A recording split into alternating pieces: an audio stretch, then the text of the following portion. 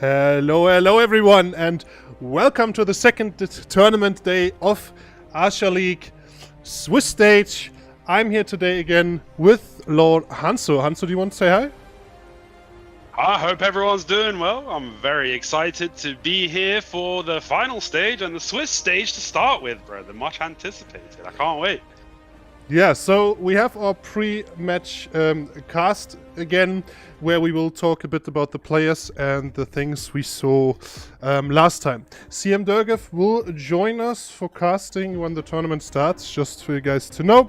And yeah, let's quickly jump, because we are actually a bit late on time. Let's quickly jump into the brackets real quick, so we can see what we are dealing with today. For you guys to know if there's anything wrong with the audio levels, if you are too, if something's too loud or too quiet, just please tell us. Because last time I think some people said it was a bit too quiet, so we are a bit louder this time. So let's jump into Swiss stage and we see what are we dealing with firstly. So we will start today with the first bracket of Swiss with the best of ones. You can already see who's fighting here. This is was also posted on the tournament Discord. So those brackets were not randomized depending on the bracket the participants won in the play-in stage. They will be paired against each other, like bracket 1 and 2, 3 and 4, etc. and so on. And from there on, we go into Swiss stage. So for the people that weren't there last time and don't know how the Swiss stage works, let me quickly get this. All right. So we will always pair the people that have the same record. So let's say Knuddelhof and Sin fight against each other, and Knuddelhof wins against Sin. Knuddelhof will move to the 1-0 bracket, and Sin will move to the 0 or 1 bracket. So this is this time the participants have to fight at least 3 times to 5 times, depending on how well they do. They have to get 3 points to win. So if they beat 3 people and they don't lose 3 times, they advance the knockout stage.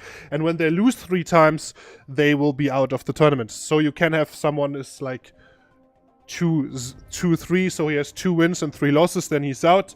You can also have someone who has 2 losses but 3 wins, right? So it's not as easy this time, but we will have a lot of matches. It's 38 matches in total. And yeah, we are going from this bracket to the best of 3 bracket. What will look like this afterwards. We will have a break in between. We also have a code for you this time.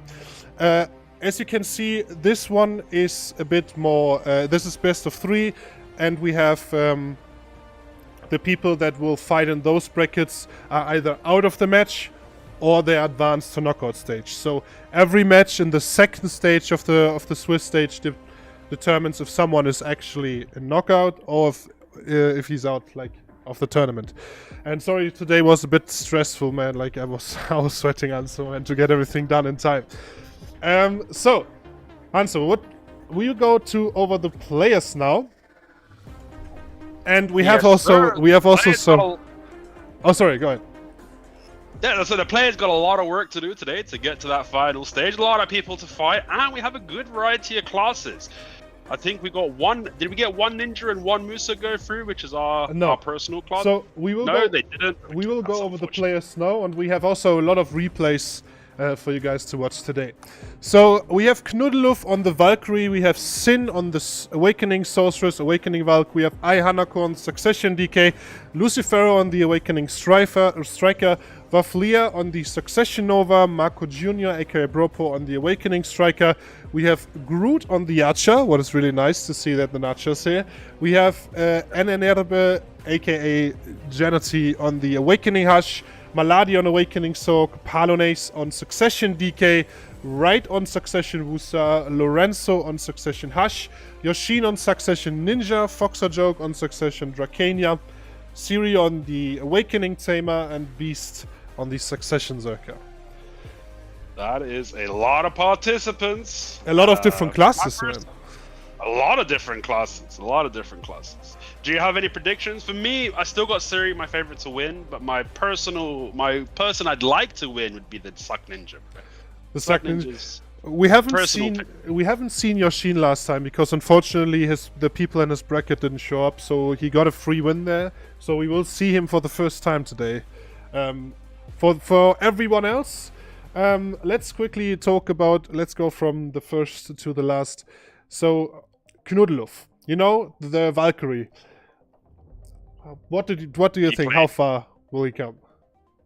I mean, Kloof surprised me with his mechanics, his knowledge, his timing, his combos. He did exceptionally well in the first bracket. He could definitely go a long way. Now, Valkyrie has its strengths and its weaknesses. Obviously, the faster classes with the grabs has got to be a bit more careful about. But having that 360 block, having those sucks, has got a lot of utility. Kloof, I like him. He can easily win this. All right, I quickly need to get something done here because it didn't work. Didn't save the thing I wanted to. So, and what about Sin and his matchup against GTL? Well, Sin is both GTL and Sin are both great players on their respective classes. When it comes to Warrior against Sork, the Warrior has a 360 block, so if he uses it properly, it's hard for the Sork to get that opening since it doesn't have a grab. Usually what the Sorks are trying to do is bait out the Warrior to grab them with either a Grim or Crows and then cancel it instantly and trying to get a float in there. Whether or not GTL is going to fall for that or Sin can set that up, or if there's going to be a random CC in between some gaps, it's hard to say. Normally I like the Warrior in these matchups, but these are top level players, so it can go either way, and I'm excited to see who's going to come out on top of that match.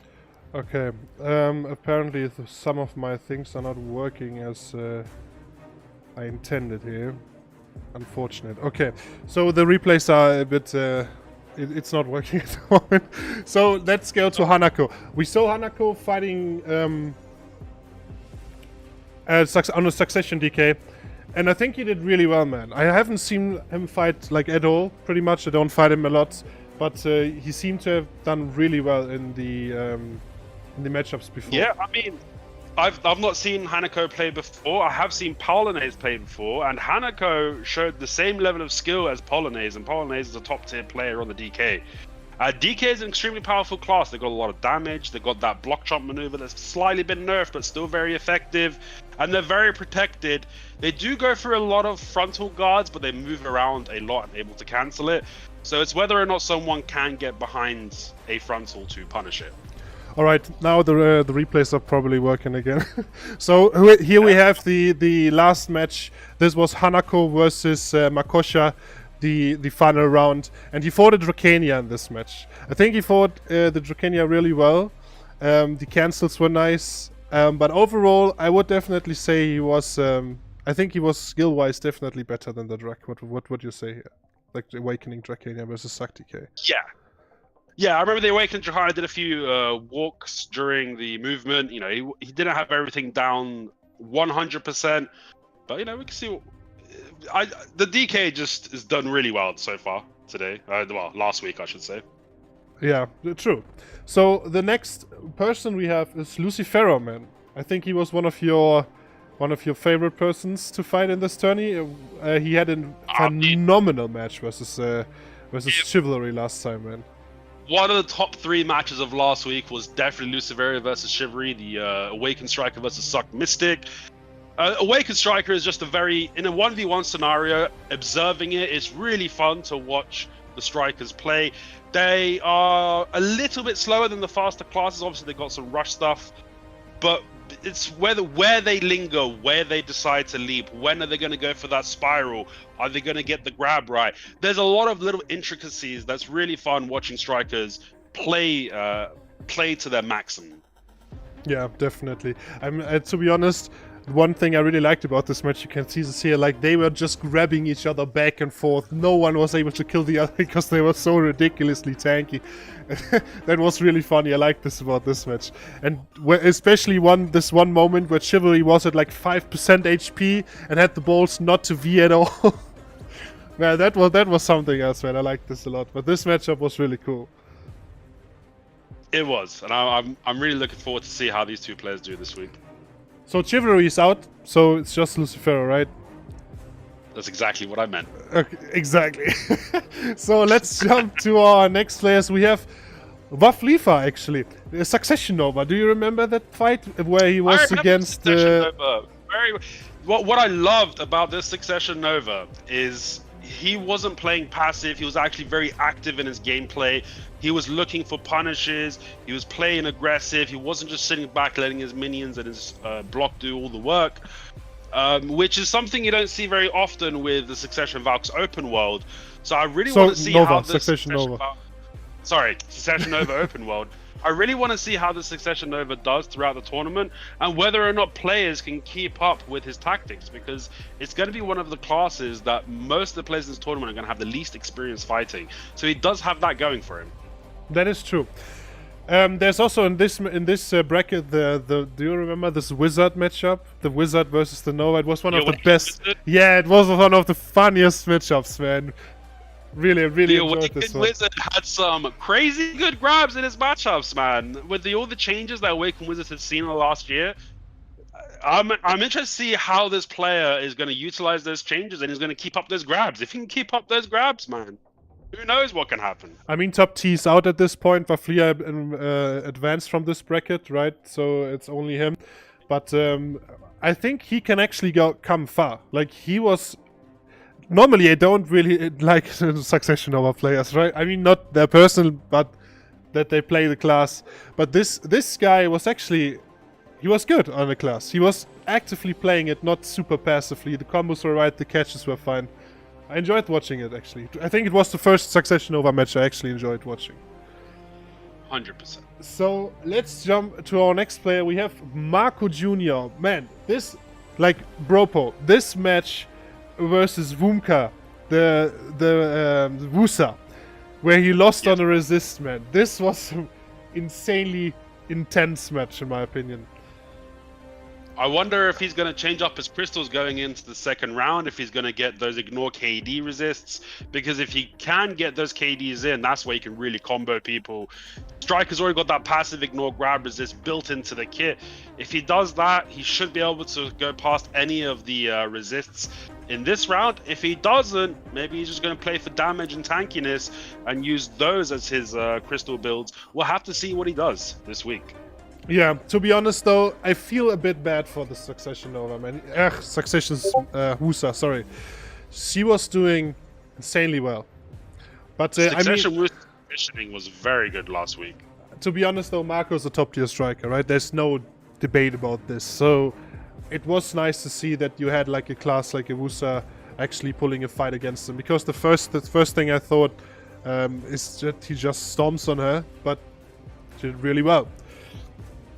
So, excited to see Bropo in this tournament then, the second Awakening striker. Let's jump in to our next player, what will be Groot, man.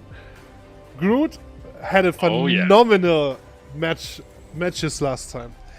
He dominated over Hashashin, and this was... Hard counter, he absolutely killed it. Definitely, man. He, I mean, it was Succession Hush, I guess... It has no grab and the slows are not as dominant as on Awakening Hush. But I still think, like, winning against Hashashin as an ARSHA in La Own Trials, right, is insanely good. Yeah, I mean, Groot really showed us what you can do with the ARSHA last week. It's one of the classes that you think has got no chance, because it's as soon as someone kind of catches up with you, they're super squishy, you can super armor them down. Going against the Suck Hash, he had the Mirage, the back LB, which is what, back L1 for PlayStation players. That's super effective against the ARSHA. He managed to play well against all these different things that the Hashashin throws at the ARSHA kit, and he came out on top. Really good combos, really good positioning, really good movement, great use of BSR. Groot was on top of his game last week, and I can't wait to see what he does this week. Yeah, I know he was training a lot already, so he's definitely nervous, because looking at all those classes, it does not look really well for him, but let's see how maybe he will advance to knockout. But speaking of Hashashins, our next guy is Jity, aka Enerbe, and I've actually a little surprise for you, or he has. You remember when you called him Genghis all the time, last time? Oh yeah, he changed his name. He changed his name to Genghis too, bro. I appreciate it. It's gonna help me out this week. So his new trial name is Genghis too, so if you call him Genghis, it's fine, because it's actually his name. But his match last week was versus Kurumi. And to be honest, the focus on this match was definitely on Kurumi, I have to say that, because Kurumi actually, Kurumi won the first round, of, like the best of one, and he got also 1 point in the final round in the best of threes. I mean, it's Jenity's an amazing Hush, but like this matchup was insane. What do you think? Like Suck Ranger versus Hush. I mean, I remember this matchup well. Kurumi did really well just leading up to this match, including the match itself. Now the Hishashin should have won, but Kurumi can kill pretty much anybody in a 1v1 because he has that level of skill. So he had to see the Hishashin, really understand the matchup, which he did, and play the pillars in the round. He was able to just squeeze one out. It was a good long, I think all the rounds were relatively long, over a minute each, I believe. And hopefully, I mean, Hishashin is a great class. He's a great player. I'm looking forward to what he does this week.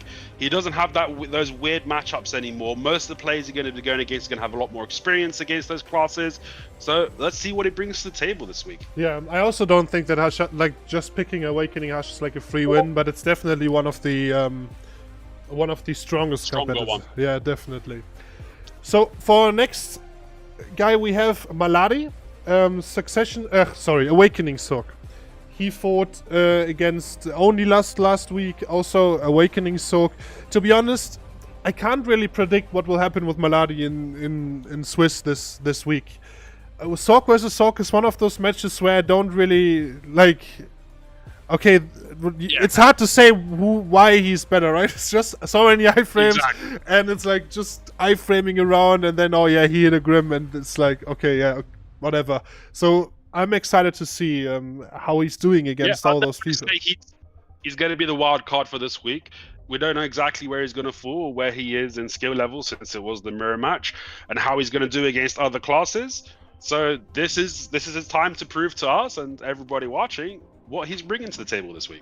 Yeah, I'm super excited to see how far he can come in this Swiss stage, because there's a lot of really good players, and I haven't seen him open world a lot, so I can't really tell on which skill level he is outside those tourneys. But let's move to our next player. We have Palones. Good old Palo on the Suck DK. I mean, Palu is a top tier player. He's an OG. I think he's playing the game since day one, if not very close to it. He knows his class. He knows the matchups. He's got his combos down, his positioning down, his movement down. DK is a very strong class in terms of damage, catching, and staying protected, but it doesn't have that grab. It does have some counter matchups. I'm sure Palu has been training hard to show us exactly how to deal with those counter matchups, and I'm looking forward, and I'm sure some of the DKs out there are looking forward to see what he can do and what we can learn from him. To be honest, I 100% agree on everything. The Maywa match last week for him was a hard one though. The Maywa did incredibly well. It was an unknown player, and Hayswing is not an unknown player. What? No. Hayswing is one of the most, I would say, respected Maywa players out there. He's also he's maybe not OG day one, but he's playing for a really long time, and Maywa always has been his main class.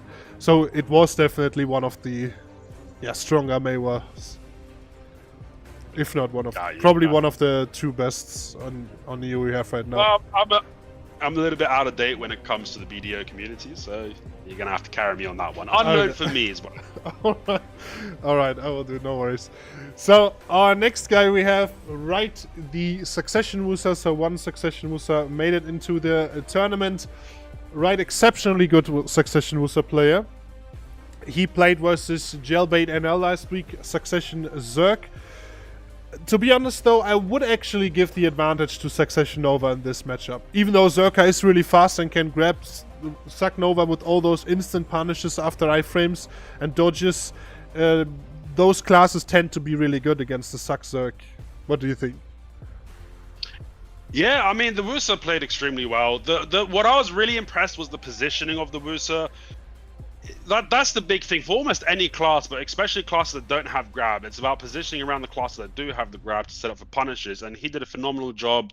The movement, you don't have to do crazy combos on the Wusa. You do have to do a combo, but the damage is pretty high. I'm interested to see how he does this week. Wusa is one of those classes I've not had a lot of experience playing or playing against, so I'm excited to see what kind of plays they make and how they use their AOE's and their zoning abilities, whether they use it for zoning or they just use it in game for the damage. Yeah, true. So let's go to the next person. Yeah, we have Lorenzo. I know from last week you definitely liked this matchup. This was the Succession Hush versus Priscilla. Where you said, bro, the Succession Hush is just killing everyone. His damage was insane. And Priscilla is a really experienced Succession DK. I was actually a bit wondered that he won this so easily, I would say, because he wiped the bracket pretty much. So he's definitely... He seems to be a really good Suckash, man. Especially on Trials. With that damage, he annihilated his opponent, man. 100%. I want to see if he's got a sneaky crystal build that might be different to the average player, because his damage, we watched a few Succession Hashes, and obviously DK is a squishier class, so that can definitely contribute, but his damage was next level, so that's something I'm interested to know when the tournament is done. And I mean, his gameplay was smooth, man. He didn't leave gaps, he played extremely well. And instead of going for the damage, instead of going for the catches, he went for the damage. And I mean, it worked out. It was the right tactic. And let's see if he can keep those correct decision makings going forward in this tournament. Yeah, to be honest, I think this overall bracket, outside maybe the gauntlets, we have to see how the damage from Suckash is versus a tankier, because Succession DK is squishy, right? So he fought a squishy class there, but. Especially Succession Nova and Valkyrie, but to be fair, I would say it's fairly easy to damage them behind their block on Suckash. Especially, well, we have to see, man. We have to see. And I hope we will see the Awakening versus Suckash, Jity versus Lorenzo at some point in the tournament, so we see who will take the victory in this matchup. So the next guy we have is Foxer Joke. Was this the Awakening or the Succession Dracania? The Succession Dracania. The Succession Dracania? Yeah, the Succession Dracania was phenomenal movement last week. He just never stopped. Never stopped. The man was going all day, and the damage was really good. The catches, the positioning. Obviously, Succession Drac doesn't have a grab, and that's his weakness when it goes against strikers or any class that can set up for grabs. But the way he was moving is going to make it very hard for his opponents to be able to set that grab up properly.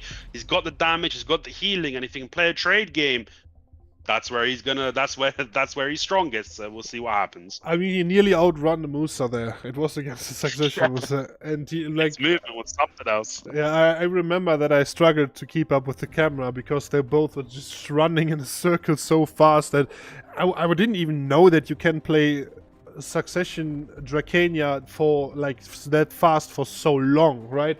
It's not just one burst movement. He did really well on the movement part. Consistently zipping around. Yeah, exactly. So I think on this trial tournament he can definitely come really far when he keeps that up. All right, our next competitor and matchup will be Siri on the Awakening Tamer versus Senju on the Awakening LAN. That was an intense matchup as well, man. I remember that was super close, man. I think both Senju. Go ahead. No, sorry, go ahead. No, I mean, Senju is an absolutely top tier LAN player. I mean, we saw that last week.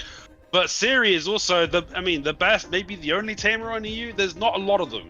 No. That's another advantage that Siri's going to have in this tournament. There's going to be quite a few players that don't know what this matchup's going to be, don't know what to avoid, don't know what to punish. So for me, Siri is one of the best players was one of the best players at BDO. I don't know if he's able to keep that title up until now in terms of 1v1ing people. And this is his tournament to win. And I think because of his class choice and because of his player knowledge, and again, he's been playing from day one, for me, he's my favorite to win.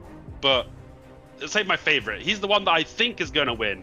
But I got other favorites that I do want to win this tournament. Okay, see. I mean, I'm on you in this regards. Like, he's definitely up there. But I was already surprised, to be honest, how well Senju did it versus him.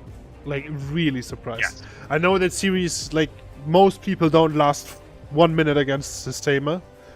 And Senju did, like, not even... It's not only that he stressed him, he nearly won that. Senju nearly won that. So, maybe other players will be able to do this too. We have to see. So let's jump to our next and last player will be Beast on the Succession Zerg. To be fair, I have to say here that Beast is not playing Zerg for really long. And so also his like voice obviously is a good Archer player. But it's Archer, right? Versus Zerg, it's hard. And Kaiser, the other one on his bracket, was also on. He was on Kuno and also really nervous and not really experienced on the class. So I think it will be hard for Beast in this tournament with all the people from the other brackets, because he's just lacking a bit of experience here on the class. What do you think? The other thing, Succession Zerker, from what I remember, was relatively popular because of its grinding capabilities. People do have... I think most people in this bracket are going to have the knowledge on how to play against this class. They know to punish the LTB, the forward guard knockback skill they have. And when they're getting ran towards, they're either looking to punish the grab, punish the forward guard, or they're punishing the unprotected float. So using those protected those protected CC skills when he's coming at you and timing it properly, it's up to Beast whether or not he can bait that out or whether or not he's going to get caught. He's got a lot of work to do in this tournament, but don't count anybody out. This is anybody's game. That is true. So now where we've gone to over all the players, let's go over some of the matchups we are seeing today. So we have the first matchup that we will see today is Knuddeluf versus Sin, Awakening Valk versus Awakening Sorceress. What do you think here? Awakening Valk versus Awakening Sorceress. In the matchup wise, the Valk with a 360 block. You know, the Valk should win this, but Sin's an extraordinary great player. If the Valk's going for grabs rather than using his protective skills to get the catch, that's where Sin's really going to capitalize. And it's whether or not he can do some chip damage as well. If Sin can apply some damage during the match, chip down the Knuddeluf, that's going to help bait out some more unprotected skills to punish. But I would say I think I'm going to go with the Valk for this one. Interesting, okay. I mean, I also like last time when he fought GTL, he did really well against GTL there. Like, he took him out, right? So... Yeah, I mean, Sin's an exceptional player. I mean, all the Sorks that have gone through, well, most of the Sorks that have gone through, I know them, and they're all top-tier Sorks. So they can win any matchup, but I do think the advantage is slightly going to go to the Valk on this one. Okay, yeah, maybe you're right on this one. So the next matchup that's coming up after that will be Hanako versus Lucifero, Succession DK versus Awakening Striker. Well, I'd say the Striker's got the advantage in this matchup, but, you know, it's trials. DKs are very strong. Whether or not, again, he can bait the grab. He's got to be careful that the Striker doesn't leap behind him is a big one that they have to be careful. And if he can do the chip, if he can chip Lucifero down, that's where he's really going to be able to apply the pressure and take the advantage. But until that chip comes, I think Lucifero's got this one in his hands. Yeah, I mean, Succession DK is definitely it's not the best versus a Striker. However, it is Hanako, and he did well. So it's best of one. So one mistake in your dead, I think, in a lot of those matchups. We had also last week when we said, yeah, this class should win against this one. We had some surprises. So maybe we probably will see a lot of surprises today as well, because there will be so many matches with so many different encounters that we probably will have some where we say, okay, that was crazy. I'm looking forward to the upsets. Yeah, same. So the next matchup we have will be Waflifa on the Succession, Nova versus Marco Jun, aka Bropo on the Awakening Striker here. What do you think? See, I got no clue how this one's going to go. Bropo is an absolutely amazing striker, but we saw some great stuff from the Suck Nova. Now, Striker does have fully protected combos, which is going to really make it easier for them to be able to combo the Nova if they get the catch. But the Nova has the long-range grab. So if Marco is a bit complacent, if he lingers in SA a little bit too long, he can get picked out of it. That's the biggest chance that the Suck Nova is going to have, is grabbing from a distance the Striker when he's lingering something. If Bropo is able to dodge those grabs, I think he's going to win this one easily. But if he lingers something too long, that's when the Suck Nova can come back. And I think the pet is not really in play when it comes to protecting you from the combo when you're going against a Striker. So this is the best match, the best counter, I'd say, for the Suck Nova will be an Awakened Striker or like a Suck Mystic or something like that. Probably. So, but I mean, the Suck Nova was doing well, so maybe I think the only problem here is even if he gets good catches, because his CCs were really nice.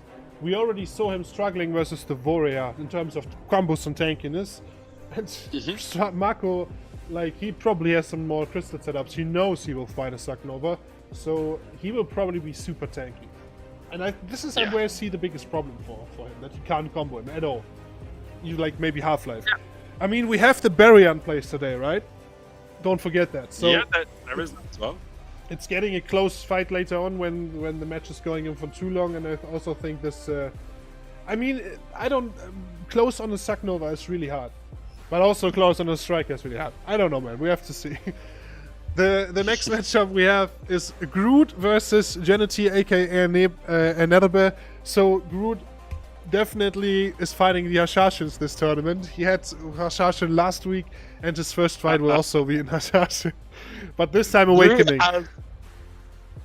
Yeah, I mean, Awakening is probably a little bit stronger against the Archer. But I mean, Groot's got a hard road ahead of him. He's had a hard start. He's got a hard start here. The hardest person to win this tournament is gonna be an Archer. It's gonna be Groot.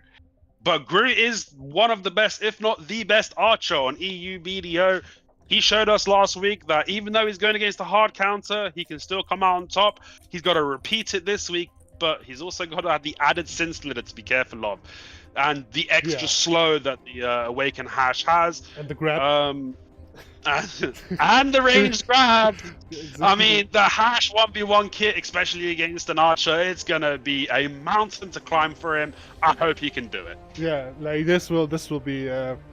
And I know that Jity also trained versus Archer players, because he's not taking this like on the light side. He's not underestimating Groot. Like, you should never underestimate. Even in this environment, an Archer in trials can be really strong if you play it lazy. So for the next matchup, we have Maladi versus Palones. Awakening Sork versus Succession DK. I don't know. I mean, the Sork has less gaps than the DKs. They both looking to punish forward guards. I think it's easier for the Sork to do it. But I mean, Paolo has an exceptional amount of experience against Sorks. And also when the Sork comes to Grim you, Paolo can just do one of his FG damaging skills for a trade and start chipping that way, applying pressure to the Sork. I'm sure he's got plenty of tricks up his sleeve. I really want to see how Paolo is if he can deal with the Sork, how he's going to do it. I'm sure the other DKs want to see as well.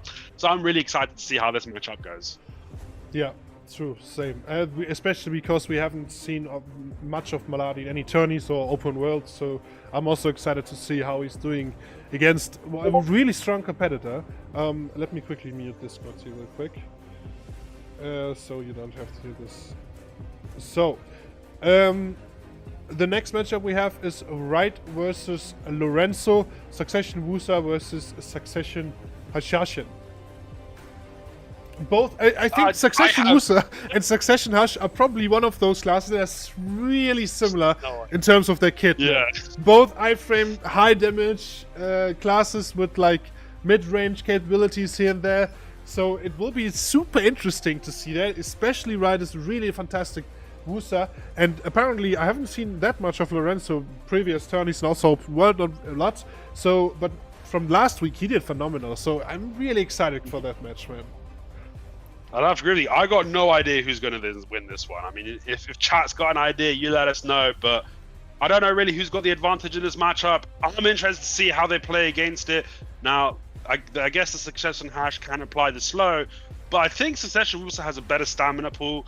So I think that might be the trade-off. One's got the better slow, one's got the better stamina. We'll see how it goes, man. We'll see how it goes.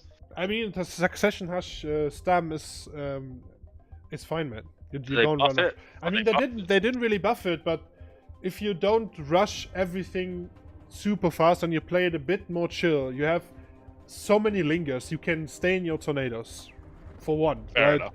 I mean, the tornado is huge for stat regen. Yeah, it is. It is really huge, and you have a lot of other skills as well where you can linger.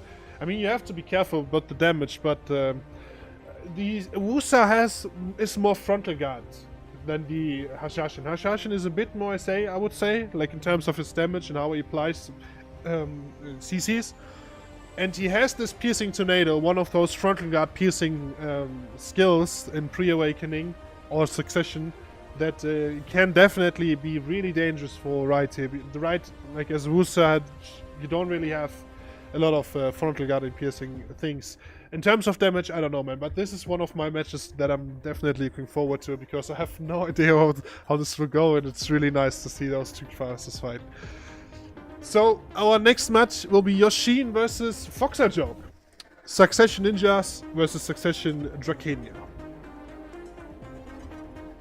I mean, Succession Ninjas should win this one. When it comes to Suck Draconias, Ninjas do really well. But the way this Suck Dracania moved last week, if he can't get the grab, it's going to be very difficult for him. Because the main thing is, Ninjas are one of those classes that's very good at setting up grabs. We don't know how Yosen plays. We didn't get the opportunity to see him last week. So we'll have to see how he's going to be able to get into this matchup. But he doesn't want to start trading. If he starts trading, the Drac's going to easily win it. So we'll see how it goes. I want Yosen to win. But that sucked Drac last week. I have no idea if anyone can beat this guy, man. I've not seen a Drac move like that before, and I think he's going to cause a lot of problems for his opponents in this tournament. Probably. I mean, this will be a tough fight, but I'm super sad for Yosen that he couldn't fight last week. I know that he took the day off for this day from work, and he was not able to fight because the people didn't show up. Yeah, that's super unfortunate, man. So I'm happy for him to have a great tourney today, and I hope he will have fun in the tournament. So our last matchup then will be Siri versus Beast, and I definitely have to give it to Siri here, man. What do you think? I mean, I want Beast to win. I personally love Zerkers, and I love watching Zerkers PvP. Like, Zerkers and Strikers, my two favorite classes to watch PvP. So I want Beast to win, but I mean, that's such a hard... First of all, the matchup itself. Yeah. Zerker versus Awakened Tamer, that's already a loss. Second of all, it's Siri, man. It's like, there's not many people in the game that can consistently beat Siri in a 1v1. But here's the thing. It's best of one over here. Exactly. So it's anybody... I'll have to see what happens. I mean, if Beast would take this first round versus Siri, that would be great. That would be awesome. I would love to see that. But yeah, it's hard to tell. We will see. So for everyone, I think for the hardest matchup today is going to be for Beast in the first round. Yeah, 100% agree with that. So I will quickly explain how we will proceed with the Swiss stage, because this is a bit more complicated than just putting names. So depending on who will win and who will lose, we will go with a few examples here, so I can show you guys how things are gonna work out. So let's say Knudluf and Sin are fighting, right? Let's say Sin loses versus Knudluf, right? We will move Sin like in this bracket down here, and Knudluf will go up here. And then we will go on so forth. So yeah, so let's say Lucifero is next and he loses his matchup versus Hanako. He will go here, and then Hanako will move on under Knudluf. So just for you guys to know, this is a bit like a cross mix, so we don't have like the same matchups again in like the next stage of the round. And with this system, you have, firstly, it's way more mixed, so you have more different encounters, and secondly, the people that are like have to wait the longest, so let's say Siri and Beast, they will be at the top of the next round, so they will first fight first. So it's a bit more balanced in terms of when people will fight, depending on how long they need to wait for the next match. I think this system should be make the tournament really fun, and yeah. So we will also have for knockouts. Knockouts will also not be randomized. Depending on where you win here in Swiss, you will place the knockouts somewhere else. But I will go over this a bit later, and I will also share all info in Discord. So, Answer, what would you say? Are we ready? We have a few more minutes left, but do you want to say anything before we go over and to the tourney screen? I hear you. I mean, I'm ready. I'm sure the players are ready. I hope the chat's ready. I want to see an absolute kick-ass tournament today. And I'm looking forward to it, man. 1v1s is a tournament preset that we haven't had yet, and we've been waiting for it for years. So I'm really happy that you brought this to us and the community for EUZECT. And a big thank you for PA for sponsoring it. And a huge thank you for God. He's in the background doing God's work right now. He's going to be inviting everyone in. He's got a lot of typing to do. And great production value by Zect. I know you had a few issues yesterday. Exactly. So we don't talk about this, but yeah. So we don't need to go through exactly what the issues were. But I fried my PC. Yeah, Zek put a lot of work in. He's put 80 hours plus of work in to get everything ready here, if not over 100 hours of work. So I hope you guys enjoy it. 70-ish. I'm looking for 70-ish. 70-ish hours. There you go. So we will get a bit more quiet here, and we have tourney screen with the short member showcase, and after this I guess CM Durgaf will join us for casting, and then we will get the start shot to the Swiss stage. So I'm excited for the tournament, and we guys see us on the other side.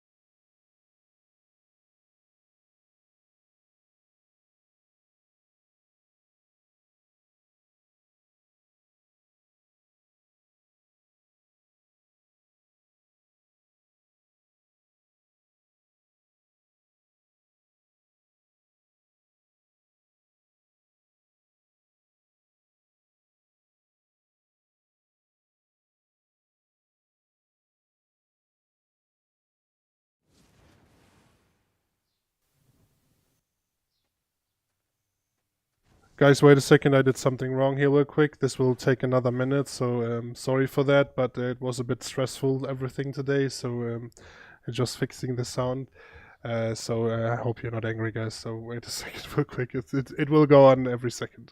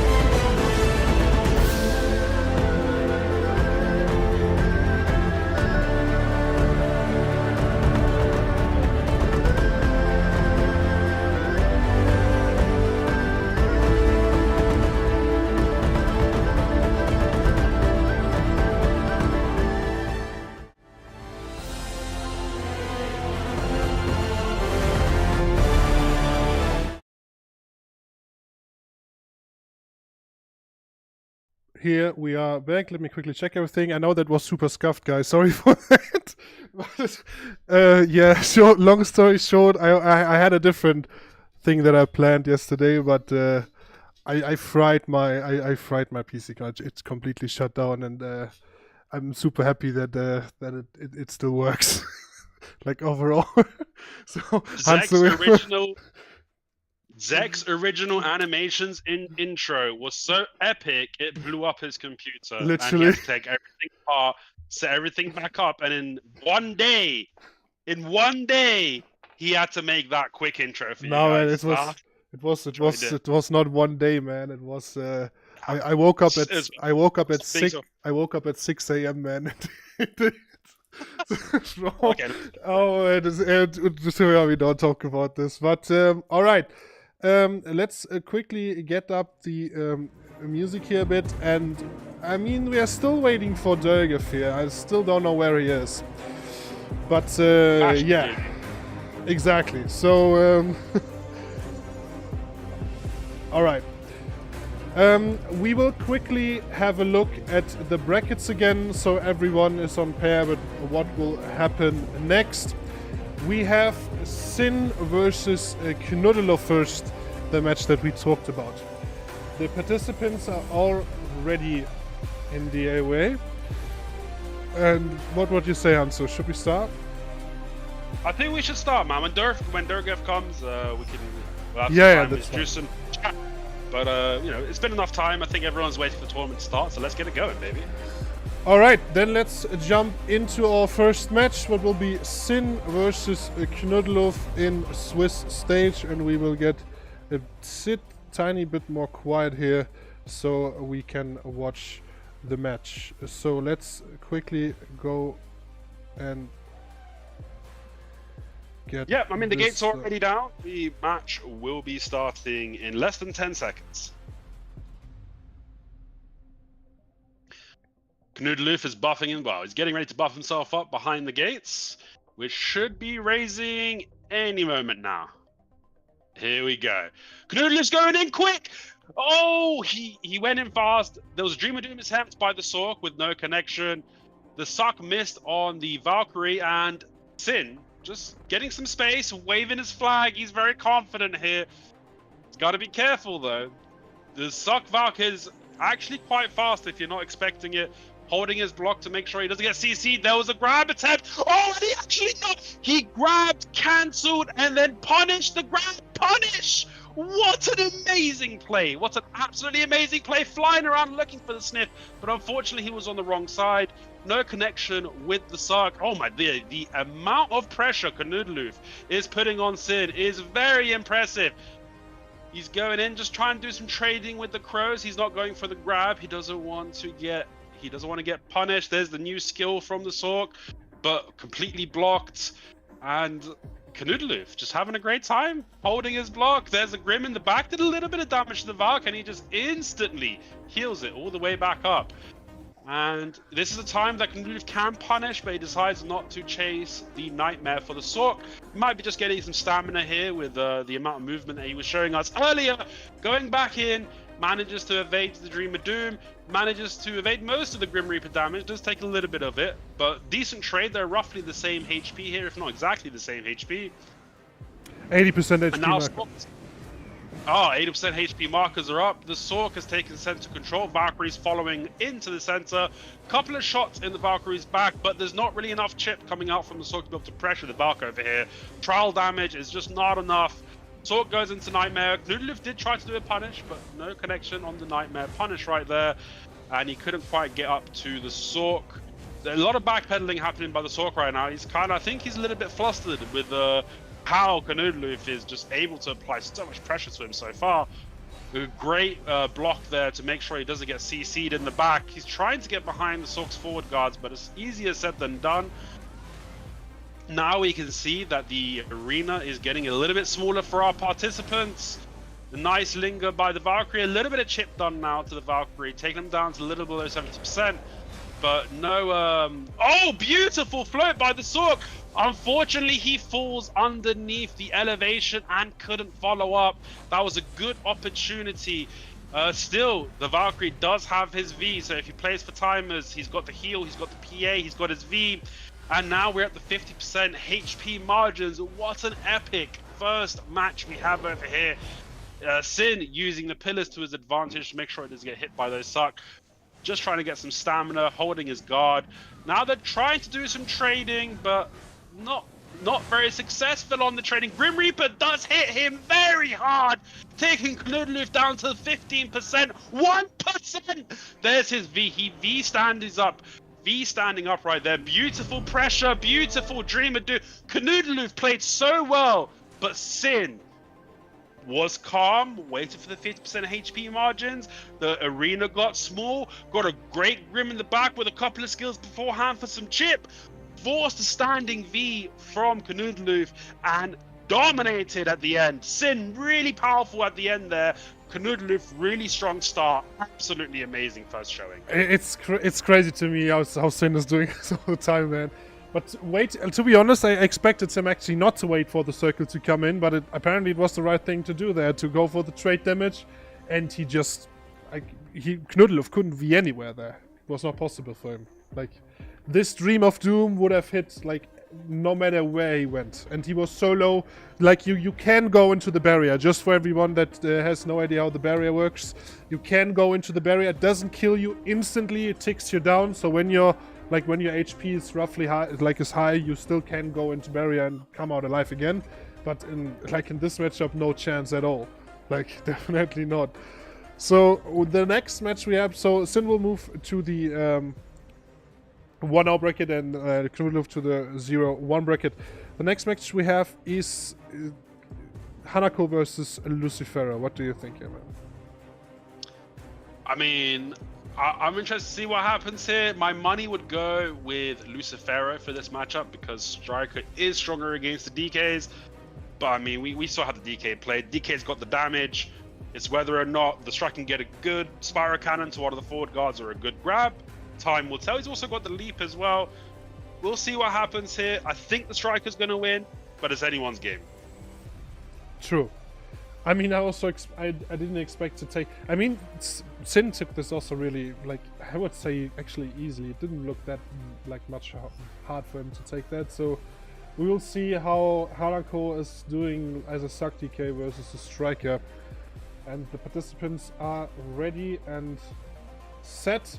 And I think we are about to start Hanako versus Lucifero's second match in Swiss stage. Yes, sir. The gates are down. The participants are loading in. The 20-second marker has been ticked. And I do want to say, going back to that last match, Sin really kept his composure. He got pressured really hard at the beginning, but he really kept his composure and just played patient. He played patient to the perfect point to do trades, wait to the 50% HP markers and the small arena, and he absolutely dominated as soon as that happened. So really, really good to see there. But now, next match has commenced. The gates are up. The Striker's taking his time, both taking center control. You saw the block jump coming out by the DK with no connection. Spiral missed. There was a early grab attempt by the Striker, trying to leap behind the forward guard afterwards. And now he's popped his E-buff. Both players actually popped their E-buffs here. Ooh, there was a forward guard attempt by the Striker for a stun. The DK got close to a punish, but not quite. Missed on the Spiral Cannon. Both players playing really fast. Striker might be getting a little bit low on stamina. Lingering a little bit for the stamina regen. You can see him leaping around. He's going for the Spiral with no connection. And now he's just using his healing raw skill. What a beautiful grab by the Striker, forcing the early V. The DK knew there was no way he's going to survive the full combo off a grab right there. Good position to come out of the V to make sure he can't get sniffed out right there. Unfortunately, the Lucifero didn't predict the right placement. So now, Striker has the advantage. There's a missed grab, there's a missed uppercut, and a missed Spiral Cannon. The DK needs to be looking to either do some chip damage over here or try and force CC in the gap. Right now, he's not able to get any damage on the Striker. He seems a little bit scared to get too close. There was the forward B grab attempt by the Striker after his Spiral Cannon with unfortunately no connection. Great evading by the DK to not get caught. Oh, lovely job by the Striker right there to cover his gaps and not get CC'd by the DK, who was looking to get behind him right there. A little bit of chip done by the DK. DK needs to be trying to do some more chip over here, but he's super worried about the spiral and grab combo that the striker has. It's very strong against the DK in this matchup. So a little bit of chip done by the DK right there with his block jump, but no follow-ups. The striker gets to heal back up pretty quickly. It looks like DK is going to be playing for a punish rather than playing for damage. That's going to be his strategy. And now the striker's also slowed down a little bit. He's not playing it too quick anymore. He's not putting too much pressure on him. He's got his V. He's got plenty of time. I don't know if he's waiting for HP markers, but I mean, he's trying to spiral when it's off cooldown to try and catch one of the forward guards. You can see the forward guard stun attempt by the striker right there. Another missed. Oh, ooh, very good grab attempt. Just a little bit too far away, or maybe not perfectly positioned. Very close to grabbing the DK for the second time in this match, but the DK does manage to get away now. The area is starting to shrink even more. We're going to hit those 50% HP markers any second now. This is where things are about to get a little bit more interesting. 50% HP markers are in. Another missed spiral cannon by the striker. Striker lingering the mass destruction. There's the beautiful damage by the DK whilst the striker was lingering and managed to evade the grab. If he could do that a few more times, he's actually going to win this fight. Oh, the striker decides to go for a standing V. He's going to get block jumped. He needs to get behind the pillar. Oh, he didn't get block jumped. He got lucky there. Now the DK has the advantage with the damage. The striker really needs to get a grab or a spiral cannon soon. DK is actually not doing that much damage to him at the minute. Striker's able to heal back up and apply damage to the DK. And what? An absolutely amazing grab to finish it off. What a great match by these players here. That was phenomenal. That was phenomenal. Just for a reminder, Hanso, because of your screaming voice, you know? just a reminder, bro. It's fine, though. Did I cut it? My bad. Yeah, you cut out. You can't talk too bad. We were sadly not able to fix that on Hanso's side, but it is what it is. But it was a great match, man. I really thought that maybe the DK will pull the victory there at the end, but Lucifero took this fight for him, and Lucifero will move forward, and we have Hanako in the lower bracket. So our next fight will be the Succession Nova of Aflifa versus Marco, the Awakening Striker, another Awakening Striker. What were expectations? I think Purpo's going to win this one pretty easily.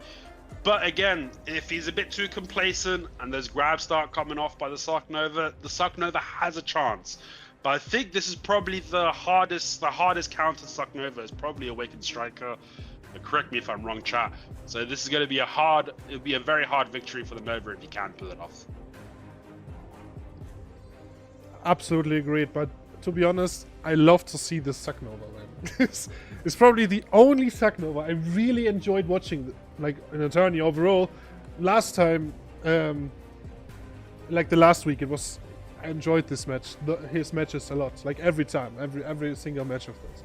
So we jump back into the arena. We have Marco versus Waflifa coming up any second now.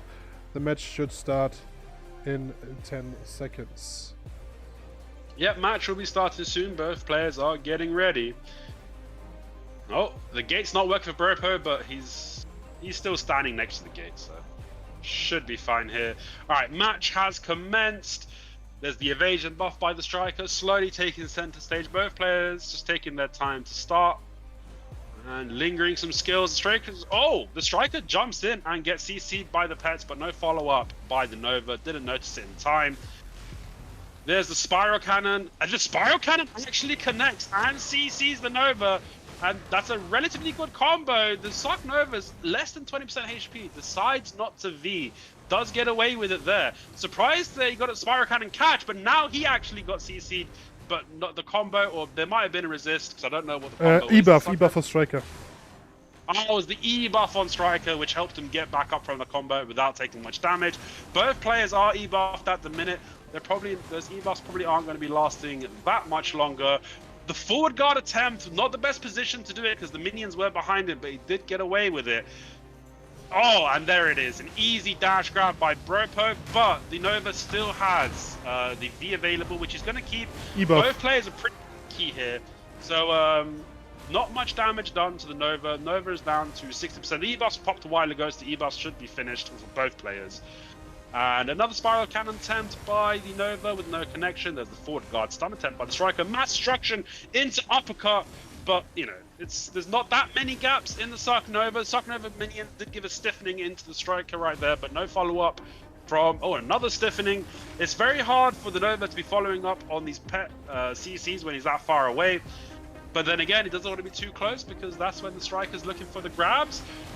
Well played by the Sark Nova so far to not get grabbed. And as soon as I was saying it, there it is. And there's a full combo done and took him down to 30%. So both players are pretty tanky here. Sark Nova did get another stiff with the pets right there. A little bit of damage done to Bropo. Beautiful spiral cannon catch by Bropo. He needs to V. There it is. There's the first V of the match. And the timer has ticked down, so the arena's coming in. He took a little bit of tick from the Shadow Realm right there. So now Vaffy is at 5%. Striker misses the grab. No punishment by Vaffy. Vaffy is just going to get super armored down. Really well played by the Nova to stay alive for that long.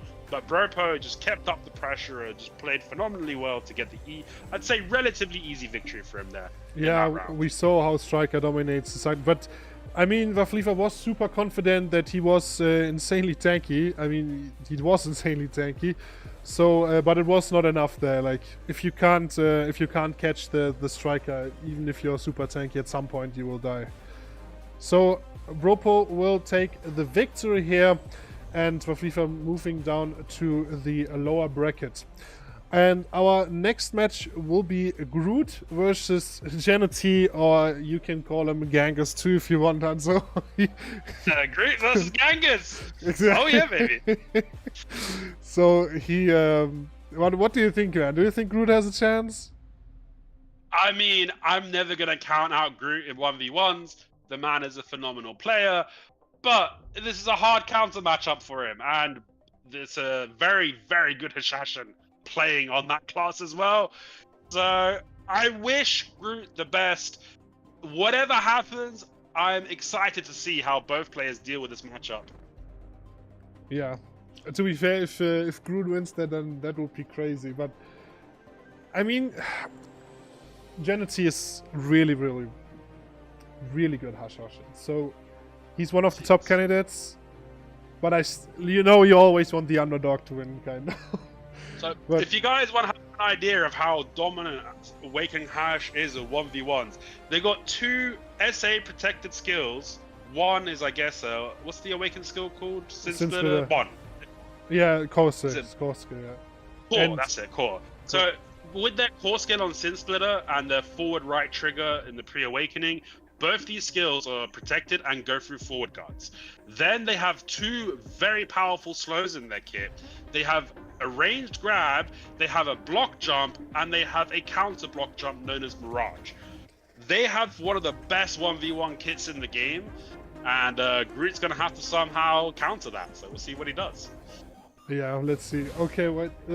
Jity should... Okay, match has commenced. Yeah, there's something wrong with the gates. Okay, but yeah, the gates don't seem to be working. If the participants are listening, just stand behind the gates until the round starts. But here we go. E-buff popped by Groot. Sin Splitter attempt, no connection. Decent amount of damage already done to Genghis, but he doesn't care. He's playing aggressive. He's down to 60%, and he does a little bit of chip back, taking Groot down to the 70-ish% margin. But now,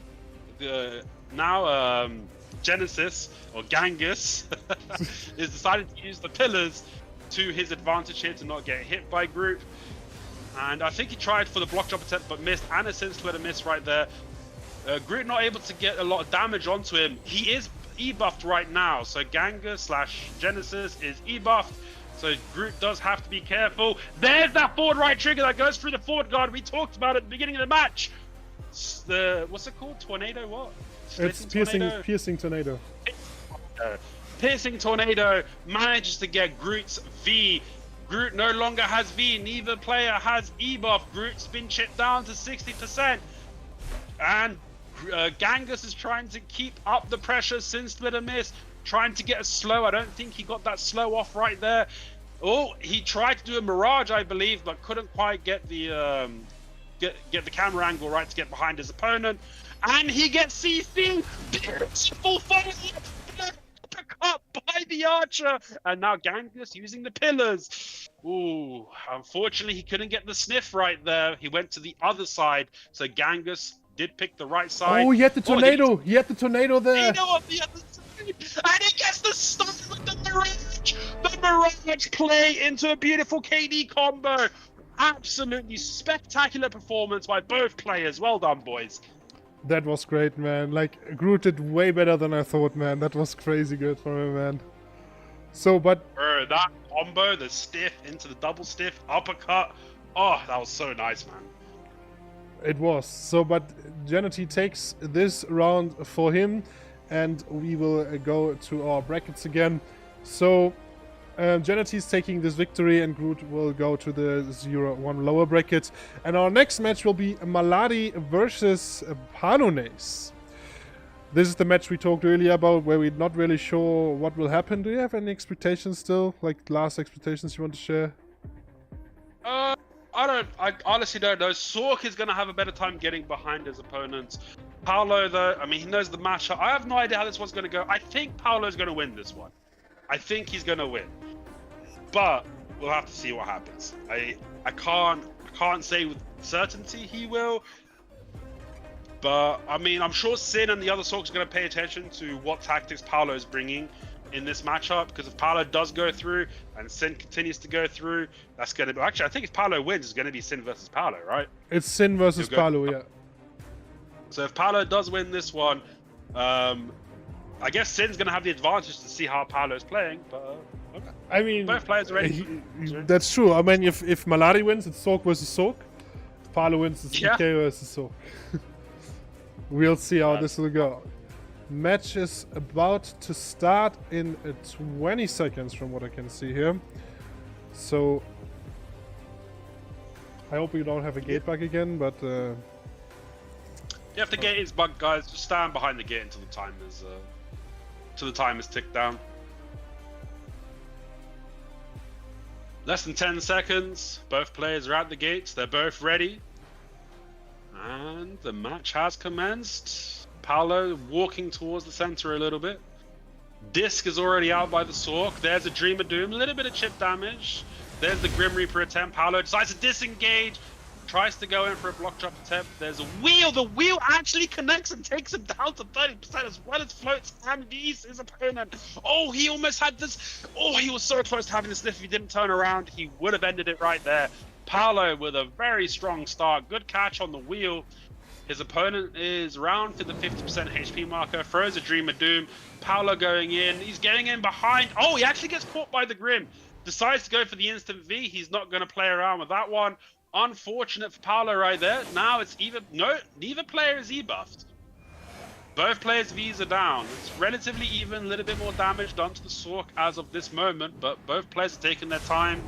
Paolo's going in, trying to get behind for a CC. There's the wheel, no connection with the wheel.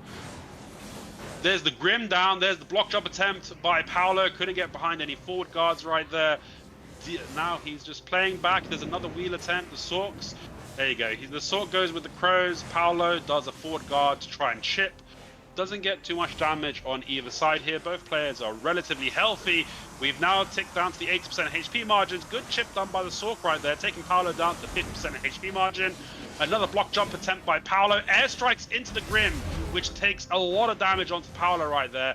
That was unfortunate timing for his, I believe it's called airstrike. So Paolo's now playing back.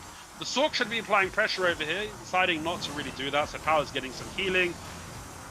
Paolo's got a disc behind him, so he does have to be careful. There's a wheel attempt, but his opponent was too far away. He's just using it as a protection rotation right there rather than a catch.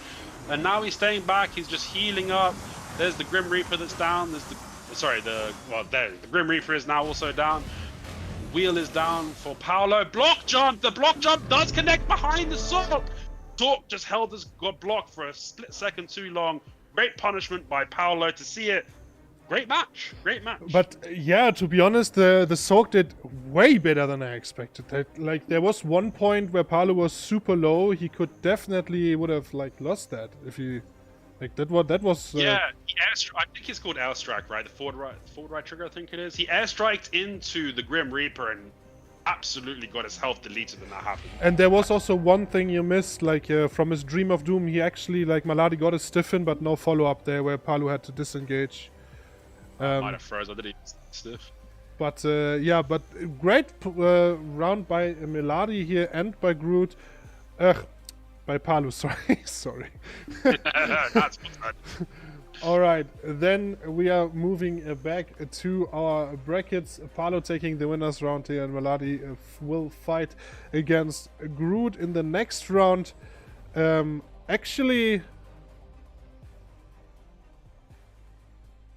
should we do it like this? Yeah, it's fine. Okay. All right. Sorry, I had to see if I did this correct, but it is correct. Okay. So our next fight is Lorenzo versus Wright. What do you think here, man? Well, this is the match we really don't know what's going to happen. We got Suck Hash versus Suck Woosa. You did mention Piercing Tornado. I wasn't thinking about that skill. That's a very strong skill. It's going to be good against the. It's going to be good in the right scenarios against the Woosa. But I really don't know who's going to win this one. I'm looking forward to see how they play it. Match is going to be starting soon. Both players are going behind the gates. Yep, 1 second. Yeah, someone corrected me here on that. Maladi is going versus Knuddelhoff next. So like this, guys, okay? Yeah, like this. Because it's always one top, one bottom. Okay, let's go. Match is about to start. Wright versus Lorenzo. Let's go how the Sakash is doing versus the Saknova. Succession Wusa. Sorry. Succession. Gates should be going up. There it is. Okay, the Wusa. Oh, the Hash E-buffed already. So the Hash got his E-buff up. That's going to be a lot of damage. Does the Wusa notice? Oh, Wusa instantly gets caught in the 10-second mark. Oh, and it looks like he's going to get away though, because the Hash decided to go to the other pillar, so the Wusa picked the right pillar to come out on. But that's already the Wusa's V down. Good catch by the Hash. Now the Hash's E-buff's going to be ending in the next 3-4 seconds. The Wusa might think about counter E-buffing here, or maybe he wants to get a CC and force a V before he E-buffs. Time will tell. A little bit of shit done to the Wusa, but the Wusa actually gets the catch. Beautiful KD. The damage was coming in. Wusa has a lot of damage on his skill, so he doesn't need the perfect combo to kill someone. Now, there we go. He's popped his E-buff now. So he's looking to get the V first before popping his E-buff. Now he's looking to apply damage, but his opponent is using the tornadoes, and he's just taking, Wusa's taking his time. He's not wasting skills trying to predict which tornado he's in. I'm surprised the Wusa's playing a little bit slow now that he's got his E-buff up. I thought he'd be applying a bit more pressure over here. This E-buff won't be lasting much longer, so the Suckhash played well right there. He obviously is not engaging on the Wusa's E-buff. It looks like the Wusa wants to play a reactive game style instead of proactive, so he's not looking to apply the pressure. He's looking to counter the Hashashin when the pressure gets applied to him. But he just did get hit by a slow. He's also been chipped down to the 45% H, to even less. Well, 45% HP margin.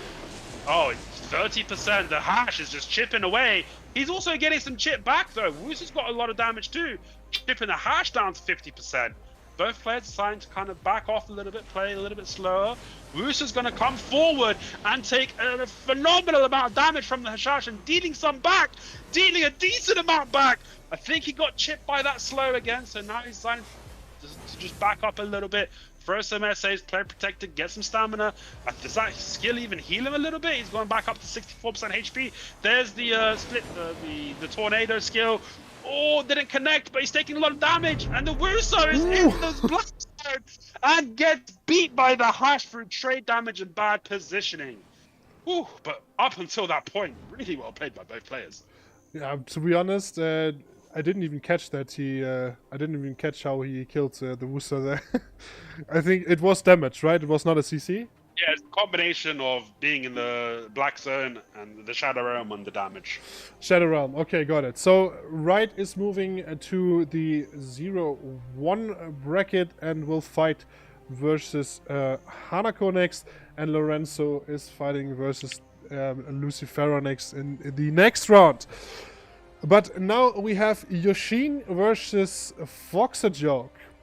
What do you think here? It's your Succession Ninja versus I want the Succession Ninja to win. This matchup, the Succession Ninja should win.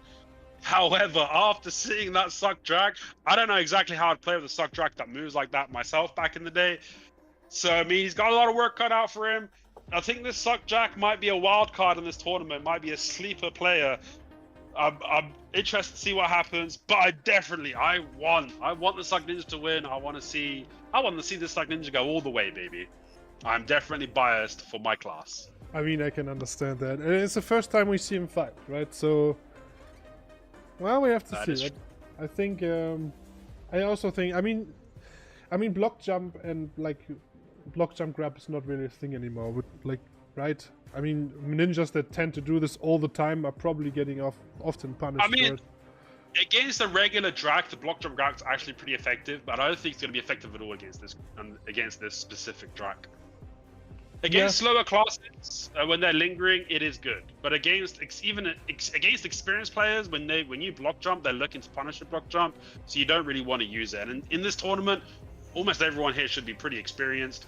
So block jump grab is not something you want to be pushing a lot. Now block jump into smokescreen grab, that might be a play. Bait out the initial punish and then grab it. That could be some way to go. But we'll see what happens. Well, yeah, I'm also excited to see this ninja. He's okay. Match has commenced. Let's go. Okay, ninja's deciding to play invis. He should stay invis here because the Drac is E-buffed, but I don't think he realizes that. So he's going to try and engage some walking in between the skills, which does worry me a little bit. Gets punished on his Crescent Slash opening right there. He was trying to get into his SA movement, unprotected at the beginning. He decides to go behind the pillar. The E-buff is now popped by the ninja, and the E-buff of the Dracania should be running out. Oh, and he does a beautiful invis play. Decent-ish combo. With the E-buff, was going to be enough damage to kill his opponent. His opponent's still taking tick damage in his V because of his E-buff. He might be looking to do some chip to him right now with his E-buff, but I think his E-buff's running out. So now both players decided to take it easy. And the ninja this ninja's going for invis plays right here, but he messes up the double shuriken throw, gets instantly CC'd and taken out. That's really unfortunate. The ninja's really leaning on the invis. It did work out for him. We'll see how it goes going forward. Relatively quick round right there. Relatively quick round, that's true. To be fair though, ninja has still a lot of unsafe gaps in between his skills. But yes, I mean, he does have a lot of things, yeah. I don't know how, like, in this place, in, like, AoA, is that the thing that people still should do on Suck Ninja? I mean, if you're doing it all the time, no, but throwing it in every now and again, the way I'd most be using it is try to disengage. Just use a lot of movement, confuse your opponent, and try and disengage behind a pillar somewhere, and just sit and grab some stamina. But, yeah, there's lots of different ways you can use it. All right. It worked. I mean, it worked right there. After he came out of the V, he instantly went invis. Dracania didn't realize, and then he CC'd the Dracania. So it does have its plays, and he did use it effectively in that round. That is true. So the next round we have is Siri versus Beast, man. Siri versus Beast. Look, Beast, I want you to win, brother. But this is, like we said for earlier for the ARSHA gameplay, it's an uphill battle, and we'll have to see what happens. We got 10 seconds till the round starts. Alright. Round is about to start. Alright, gates are going up. The Zerka's going to play aggressive. He's leaping in straight away. Siri taking central control. There! He did slow him, and Siri did get elevation. He's still got a decent amount of damage off. Good awareness for the Zerka to not have to use his V right there. E-buffs for the heal, so now he's been playing very aggressive. Both pairs are actually E-buffed at this moment. There's his forward guard knockback skill. The dog was behind it, but didn't go for the CC attempt in time to be able to do that. That was a good CC attempt by the Zerk right there. Well, very well played. Knocked him back. Beast doing a lot of damage. Siri holding his V. That's questionable because he's pretty low right now. Siri staying cool, calm, and collected. That healed back up to 30%, a little bit of damage done on to taking Dak down 25% HP margins. You can see Beast isn't trying to slow again, because the last time he slowed, he got grabbed out of it. Oh, he was just throwing CCs at Siri. Siri just lingering the iframe and then grabbing him out of his CC attempts. Well played by both players. Siri, oh, he put his foot. He just managed to get away. Oh, I'm so surprised Siri didn't punish that one. Looked like an easy punish. He's going for a slow. Siri decided not to go for the grab, and I think he iframed slow as well. It looks like he hasn't been slowed, so that's pretty good for him. There's the new skill from the Zerker right there. Beautiful grab by Siri. He's so patient. He's just so patient, waiting for the grab opportunities, and there it is. Beautiful combo. Well played by Siri. Beast did really well, man. He almost got him right there. So close. I mean, he still had his V though, right? Siri still had his V there up. He decided not to V. But there was another CC from him to Siri, I think, that he didn't like follow up on. He did better than I thought. It was fine. It was not too terrible. Yeah. But then... I mean, it's a hard match. Absolutely, man. It is an absolutely... It's insane hard matchup for him. Absolutely. So... With that, we have our players for the next round. What will be Sin versus Palones, Lucifero versus Lorenzo, Marco versus Fox the Joke, Jity versus aka Hanako versus Siri, Beast versus Groot, Yosen versus Waflifa, and Right versus Hanako, and Maladi versus Knudiluf. Just for you guys to know, the winners of the upper bracket will move to the next stage of the Swiss, so they will not fight in this stage again, and the losers of the lower bracket as well, because the next match for them would be an advancement on elimination match. So we will, after this round, we will only go over the people that won one score, so that lost once and won once. So after the after the first stage, we are going for a little break to set everything up on our side for the next stage. And I've also some info on Dergev. Apparently there was some time zone confusion again. He's heading to the PA office as we speak. He's driving really fast to make it, so he will be here in a second. Perfect. I think it's really early in America right now. I think it's like 6:30. 6:30. There you go. So it's a little bit early over there. So I appreciate Dergev on his day off, waking up early, trying to get here for the community. A little bit unfortunate for the mix-up in the time zones, but he's going to be here for the and not too long from now. So we look forward to that happening. But we've got our contestants in the arena at the minute. We got Paolo and Isabel.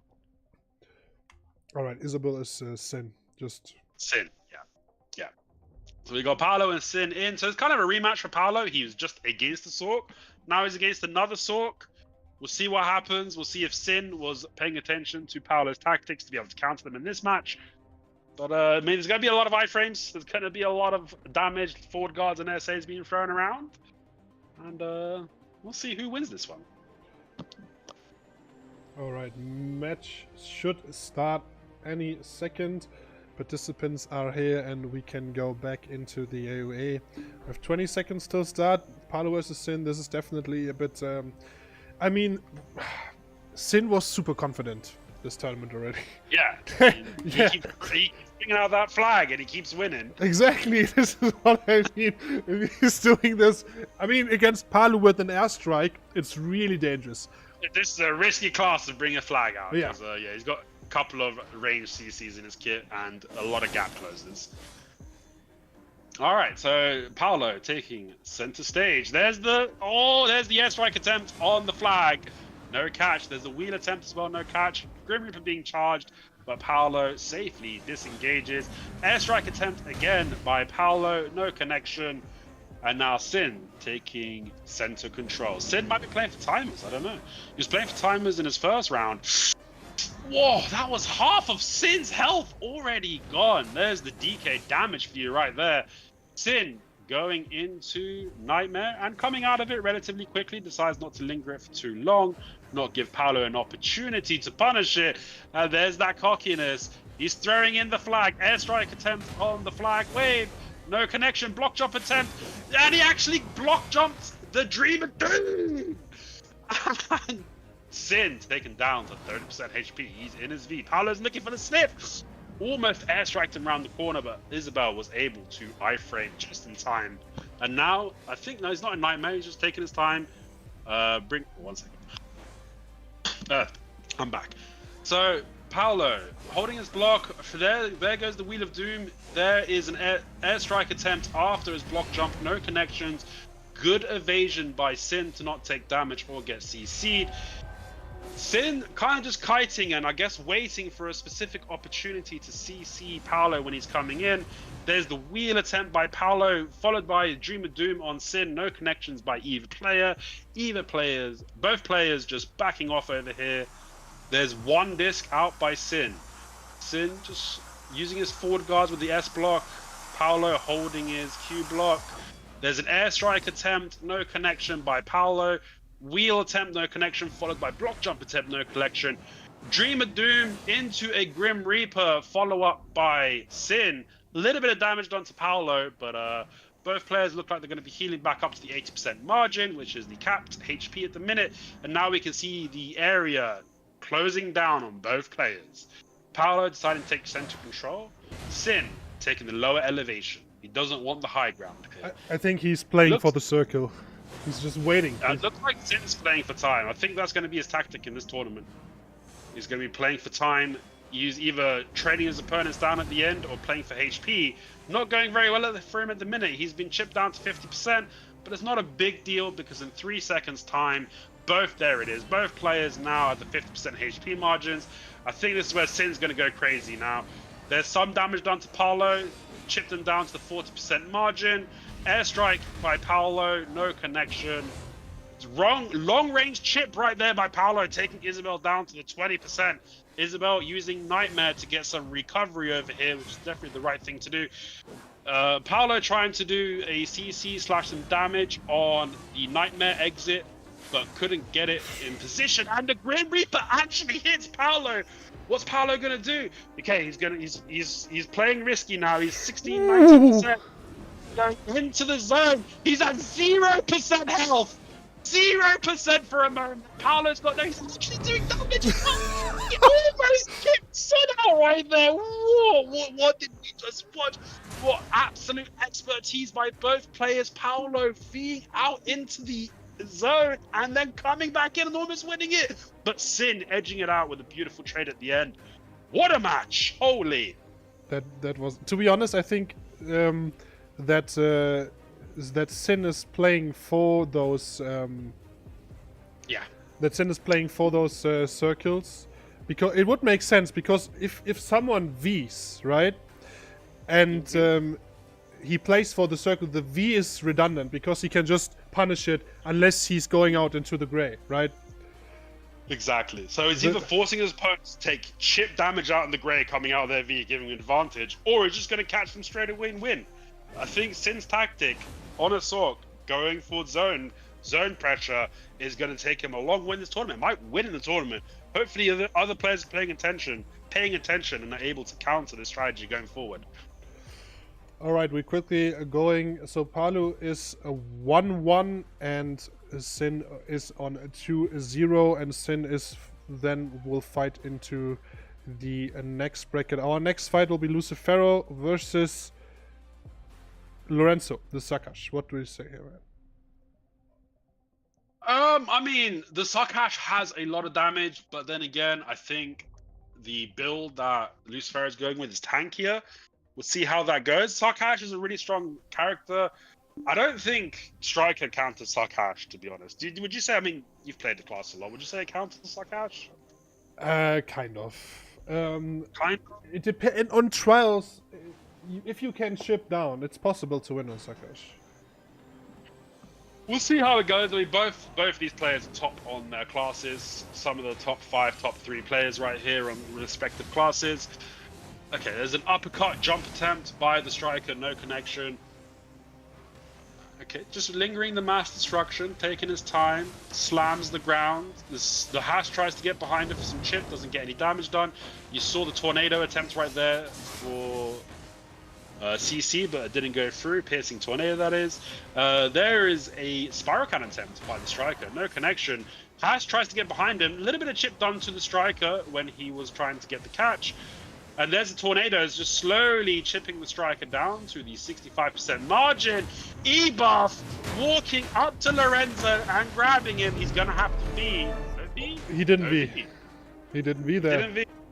That's a mistake right there. Very well played by Lucifero to just walk up after the E-buff with a quick grab. And Lorenzo just didn't V, unfortunately. Yeah, guys, you need to V. If you're watching... Okay. Didn't work? What do you mean, didn't work? He just typed in chat that he tried to V, but it didn't work. Okay, then it's unfortunate then. So, Lucifero will take... Because that was weird, man. That was weird. Lucifero will go on to the next bracket. Let me quickly get this. So the next one's going to be Bro versus Dr. Young. That's this is the Suck Jack. I think this is the Suck Jack. It is against Foxer Joke, yes. Yeah, so we got the Suck Jack versus Awakened Striker. I'd say Striker's probably the hardest matchup for a Drac. But, I mean, we'll see what happens here. Bropo's a top-tier striker. This Drac has been killing it all tournament. I'm excited to see what the Drac has to offer, but I got a feeling Bropo's going to win this one.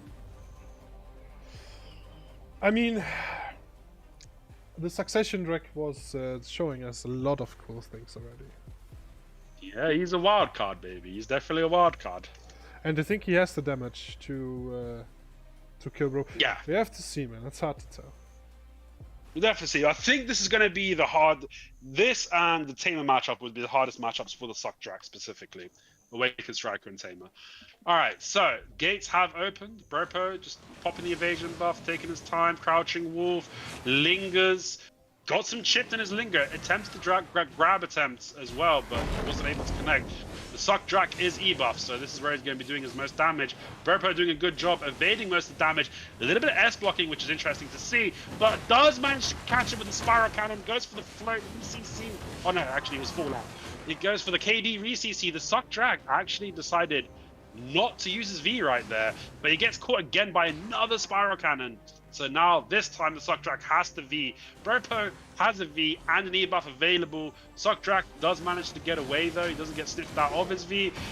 Tries to do a little bit of chip to Bropo. Bropo's healing it back up and chipping his opponent back. E-buff. There's the Bropo E-buff. Now this is where it's going to get interesting for Succession Dracania, who's healed back up to full, but then gets landed on by the leap, followed up by the extension on the Spiral Cannon and the roar at the end. But the Suck Drac is tanky, my friend. The Suck Drac is tanky, so he's able to not get one comboed by the by Bropo right there. And he's got a lot of heals in his kit as well, so you can see him healing back up. He's back up to 62%. I think he evaded a grab right there by Bropo. Bropo going for the Spiral Cannon attempts, and there was some chip damage, which ends up getting grabbed by Bropo. Lovely combo to finish off his opponent. Very well played by Bropo. Suck Drac tried his best, but that's just a very hard matchup for a Suck Drac to win. Well done, Bropo. Well done to both players. It is a hard matchup to win, but to be honest, Bropo took this more, with more confidence than I thought, actually. So, Foxer Joke will move to the next 1v1 bracket, and Marco, aka Bropo, will move to the 2-0 bracket. So let's have a quick look on the brackets again. So we can already tell the first advanced match will be Sin versus Bropo. This will be an interesting match, man. This will be a very, very interesting match. Striker's pretty effective against the Sorks. But our next matchup will be Siri versus Jity. A really good Awakening Harsh versus a really good Tamer. Both insane 1v1 classes. Really insane players. Bro, this will be a crazy matchup. What do you think, man? This is either going to end really quickly or go down to time. We'll see what happens. Yeah, we'll see what happens. Both players are extremely good on their classes. Both the classes are extremely good at 1v1s. The Harsh has a few more gaps than the Tamer. but I don't know who's going to win this one. The Hash also has slows. He's got Sin Splitters. He's got Piercing Tornadoes. He's got Block Jumps. He's got Mirages. And then the Tamer has a dog, and he can linger in iframe for like 5 seconds. So, the Tamer has a dog. All he's right. got an extra play. Oh, Siri's going to play aggressive here. He's going for the instant E-buff as the gates open. Applying pressure, throwing out the claws. Sin Splitter attempt that gets completely iframed by Siri with his 5-second iframes. There's another claw attempt by Siri. Good positioning by Gangus to not get CC'd. This is the real Gangus now, right? No. No, this is not the real Gangus. Just Okay, call him so Gangus, bro. It's fine. This Gangus is coming. There's a nice leap bar. I'll say it was almost a nice leap by Siri. It didn't land straight into the Hashashin slow. So Siri's slow and he's still playing aggressive. He doesn't care about the slow. Gangus doing a little bit of chip to Siri, but nothing special here. He's going to heal that back up in no time. Both players disengaging, getting a little bit of stamina by the looks of it. Siri leaping in. He's trying to set up a grab. Sin Splitter to punish the grab by Siri. Beautiful combo. And Gangus is E-buffed. Siri is taking the edge of the map. Doesn't get sniffed by Gangus right there.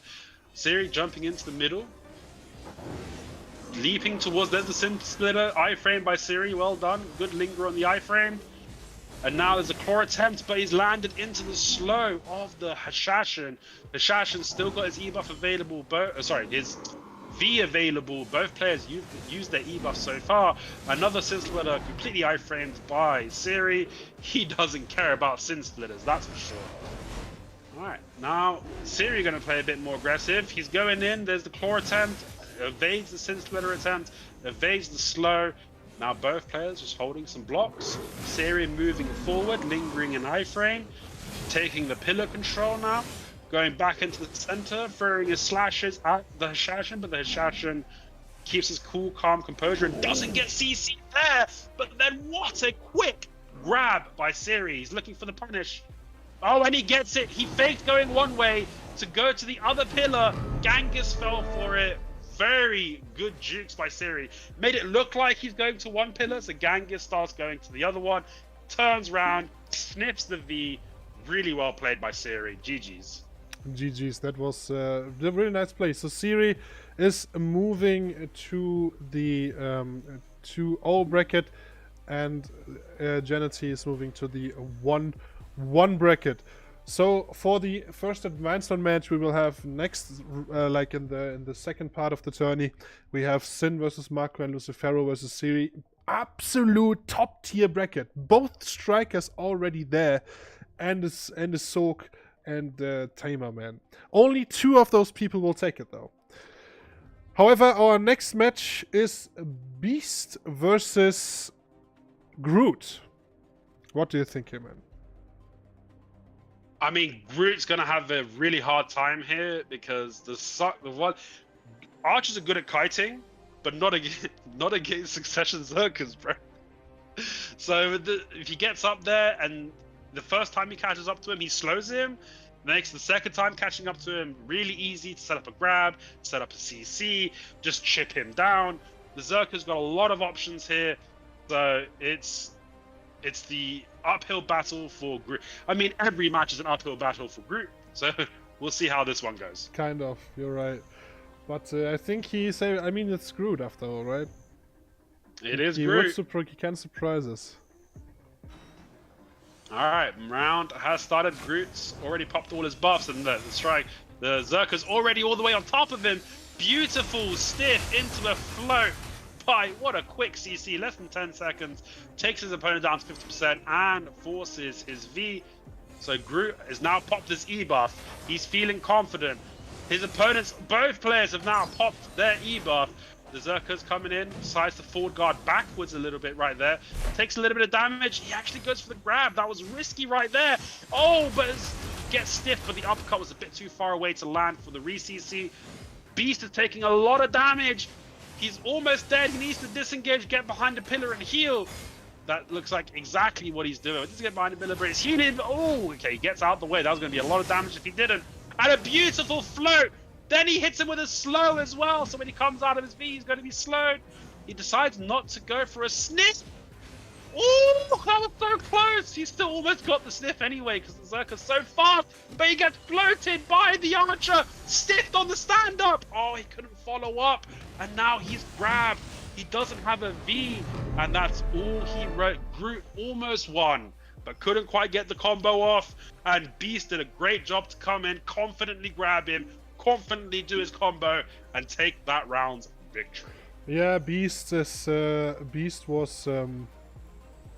Groot. I think he fucked up his follow-up there. He messed up the follow-up, yeah. He messed up the follow-up, yep. So for this one, we will go reverse as for the other bracket. So let me quickly see. So it will look like this. So Beast will fight versus Palones, and Groot will go on top of the 0-2 bracket here. So the next match we got this is the so Suck Ninja. It's a Suck Ninja versus the Nova, right? Yeah, it's a Suck Ninja versus Suck Nova. This is actually a hard fight for Ninja. Ninja has a lot of gaps in his combo. So the main issue the Ninja's gonna have, if he's able to dominate and grab the Nova, which he should be able to do, Ninja does have the advantage in getting the Nova, but actually comboing the Nova is gonna be very difficult for him. So if he does regular normal Ninja combos, he's just gonna get CC'd and countered. So it's all about knowing when to use the SA skills. When he's at the 50% margin, he needs to do SA skills, and every time you CC him afterwards, you got to keep just using SA kind of combos. It's going to be hard. This is actually a really hard matchup for the Suck Ninja because of the pets. So match is starting any second, I think.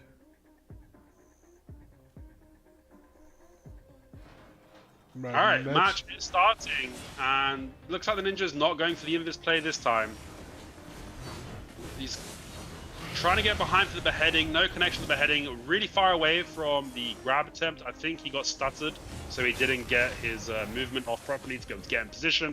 So now this is where he should just be disengaging and waiting for his grab. A couple of shurikens out into alert stance. Unfortunately, he gets CC'd there. He's walking in between his skills, which is not good to see. There's going to be a lot of gaps on top. If you're walking into his skills on top of your gaps, that's a lot of opportunities for the Suck Nova to CC you. Red Rain comes out. Now he's lingering his movement. There's a smoke screen, alert stance, block jump misses. Shadow Slash was off cooldown. He's running away. Shadow Slash again. Double Malice, alert stance, stomp. Crescent Slash, lingering SA. Okay, there's the Ninja Step trying to get into a grab position, but actually gets stunned by the Nova. The Nova doesn't follow up, so he managed to block jump away. Oh, he actually gets a float. There's not the best combo coming out, unfortunately, from the Ninja. Doesn't manage to re-CC his opponent or do much damage. He gets caught right there by the Nova. Nova isn't able to follow up on any combo right there either. Beheading, almost got punished, but fortunately he got away with that one. Back Y. He's present slashing, he's getting low on stamina, doesn't know what to do, so he gets caught right there by the Suck Nova, and there is the V. Comes out of the V in the middle of the map, doesn't get punished, goes for the double Malice stomp, no connection. There's the block jump grab attempt, no connection, no punishment either. Crescent Slash, lingering SA, Ninja Step, gets behind, lingering SA again. A little bit of walking, a little bit of the Shadow Stomp, gets caught by the pets. Now, is he going to be out? There's the re-CC. He's got no V, so... Oh, there's the block jump into a float, into another float. Not the best combo again, unfortunately. Didn't get the right debuffs up, so his opponent didn't even need to V right there. Alert stance. Present slash linger. Shadow step. There you go. Back LB linger. He did a good smoke screen to get behind him, but that didn't set up for the grab. He could have got an easy grab opportunity on him right there. The Ninja's running low on stamina, so he's kind of panicking a little bit. Goes to the block jump grab, unfortunately doesn't get the block jump grab. And again, he didn't have enough stamina to do his skill right there, so he ended up getting punished. But unfortunately, no follow-up. Another punish right there. Present slash, shadows. Oh, there's the blade spin. The Ninja is taking a lot of damage. He's gonna be dying to timer if the neither flag can catch each other right now. He's using invis right now, and then the pet can actually CC you when you're invis. That's another big thing that, if you don't know, one of the Suck Nova skills is an auto target. So even if you're invis, it auto targets and CCs you, and that's exactly what happened there. Ninja didn't have enough health, so the ninja goes down. As much as I want the ninja to win, I don't think the ninja's going to win this tournament. All right, so I mean he did what he can, right? So it's pretty good. It's a very hard class to play. Unfortunately, he just couldn't play to the expertise he needed to win. So let's see. Then we have Waflifa will take the victory over Yosen here, and Yosen will move to the 0-2 bracket. Before the next match starts, we have like not a break, but Durgif is here and ready, and we have to see that he gets in. So we need to quickly set this up, but I will update the brackets for you guys. All right, let me quickly get him in here so we can do everything. All right, I think he should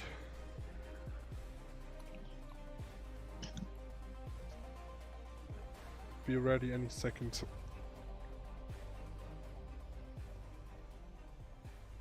But what do you think, Hanzo? Did you enjoy everything so far? And I think there he is. There he is. Hey, Durgif, what's up, man? See you on Testing 1, 2. I think you might be getting his mic sorted out, but up until now, we've had a really good tournament. We've had some great plays. I'm really looking forward to see how Siri continues this lineup. We've seen ARSHA do an upset as well already. Unfortunately, he couldn't quite keep that going. He did lose. Actually, I think did he lose both? Or did he win one? Who do you mean? The ARSHA. Yeah, he lost Groot. both. He lost both. That's unfortunate. Yeah. But I mean, all the players doing really well right now. Strikers are dominating as we expected. Sin's got the most interesting strategy so far in the entire tournament. Yeah, He's right. playing for the zone. No other player in this tournament is doing that, so that's going to give him an edge.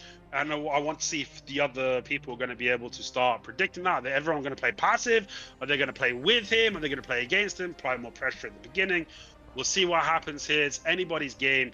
I'm really looking forward to see this tournament progresses. Durgif, are you there? Yes, hello. Can you hear me? Yeah, okay. Audio, can you quickly say something just so I can adjust audio levels? Oh, okay. I can turn this up higher if you need me to. A little lower, a little. Lower. How's this? Is this any better? Perfect, that's perfect. Alrighty. Apologies for the late arrival. I've missed some of the action, but we do have still the second half of the tournament as well that I'm really looking forward to. That is true. So we will quickly update our time here. So we are with 3 people now. So thanks, Durgif, again for the record and the manner. Yes. Hello, guys. So to give you a quick update on how things went so far. So we're done with nearly the second round with the second round of the bracket.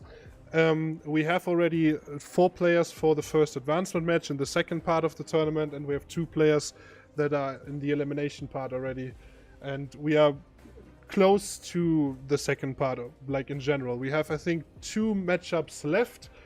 To jump right in, the next matchup will be, let me quickly see, it's Right versus Hanako. We have a Succession Wusa versus a Succession, Succession DK, sorry. What are expectations here? My expectations, or your expectations? No, your expectations, sir. What do you think? My expectations, well, the one thing about Suck Wusa, they got a lot of movement. Although the Suck DK has some good movement as well, I do think this is going to be one where they're going to be dancing all over the map. I am interested to see who can actually catch the other if they're just chasing each other down. But yeah, I mean, we'll just have to see how that plays out. I haven't seen too much of these 2 players before, so I would like your recommendation, or not recommendation, but your analysis of which player you think is going to be able to play to their strengths. All right, Hans, so what do you think here? You have seen both already? I'm not very familiar with the Wusa, but I do know that the Teach Me Wusa has been playing it since release, and he's got a lot of experience in the class. And Hanako, he's been showing us that he can keep up with some of the best DKs in the game throughout this tournament. Really good movement, clean cancels, great combos, great positioning. Both players have been killing it. Neither player's got a grab, but both players also have crazy damage. I will say the DK has got a slightly easier time getting behind the Wusa to punish some forward guards here. So there's a slight advantage in that area. But with all the protections, with all the AoE and the area control the Wusa has, that could also definitely take away any advantage the DK has. So I think it's anyone's game, and I'm excited to see how the players play this one. All right, then I think we are set and done. Match is about to commence in 20 seconds, and we'll see. I mean, Right is the Wusa that he already he had a really strong tournament. Yeah. And, I actually think while you're right with the DK being strong on the punishing FG side, I think the damage on Wusa is not to be underestimated. 100%. I mean, the DK's also got plenty of forward guards in her kit for the Wusa to be able to punish. But, I mean, we'll have to see who does it. This might just be a trading game. It might not be a catch game. Time will tell, but the match has commenced. Quick block jump attempt by the DK. Good awareness from the Wusa to not get punished. And now DK's taking sense control. He's throwing out a wheel and just rotating some skills to stay protected. Wusa's taking his time. He tries to go in there. He's using his area control right there. And the DK is not playing into it. That's the main catch that you see right there from the Wusa with the spinning tornadoes. So a good thing the DK didn't play up right there because he could have got CC'd. Nice wheel from his opponent, evaded by... He's going into the area effect by the Wusa because he has his E-buff up. DK's E-buff is up. He's going to be doing a lot of damage at the minute. And there it is. He got the beautiful block jump. Already took his opponent down to 20% HP and forced his V. Is he going to get the sniff? Good positioning by the Wusa to come out of the other pillar to not get sniffed. Now the Wusa's popping his E-buff to counter pressure, so he's able to get some healing right now. The DK's E-buff hasn't finished already. He will be finishing any second now. So now the Wusa's looking to apply some damage to the DK. There it is, getting behind the DK, doing 40% HP real quick. The DK returning that damage right back to him. Both players, anyone's game. DK does his range damage now. Both players kind of resetting. DK trying to get behind him. Here comes the wheel, but in his wheel, he got chipped down to 22% and decides to be standing up, using the pillar to not get sniffed by his opponent. And now he's healing up. The Wusa closing down the gap. The DK taking back center control. Oh, he gets behind him with a beautiful CC and follow-up. What a great play and great time by the DK to get that final CC. That could have gone either way, but really well played by both players right there. I think you were definitely right with the DK being able to punish the frontal guards. However, I was actually thinking that Right will lose this one. What do you think, Durgov? Well, as you were saying, Wusa can sometimes, especially Suck Wusas, can sometimes have a problem where they are just standing still, casting. And so that is an opportunity for DKs to go ahead, get behind if they're casting forward guard stuff. If the Wusa is really not paying too much attention, then they can go in for those catches. And that's really what we saw there. It was interesting, though, earlier on in the match, where the Wusa was taking advantage of that backstep. Every time that the DK was trying to get behind, Wusa would backstep and try and go for their own catch there. And we did see that work once, but unfortunately they were stuck standing that one time. And the DK was able to get the catch there. Yeah, true. So our next match will be Maladi versus Knuddelhoff. So this is Awakening Valkyrie versus Awakening Sorg. Both had I would say Knuddelhoff was a bit on the stronger side like last week. But I mean, what do you think, guys? Sorg versus Valk.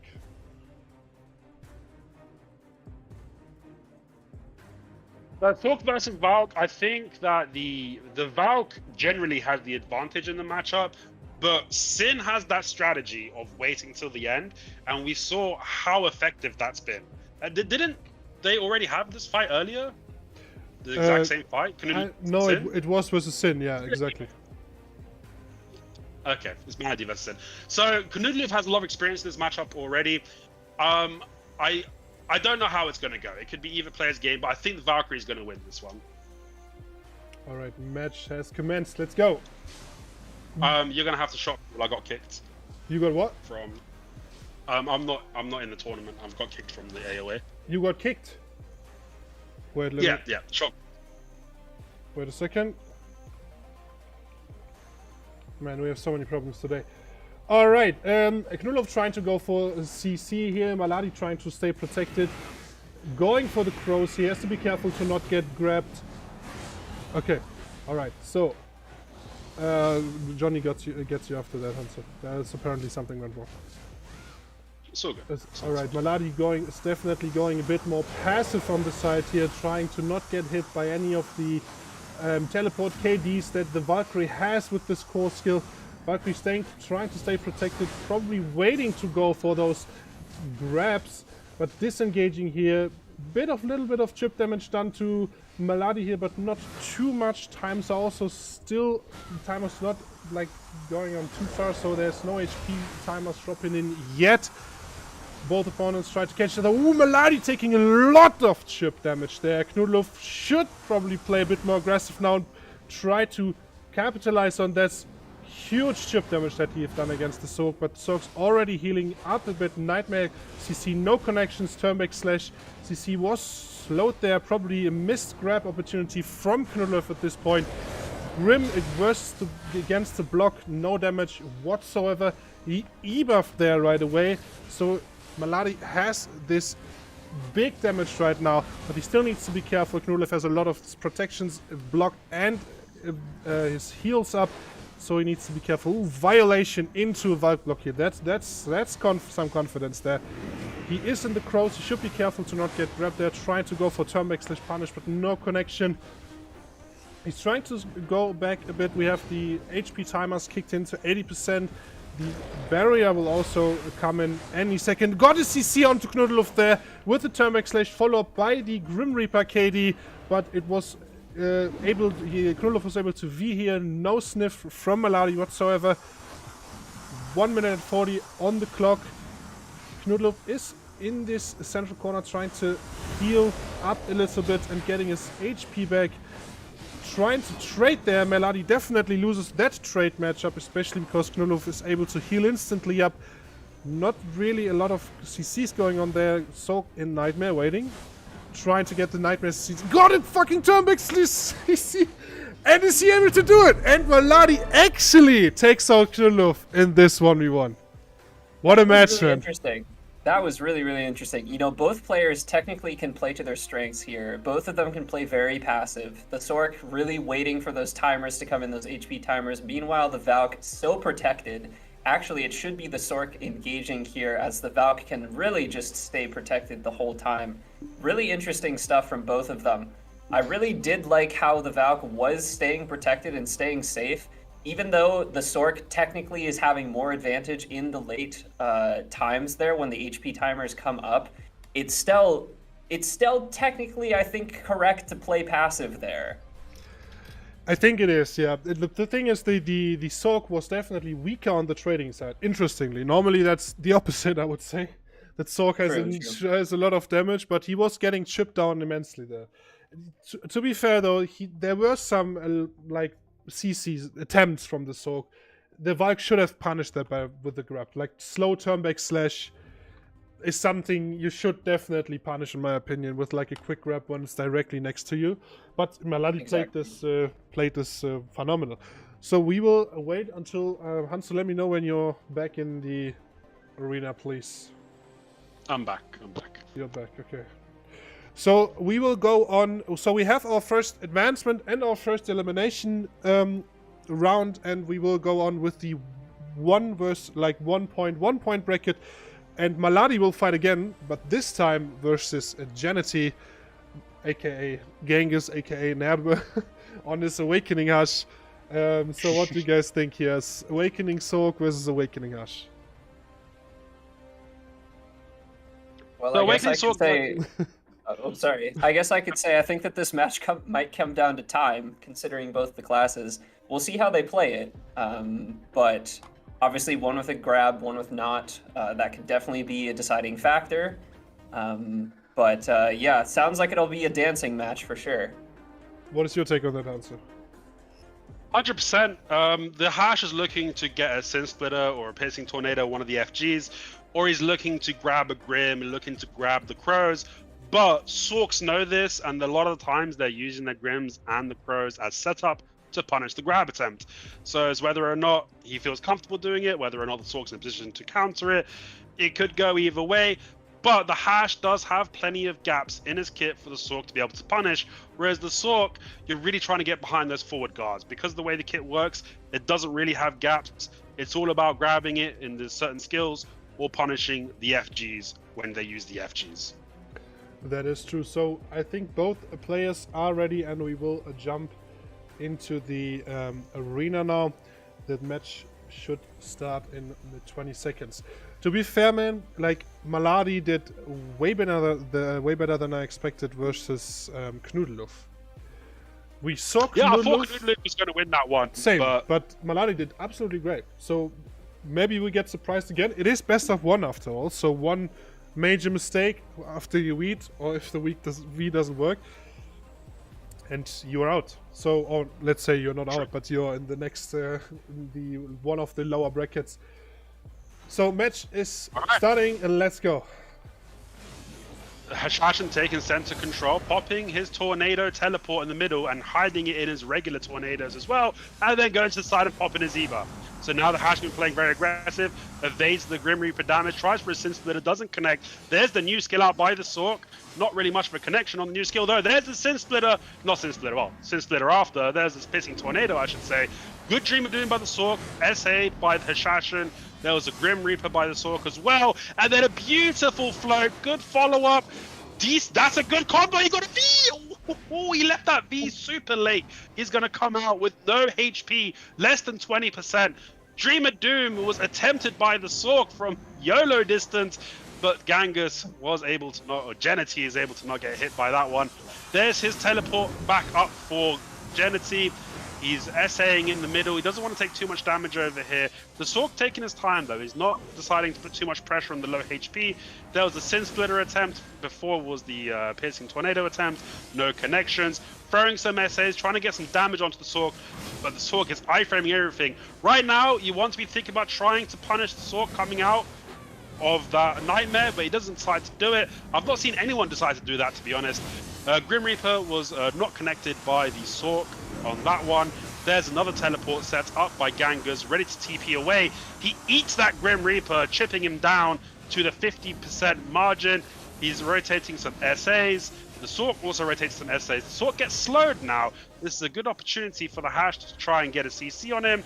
He does Sin Splitter, but it's going to be back up. That was good chip damage by the Hashashin onto the Sork, taking the Sork down to 40% HP. He's trying to get behind the Sork with the Purge. Couldn't quite get the connection, unfortunately for him.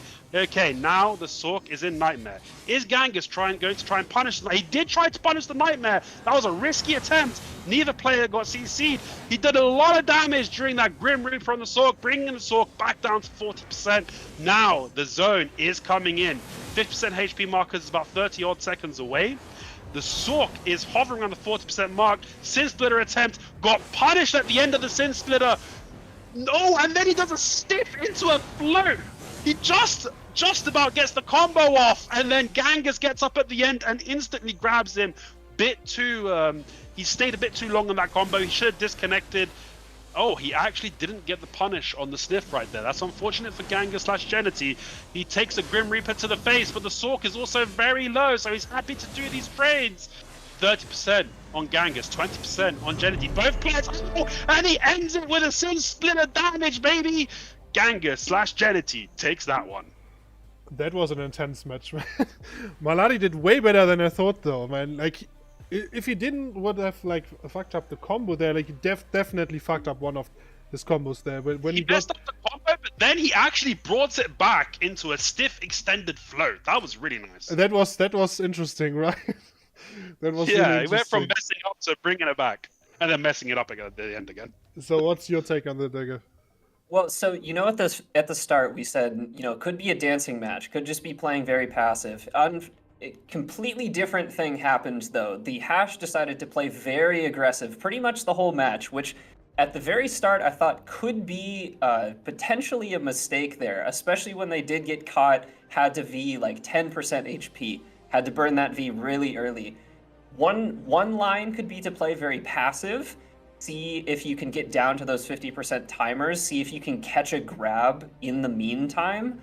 Although that does, of course, play to the Sork's strengths, going down to those 50% timers.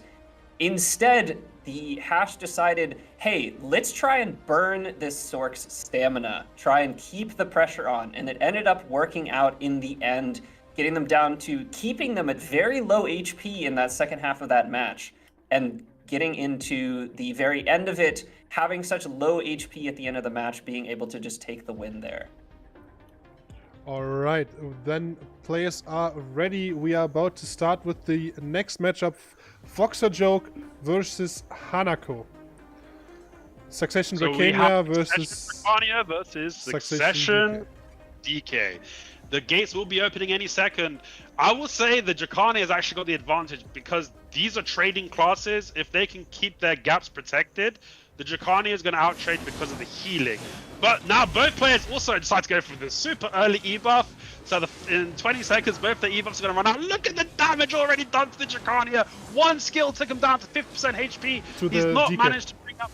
Sorry, so the DK...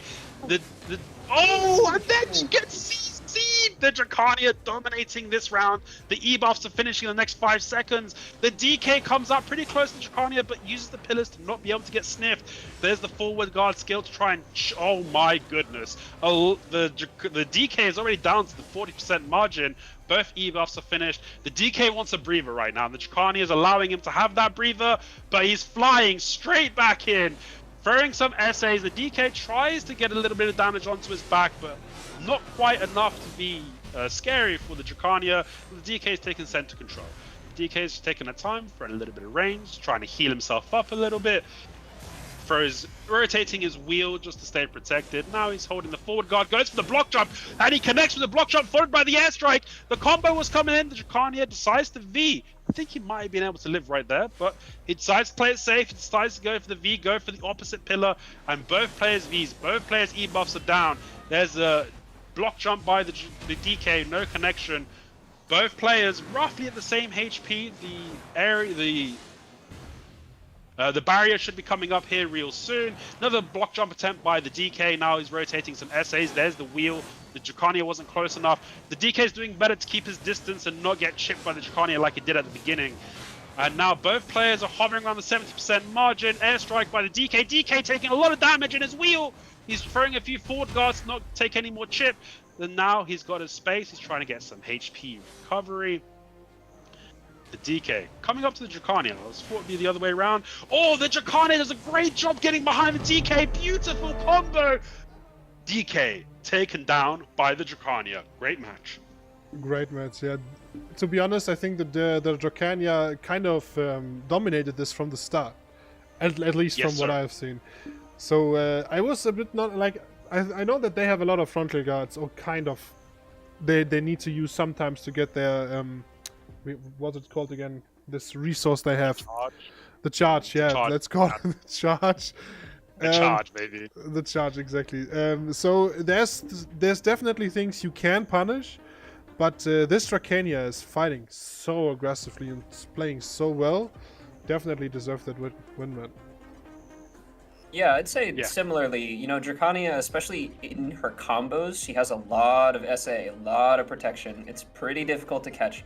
But once she has completed a combo, she actually ends up being quite vulnerable if she's already burned her movement to get in. I think it was correct around mid-match, after the early engage by the Dracania, the DK started playing in this kind of figure 8 around the 2 pillars in the arena. And I think that that was correct. Playing to the terrain advantage, having to make the Dracania engage on the DK to burn that movement to get in, because once they've used all that movement, if they do a quick combo and if you avoid it, they don't have a lot of movement to get out, and that's when you can go for a catch.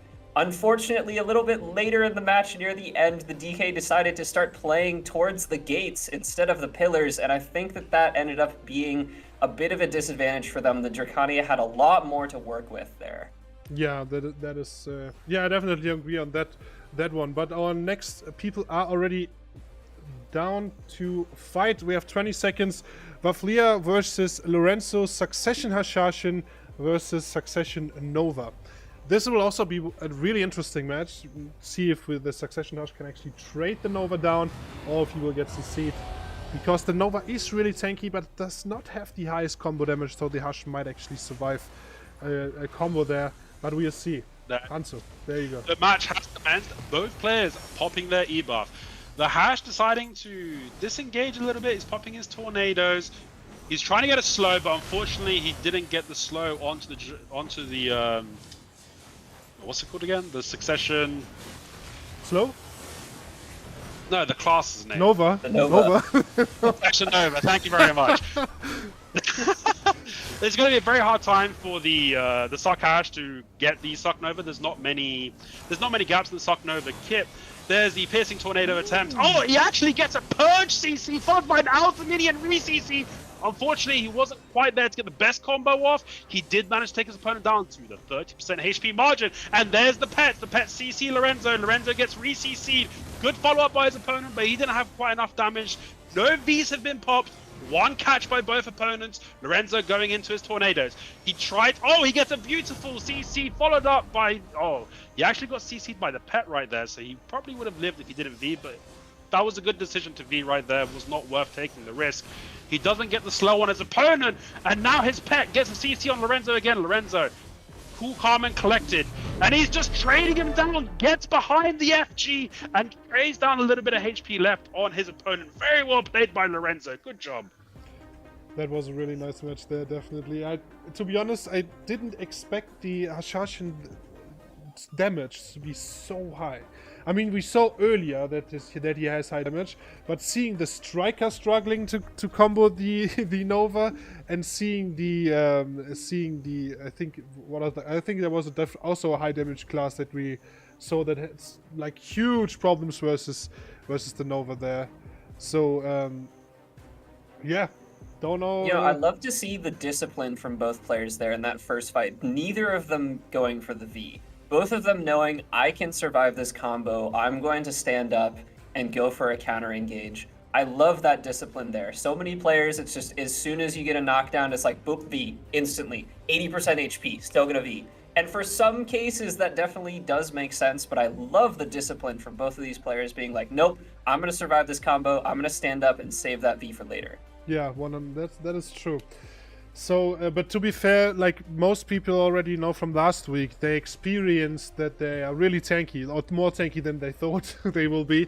So they already know a bit. They had experience with the V timing, and like last week we saw a few more Vs like on the 80% HP. But our next people are already in the arena. We have Beast versus Palones, Succession Zerg versus Succession DK. The gates will be opening soon, and here we go. The match has commenced. Paolo taking the side control at the minute. He's going to probably play a bit past. He's going to be playing reactory to the Zerker, because it's pretty hard to play proactive against the Zerker with all the movement they have. And the Zerker is just taking his time. He's like, you know what, if you want to stand over there, I'll stand over here. Zerker's going in. He's probably going to be looking to slow his opponent. There's the forward guard knockback attempt, and followed by the slow. Paolo gets hit by the grab. He was slowed, which allowed... Oh, and then he V'd in the hands. So beautiful job by the Zerker to extend his grab. Oh, and then Paolo gets the wheel for the CC, refloats his opponent, and that's both V's down from both players. No E-buffs popped at the moment. The Zerker's probably going to E-buff to get his HP back now that he's come respawned, or maybe not. He's just going to play aggressive on Paolo. Going for a float attempt with a miss. Slows Paolo. Good job with that slow. Headbutt attempt by the Zerker, but not quite well positioned enough to get the CC. Float attempt by the Zerker, followed up by getting floated by Paolo. Refloated in the combo. not the best combo, unfortunately. It does decent damage, 36%. The Zerka's going to run away. Zerka's E-buff to get some health back this time. Paolo's holding his E-buff still. Zerka E-buff is up. Slow applied to Paolo. I think he actually evaded that slow, but he got grabbed. Does Beast have the damage? Reflow, of course he's got the damage. Expert combo, expert grab, great slow. Well done. That was insane, man. I mean, Palu is a top-tier DK, playing this class literally... I mean, he was probably born as a DK. Palu is the DK player. So that was crazy. Didn't expect that to happen, to be honest. Definitely fighting an uphill battle, though. As Hanzo was saying, it is definitely the Zerker's job to engage there, and the DK knowing that, playing pretty passive. But still, definitely an uphill battle, especially with the grab, threatening the grab, and did end up getting grabbed twice there. I would like to see a bit more evasion from that, and I do think the first time they got grabbed, they V'd a little early, having that Zerker go ahead and extend the grab so that they couldn't get very far away. But yeah, very, very interesting stuff from both players. So we are then actually done with the first half of the tournament. To quickly update everyone on the brackets, this was the best of one part of the tournament. All follow-up matches that we will have after this are best of 3 instead of 1, and every time we have an advancement or an elimination match. So advancement match means if the person wins, that has already 2 victories, he will advance to knockout stage. And if someone will lose that already has 2 losses, will be eliminated from this tournament. We need some time to set up everything for you in terms of brackets. However, we will have a little break now. However, we will also have a code for you guys. We actually have 2 codes, one for today and one for tomorrow. So thanks to Dirgaf and Palones for providing the codes. They're actually also good this time. I was surprised. No kidding. And wow. Yeah, man. Like the old codes we used to get was like this this Oasis chest or something like this, where you got like a whale tendon or something like that. That was a bit. Yeah, you know what I mean, man. But it is fine. The codes are really, the codes are that we will get, are really nice that we will get today and tomorrow. We have a 7 or 5 minute break now, and then we will be back with the next part of the tournament with best of 3. So I hope you guys are tuned for that, and we will see us on the other side.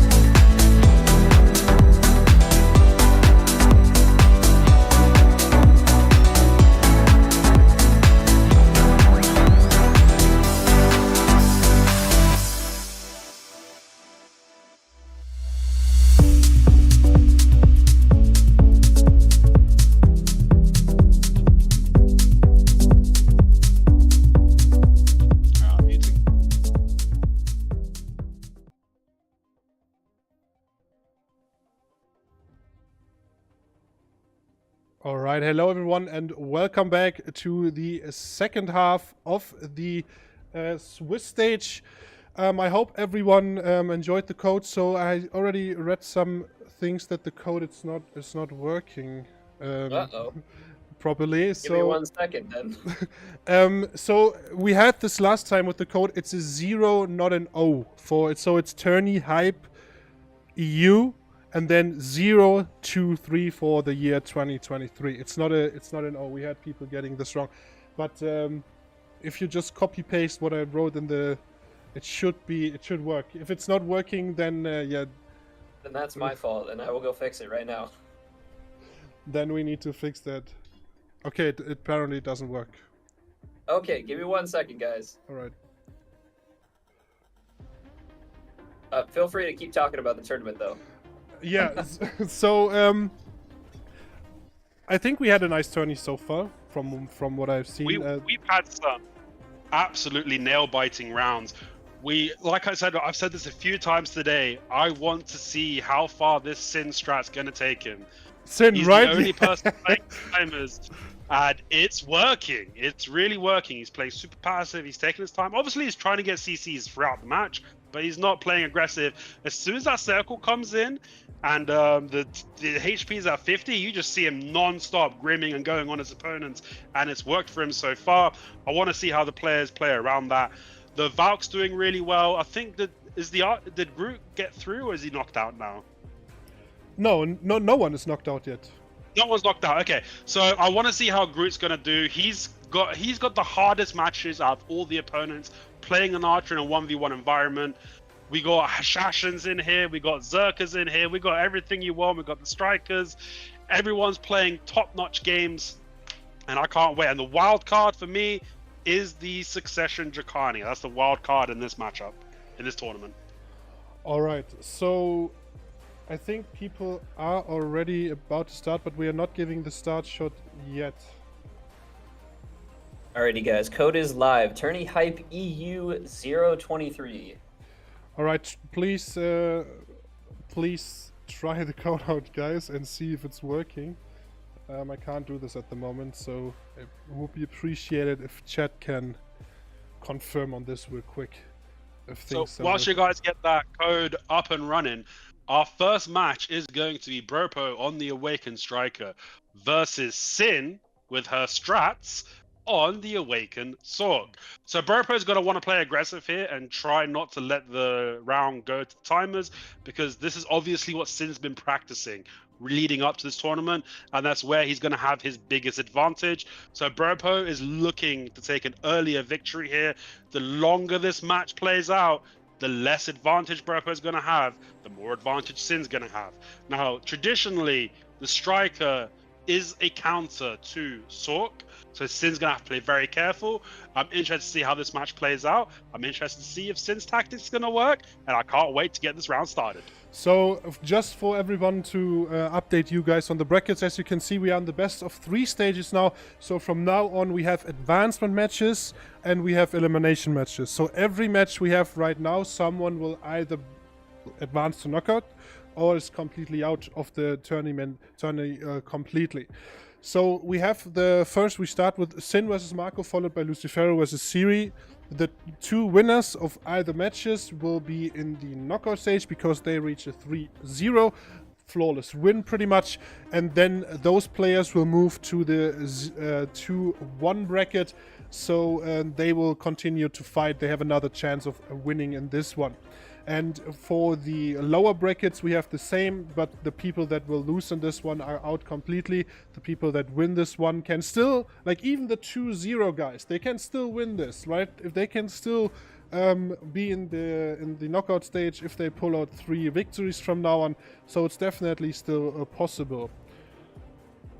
So let me quickly get the things done, and I think we can give the start shot here for Sin versus Marco, and we see if he is that confident again versus a striker.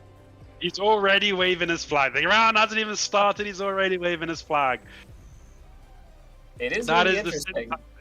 if if this Sork conserves their stamina well and continues to dance around and doesn't sit in crows too long, it's gonna be real rough for this striker to catch him. Yes, sir. Sin is very good at baiting out grabs, so I'm going to be interested to see if Burpo tries to grab the Grim or the Crows, because Sin is looking for that. He kind of wants that Mercenario so he can get behind him and counter them. Match has commenced. Gates are up. Sin has already popped an E-buff. And wave his flag. And waving his flag. That's the Sin tactics right there. Tries to go for the stun on Burpo. Well, Burpo tries to go for the stun on Sin. No connection. Leaping behind. Doesn't quite get enough distance on the leap. The disc is out. Dream of Doom misses. Grim does a little bit of damage to Burpo. Burpo's just going to heal that back up. He's going to monkey leap into a mass destruction. Sin taking her time. She wants to play for timers. I'm interested. I'm surprised. I don't know if that was a mistake with the E-buff. But I'm surprised that Sin popped the E-buff so early, since his strat is to go for the end game. And there it is again. Another waving flag, followed by a monkey jump and a missed spiral cannon. Dream of Doom does a little bit of damage to Burpo. Burpo just getting away from the Grim Reaper. He doesn't want to eat any chip. We are 1 minute into the game so far, and Sin just taking his time. Burpo trying to do some chasing, but he's not playing super aggressive. I don't know. I guess he's happy for it to go to timers. Okay, monkey leap towards. Tries to get behind him, but didn't quite get behind him on that skill. Lingering the mass destruction, going for a forward guard stun attempt with no connection. Monkey leaping into a spiral cannon, no connection on the spiral. Tries to get behind the Sin again, but he was too far away for him to be able to connect with his skill. Monkey leap going in. He's going in the air. He's trying to get behind him with the jump. Couldn't quite get it. Couldn't quite get close enough for the spiral cannon either. Sin doing a very good job, just kiting Burpo. And Burpo looks like he's just slowing down a little bit. Again, trying to get behind Sin. Wasn't able to do it. Wasn't able to hit the spiral cannon either. Did take some chip. Healed a little bit of that chip back up. 80% margins are in the game, applied into the game at the moment. Another leap attempt that failed by Burpo. That was a good spiral cannon attempt right there, but Sin just expertly sidestepping all the spirals. He's not even worried about that skill that catches so many of the other Sorks. And here comes, this is where Sin's going to start thinking about coming online. The first stage is here. The circle is closing in. Sin just keeps waving that flag. Burpo tries to punish it, but he's too fast on his iframes. Burpo taking center control. Sin still waiting for that circle to get smaller and for the 50% margins to kick in. Burpo, beautiful jump to get behind him. Spiral Cannon re-CC. That is Sin's V. Burpo now popping his E-buff. He's looking to punish him. Oh, that was close. That was close. Sin's down to 20%. He's in Nightmare by the pillar. He wants to get some health back before he goes in to try and trade Burpo down. 50% margins are up. Burpo at the 50%. Sin at 30%. Sin just playing on the edge of the barrier. Taking center control now. Burpo getting some heals in.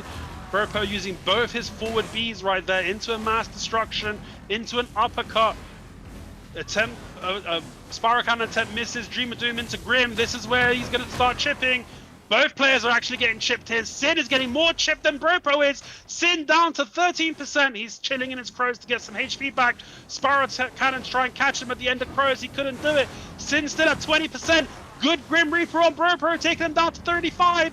Sin getting a little bit of healing. Forward B by Burpo. Sin gets hit by the mass destruction. CC. Burpo just drops the most easiest kill of his life. That is so unfortunate. And there's the Dream of Doom actually win it. I can't believe Burpo dropped it. He just had to auto attack. Bro, him. he wiggled. Oh, he wiggled on Sin to troll him, and that costed him the victory. He trolled himself. Damn, bro. Oh man. Well, you gotta say props to Sin for taunting, I guess, for that match. The continual flag use ended up saving him the life at the very end. Oh my god. Oh, that was hilarious. Oh god, I mean, Sin is the troll master, apparently. He's the only one that can make this. He's playing the head games. Match Lagged. has commenced. He lagged. Well, I'm sure he lagged. Okay, so there's the monkey leap by Bropo, followed by mass destruction. The disc is out by Sin. Sin holding the forward guards. Bropo tries to leap behind him. Couldn't quite get behind him. There's a spiral cannon.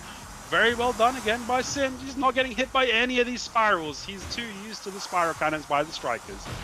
Bropo just taking set to control. He's deciding to chase Sin down a little bit. Crouching wolf, followed by mass destruction. Gets hit by the Dream of Doom, but not much damage done to Bropo from that one. Another monkey leap into spiral cannon, into iframe, into crouching wolf, into mass destruction. Sin just keeping the distance from Bropo. He's like, you know what? I'm not going to fight you. You can just chase me if you want. I'm waiting for that barrier. My strategy is working up until now, and I'm going to keep it up. Bropo just can't catch him, man. Sin's doing a very good job of just keeping the space and not letting Bropo get close enough to be in a dangerous position for him. That was a decent spiral cannon attempt. Forward B grab attempt. That was risky. No punishment by Sin. He's just backstepping away. Throws out the disc. He actually gets the stun, followed by the spiral, and pulls Sin's V. Is he gonna sniff it? Sin? No, he's not going to sniff it. Sin does a good positioning to come out near the gates from his V. Leap attempt by Bropo, followed by mass destruction. He's looking for a stun. He's going to be looking for monkey leap into spiral, or maybe not, but the spiral does miss. Forward B misses.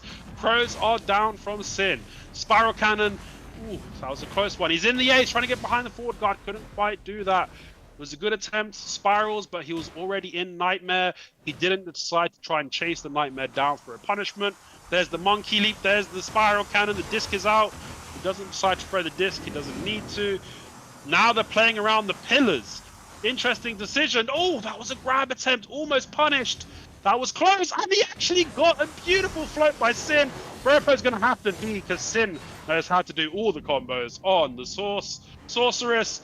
Oh, that's an interesting position to come out. Oh, he barely gets away. He pops his E-buff for protection right now. He needs the extra DP. He doesn't want to get chipped down too much. He's already at 45%. Sin's slowing it down. He notices that he's got his E-buff up, so he's not applying any pressure, even though he's got the HP advantage. A forward B grab attempt by Bropo. Doesn't quite make it. Uppercut going into the air. Lands behind Sin, but he wasn't in a forward guard, so he didn't get punished there. Good positioning by Sin. Now the 50% markers are up. He went for another forward B grab attempt. Oh, and that was a close one. Sin almost punished his forward guard. What a... Bropo's going to win this one. Bropo, bring it back. 1-1. Oh man, okay, this time he definitely didn't troll too much. He was like, okay, now it's taking serious, guys. But yeah, like you see when he starts playing serious and stop messing around, he can definitely win this. Yeah, definitely less flag usage in this round. It's good to see better sportsmanship, but it was a lot harder for Sin to run away this time. Interesting, especially once that once the ring comes in, it makes it a lot harder for that sort to run away. So looking to see what's going to happen in round 3. Yes, sir. And round 3 has commenced. Crouching Wolf got hit by the Dream of Doom, but not really any damage taken right there. That was a decent attempt on the Spiral Cannon, followed by the leap, trying to get behind some forward guards. Sin knows when to not throw the forward guards up, so he's able to evade all those CC attempts by Bropo, who's now slowing it down. He's looking for another leap, just backstep by Sin. There's the Spiral, iframe by Sin. There's the new skill by Sin right there, and a Mass Destruction Linger by Bropo. Sin wants a little bit of stamina back with his crows. Bropo going for a couple of CC attempts. He's trying to punish the I can't remember the skill called, but anyway, continuing. Mass Destruction by Bropo. Dream of Doom hits Bropo, but doesn't take much damage. There is a Monkey Leap. Mass lingers it. That was a good linger by Bropo. He's trying to bait Sin out, but Sin doesn't take the bait. The Nightmare is the name I was looking for. Is he going to try? And he does try to punish Nightmare again, but doesn't quite get it. He's leaving himself pretty unprotected. Sin might capitalize on that, noticing he's unprotected, but trying to punish his Nightmare and punish Bropo. We'll see if he can do that. Still plenty of time in this match. We've got 2 minutes and 40 seconds left. Here's a Monkey Leap. Here's a Mass. He's probably looking for the stun. There it is. And Sin easily able to just FG that. He's dashing in, spiral, leg drop. Tries to get behind Sin. Sin iframe, so he couldn't do it. Another mass destruction, Linger. Oh, Spiral Cannon was a little bit off the mark. He's taking a little bit of chip now. He took the Dream, he took the Grim, took a couple of skills in between, dropping him down to 60%. But he's not in a dangerous territory right now. Striker's got a lot of heals, so Sin's not really worried about applying too much pressure to him. Sin did pop his E-buff though, which is interesting because his strat is playing for time, yet he's popping his E-buffs early. Interesting decisions being made. Bropo still has E-buff available. Both players still have the V. The barrier is starting to come in. There's a leg drop by Bropo. Tries to hit him with the Grim, but the Grim was a bit too far away right there. Mass destruction, Linger into uppercut. Another Spiral Cannon. Oh, beautiful turn back slash cancel. There was the Grim. He's deciding to V. He might get sniffed. He doesn't get sniffed. Good positioning by Bropo to come out of that V. He's popping the E-buff right now. He's not going to wait till later.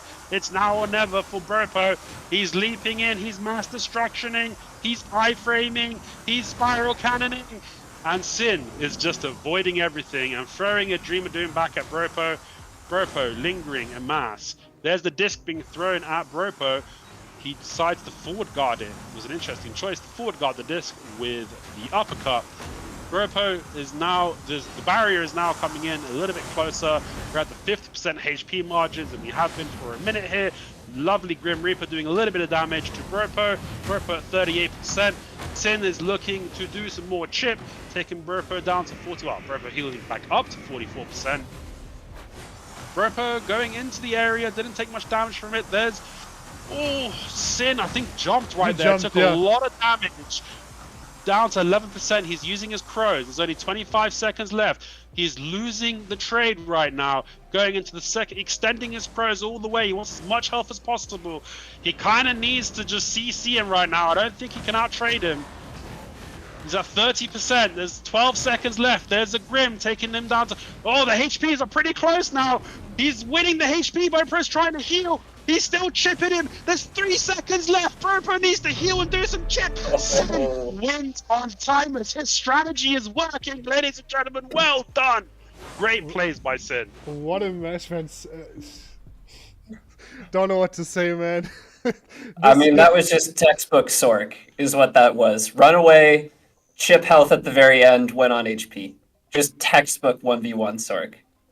True, that is true. But Marco definitely also did a great job with trying to catch him, staying protected, but wasn't enough in the end, man. Like when it comes to chip damage, Sork's just better than Striker, I guess. So we will jump to our brackets again. So we have our first advancement will be Sin. He will be advanced to a knockout stage. And the next match will be coming up shortly is Siri versus Lucifero, Striker versus Awakening Tamer. What are you guys' thoughts here? So I think traditionally Striker usually has the... Well, actually, I don't know if Striker has the advantage. I think it's pretty even. But Siri is a very, very good Tamer. On console, there's not that many. Now, is whether or not Noob's been practicing for this specific match... I think Siri's going to have the advantage just because of class knowledge. But, I mean, we'll see how it goes. So match is about to start any seconds. The participants are already in their corners and just waiting for the match to start. This is an advancement match again, so the winner of this matchup will be advancing to knockout stage tomorrow. And the loser will go on in the tournament and has another shot in the next round. 10 seconds till the match is starting. And then... Yes, sir. Lucifero waiting at the gate. Gates will be opening soon. Match has commenced. Let's go. Yeah, Lucifero just walking up to the center. Now he's using his dash. There's the monkey leap. Quick spiral cannon. Well done by Siri to not get caught by that. He's leaping. Look at the land behind Siri. Siri already knows what's coming. He's not going to get caught by those. Oh, look at that. He grabbed the spiral cannon, ladies and gentlemen. The Tamer just grabbed the spiral cannon and then disengaged. He knew he wasn't going to finish him. He didn't extend. He didn't want to get stood up, grabbed by the Striker. I think there might have been a resist in there, which is why he decided, you know what? It's fine. Oh, the striker walked. Oh, he's got the E-buff up. So he walked up for the grab right there. Beautiful iframe by Siri to not get hit by it. Lingering the math, which is not what you want to do when you're right next to Siri. But he's got his E-buff up, so there's no way this combo is going to kill him. Siri does manage to also evade the grab on the stand-up. The striker's at 46% lingering and mass destruction. I think the grab is on cooldown that time, so he's able to do it without being grabbed. But the grab will be back up now, so I don't know if he wants to linger. So he's backing up, he's using this long-range stun, leaping around, throwing in some essays, looking for the Spire Cannon. Siri saw that one coming, iframes it with no problem. He's around the dog, so the striker's got to be careful. He doesn't do anything unprotected. He's leaping in the air, and then he's deciding to land where he is. There's a Spire a bit too far away. There's the mass. Siri knows how to grab the mass destructions. And here comes the combo. Is it going to be enough? And he gets stood up grabbed. Beautiful composure by Lucifero to not be stand up and grab Siri, forcing his V. So now E-buff is down by the striker, but the V is down by Siri. And the V, I think, is a bit more important in this scenario. Good leap attempt by Lucifero, followed by a Spire Cannon attempt. Now he's going to just linger that because he's in the pool, throwing a stun attempt at Siri. Siri's not going to get hit by one of those. He's lingering. I was going to say you don't want to do that. He's lingering the mass too close to Siri. But he's super tanky. He decides to V. I think he would have lived right there. I think he was going to stand up. But he's gone for the V, so that's both V's down. Now Siri's got the advantage here because he does have his E-buff available. The first set of the barriers coming in. The 80% HP markers have been ticked. We're getting close to 50% margin. Okay. Dashing in by the striker. He's lingering his mass. Safe distance to linger this time. He's going for the uppercut, trying to get behind Siri. Siri saw it coming. Siri was looking to set up a grab, so that was a good play by Lucifero to disengage, making sure he's not getting hit by the dog. A little bit of S blocking, and there's the 50% HP margins kicking in. Any player gets CC'd now, there should be an easy combo for them to go down. Stun attempt by Lucifero, which misses. He tries to leap behind him. Siri puts down the pool to try and maybe catch a unprotected skill from after leap. But Lucifero keeps his composure. Uppercut attempt. Good iframe by Siri to not get hit in the back by Lucifero's uppercut.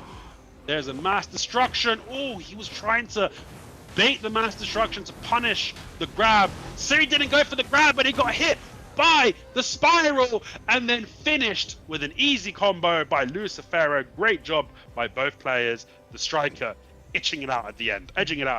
What an intense match, man. Like, both, you could definitely, when you watch them play, they are top tier players. Like, there's no questioning about this. How well they position and cancel things. But I guess Siri did like a little mistake there in the end. Maybe lingered something too long or started something too early. Maybe it was a punish on the grab, who knows? I mean, this man tries to grab Spire Cannon, right? And successfully does it, right? But Did it. I mean, he did it, but it's okay. Second round has commenced. It's very risky. Alright, the gate is up. Siri's already popped his E-buff on the other side. So he should be playing aggressive. Okay, Siri comes in with the claws, misses the claws. The striker's trying to leap behind him. Siri repositioning. He was setting up for a grab, so good job by Lucifero to quickly iframe. Mass destruction. Goes into the stun. I think Siri missed the grab attempt right there. I'm not sure if he did. It's hard to notice the tail of grab attempts. Iframes the dog hit, goes for the Spire Cannon on Siri. Siri places the pulls down. The pulls does not catch Lucifero uppercut. He's trying to land behind Siri. Siri just repositions, not have to worry about that. He uppercuts the dog. That's the wrong person. Here comes a mass destruction followed by a stun attempt. Siri coming in after the stun attempt. Easy grab. Bad combo, unfortunately. The combo wasn't fun. Maybe he resisted the stiff, who knows. But no damage done to Lucifero there. Lucifero coming in with the mass. He was walking because he's got his E-buff up. Striker E-buff is up. He's just running at Siri. Oh, he was iframed. That's a like 5-second iframe right there. You ain't grabbing those. There's a Spire Cannon, no connection. Mass destruction, linger. There's pulls down by Siri, trying to get one of the gaps of, well, if the striker leaves the gap between his skills, which he doesn't. There's a forward B grab attempt by Lucifero, followed by his stun attempt. He's jumping in the air. Was risky right there. He could have got grabbed on the landing. Fortunate for him that Siri didn't take that opportunity. Now he's going back in the air and disengaging with that jump a little bit. and deciding to get some stamina by the looks of it and switching to, I think, his pre-awakening stance. And kind of just switching stances. Siri's taking his time in the center, dashes in, uppercut, jumps. Ooh, that was a stun attempt. Almost got grabbed out of it. Iframe, mass, too close to Siri. Siri grabs the mass destruction just at the right time. What a lovely combo you just saw right there, ladies and gentlemen. Forcing the V out. Ooh, and good positioning to come out the V and not get sniffed by Siri. He's at 35% HP. Siri's decided not to play aggressive here. He's just going to wait for another CC. The 50% margins. Oh, there it is. There is the other CC. I think he got clawed. Followed up by a beautiful re-CC. Great combo. Siri takes the second round. Nail-biting 1-1. I think Siri played this time a bit... I think he played a bit... I mean, not really better, but... a bit more... control. Yeah, like he tried to position his grabs a bit like more careful. I think last match he grabbed more often, but was not able to finish it off. But this time, I think he tried to not get punished with a grab attempt on like a spiral cannon. Yes, sir. All right, this is the third and final round for the match. Whoever wins this one is gonna win it. Match has commenced. Siri, again, aggressive early E-buff. He's going to want to play up here. Striker dashing in, uppercut, tries to do a jump. There's the spiral, catches Siri's grab attempt. Oh, he doesn't get the re-CC though. Siri does get back up. His grab should be down for a little bit now. He's trying to claw the striker, but the striker managed to stay protected. Siri's at 59%. There's the stun attempt on Siri. Siri manages to evade the stun with no issues that time. Spiral Cannon into Monkey Leap, into S Block. He needs a little bit of stamina here.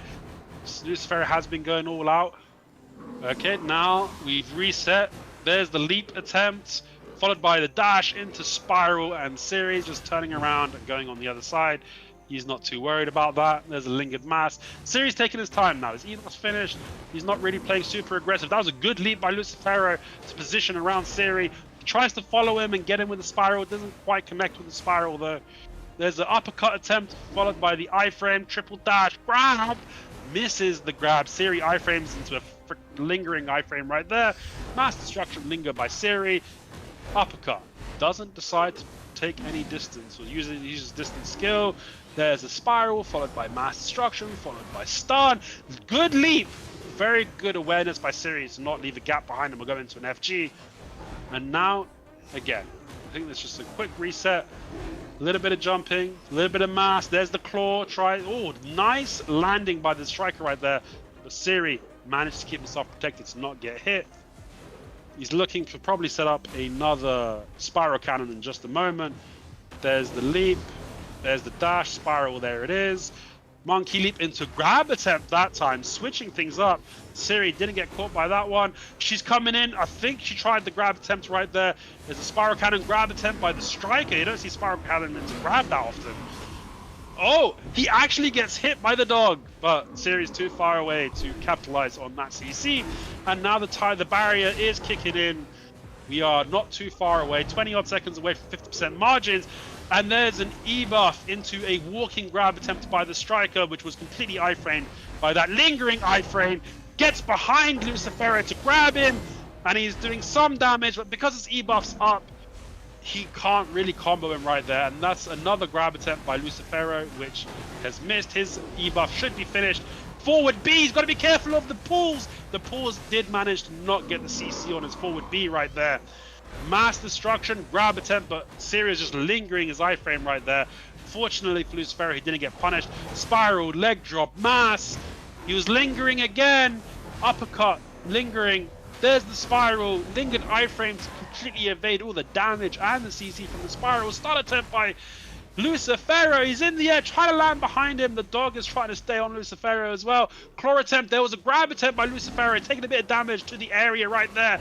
There's only 45 seconds left. That circle is very small. The striker is leaping around. He's mass destructioning. He's doing his uppercut. He's going in the air. He's landing behind Siri, and Siri is evading everything. Look at those iframes. Oh, that was a good grab attempt for Siri. Good grab positioning for Siri, but he couldn't get the attempt in. Now, oh, he gets the beautiful CC by Lucifero, forcing the V. That's the first V. There's only 20 seconds left. Time, there's 25% HP on Siri. Siri's pretty low. Striker's looking to do a little bit of chip. He doesn't want to get grabbed. I think Siri's grabbed. It's now down. Oh, he's hit him at the end. Oh my god, 1%. Just live. Just stay away from him, Siri. You just go on, Siri wins. Well done. What a freaking end. What was that? Man, why did he V? Crazy. He had his V still, right? I don't know. Maybe there was so much Bro, why happening right did there. V? God. I mean, V, but he's still low on HP. If he came out with lower HP, he would have lost. So he kind of just had to go for it, I think. yeah, but I mean they were pretty equal, and V, you still get your HP back from your pots. It's hard to say that. It is hard to say with that low time at the very end and Siri up in damage or up in HP. I think he decided it's just do or die right now. Managed to unfortunately get caught there, but I really love just such disciplined play from both players. Like just playing to their strengths, staying protected, not getting caught too often, and when they do get caught, holding their V for when they need it. Both of them know that they're tanky due to the brackets and trial characters. Just staying, very, very smart play from both. And you would think that there was a Sork in this match going all the way down to the line there. Yeah, this is Tamer lingering iframes. They got some, I think, a while ago already new iframes, but no one knows about this because no one's playing the class.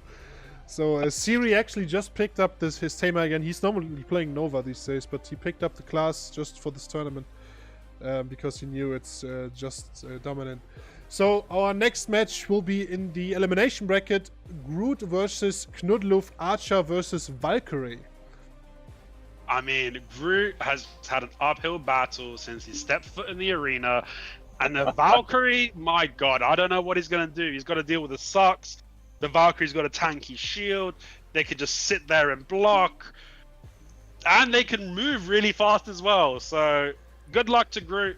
I hope he can pull this one out. So the loser of this match will be out the tournament, and the winner will have another shot in the next round. Match is commencing. Have fun, guys. All right. The Valkyrie already popped E-buff and just rushing Groot. Instantly CCs him in 5 seconds. And now Groot using the pillars come out of his V. The Valkyrie doesn't get the sniff. He was at the wrong pillar that time. But look how quick the Valkyrie just can move, man. Boom, boom, boom. He's already there. Throwing some damage, but and then he gets sucked, so he can't get away properly from the Valkyrie. Now Groot's getting chipped down to 60%. He's trying to throw a chip, but the Valkyrie's like, you know what? I'm gonna hold block. Don't worry about it, boys. I ain't taking no chip today. Valkyrie just backing off and then rushing in. I think he went for a grab attempt there. Oh, beautiful CC by Groot, and does he get the? He does get the follow-up. Forcing the V. Both players have V. Groot still has E-buff. This would be a time to pop it when his opponent doesn't have the V available anymore. No V available for the Valkyrie. Groot applying some ranged pressure. The Valkyrie is just going to play the pillar. He's going to take his time, wait for his stand, wait for his skills, and now he's coming out to apply the pressure. He's holding his block. That was good because that was a stiff attempt by Groot, protected stiff attempt by Groot, fully blocked by the Valkyrie's LB. And a little bit of damage now, a little bit of damage done to the Valkyrie. Valkyrie jumping in onto Groot, but taking some chip on the way. Then he's used his heal, so his heal's down. He's going to be down for a little bit. 80% HP margins are up.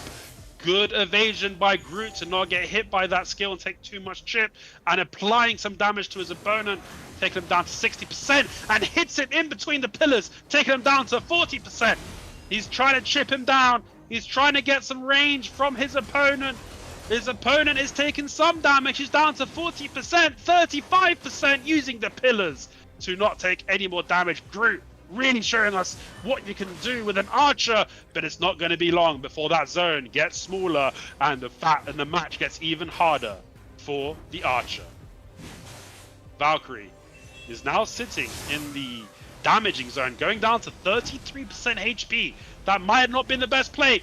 Groot taking a little bit of chip from the damage from the zone as well. The Valkyrie used his heal, so that's going to be down for a little bit. But the Valkyrie's at 55%. Oh, almost. Groot almost CC'd the Valkyrie right there. That was a close one. Valkyrie's going to hold the block. The arena has become relatively small, and it's only going to become smaller. There's the suck. Groot did really well not to get CC'd by that suck right there. Kept his protection, kept his composure. He's just trying to throw damage out. The Valkyrie's broken. The Valkyrie's blocked. The Valkyrie's in trouble now. He's low HP. He's trying to get to the pillar. Okay, I guess he's not trying to get to the pillar. Oh my god, the Valkyrie gets the CC just at the end. He actually pulls out the victory. Groot played so well, and the Valkyrie just edged it out at the end right there. Well played. Well, to be honest, I think Groot was a bit too greedy there at the end. Like when the Valkyrie went super low HP, Groot tried to like I think he hit a 2 auto attacks on the block and then tried to go for meteor dive, and I don't know what he did next, but he got KD'd by this Ensla, the whatever it's called from the Valkyrie, the teleport. Yeah, but to be honest, Groot showing us a really strong Archer matchup here. 100%, and now he's got to win 2 in a row if he wants to continue. If not, he's going to get eliminated. Charges his bow, does a little bit of damage to Valkyrie already, dropping the Valkyrie down to 65%. Valkyrie forced to use her heal early. Teleporting in onto the Archer. Archer does well to not get CC'd by it, trying to break the Valkyrie's block.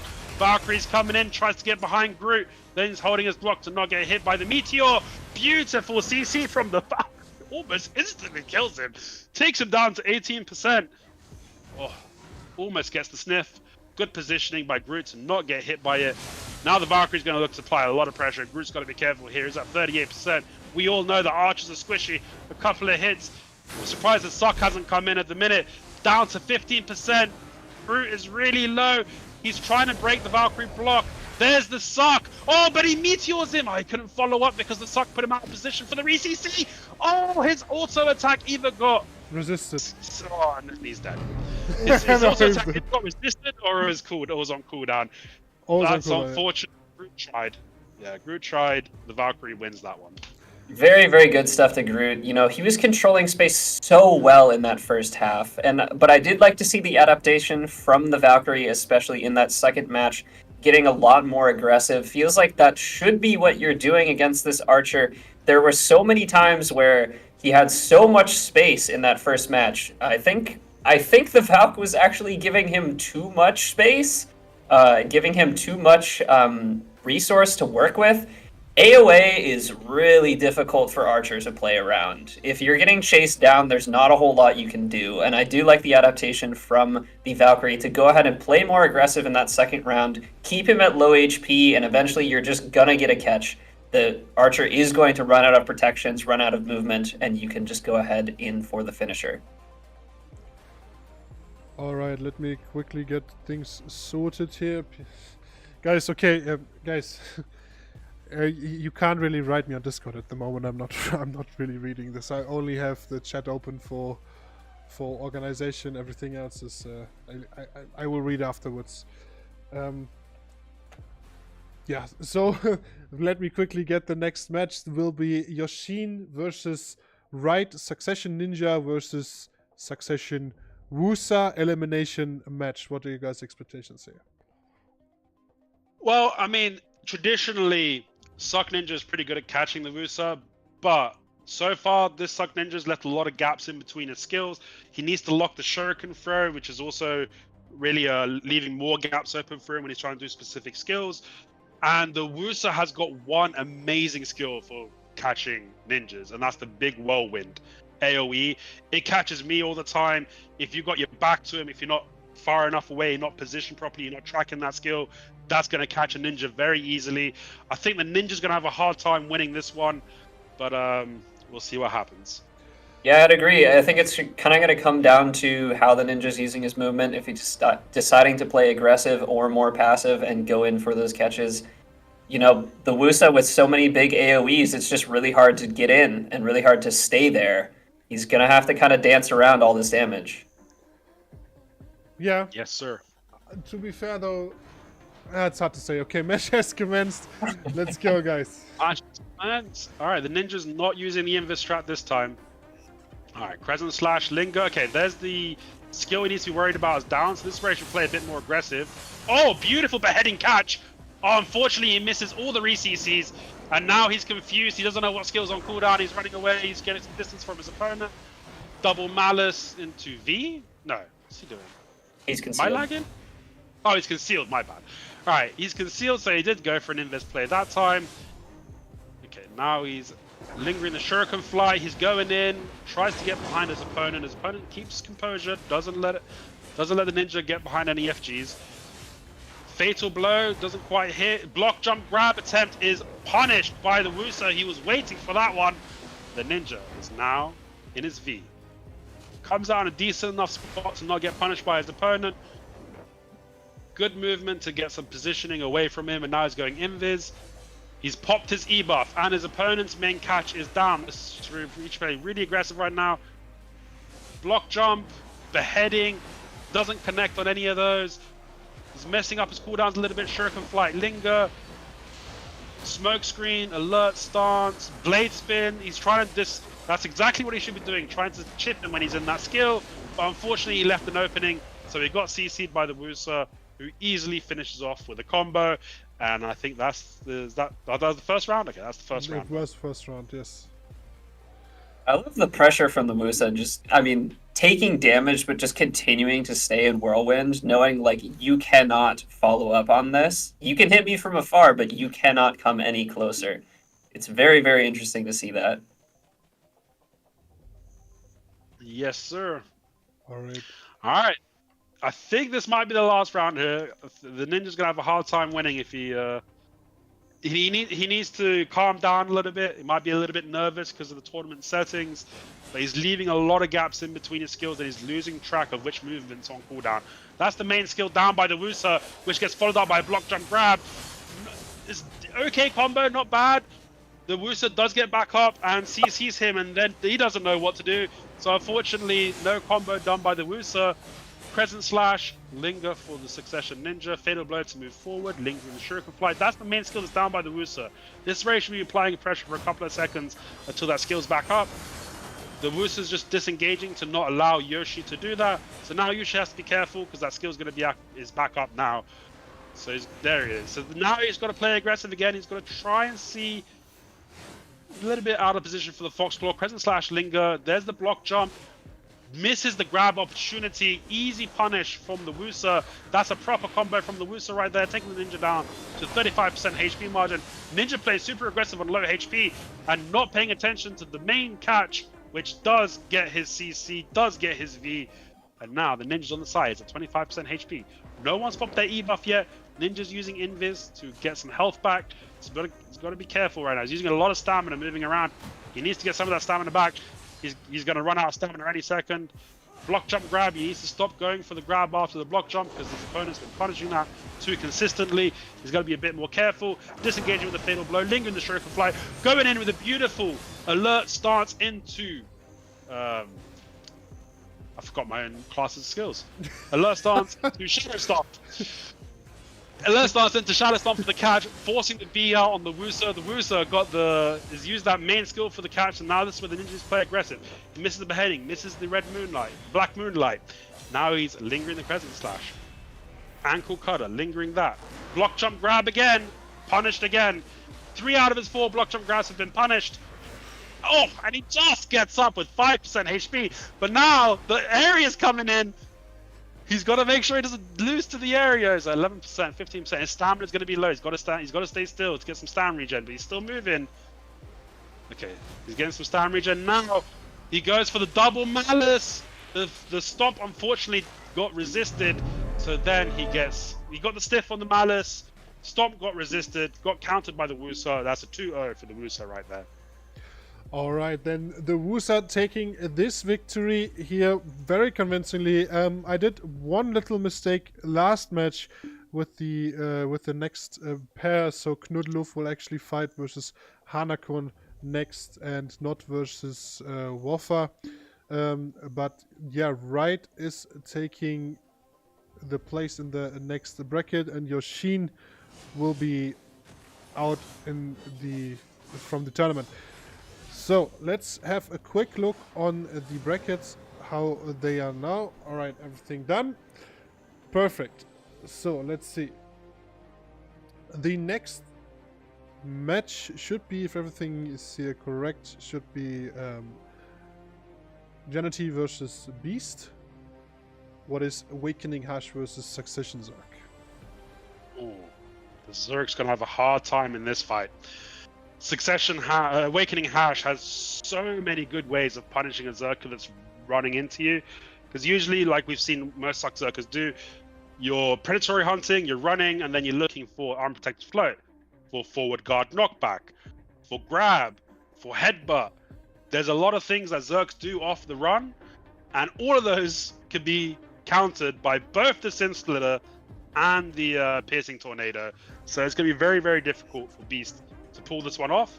But I like I said, I love watching Zerkers play, and he's the guy I want to win this one. Alright, so match is about to start. Beast versus Jity. It's an advancement match this time again. So the winner will be in the knockout stage. Okay, yeah, gate bug again. Guys, if you're watching this tournament and you have to bake, you can walk out the gate even though my match has concluded. Apparently there's something wrong. I love when people start to fight even though it's oh no, he buffed! Oh no, he buffed. It will be on cooldown now. So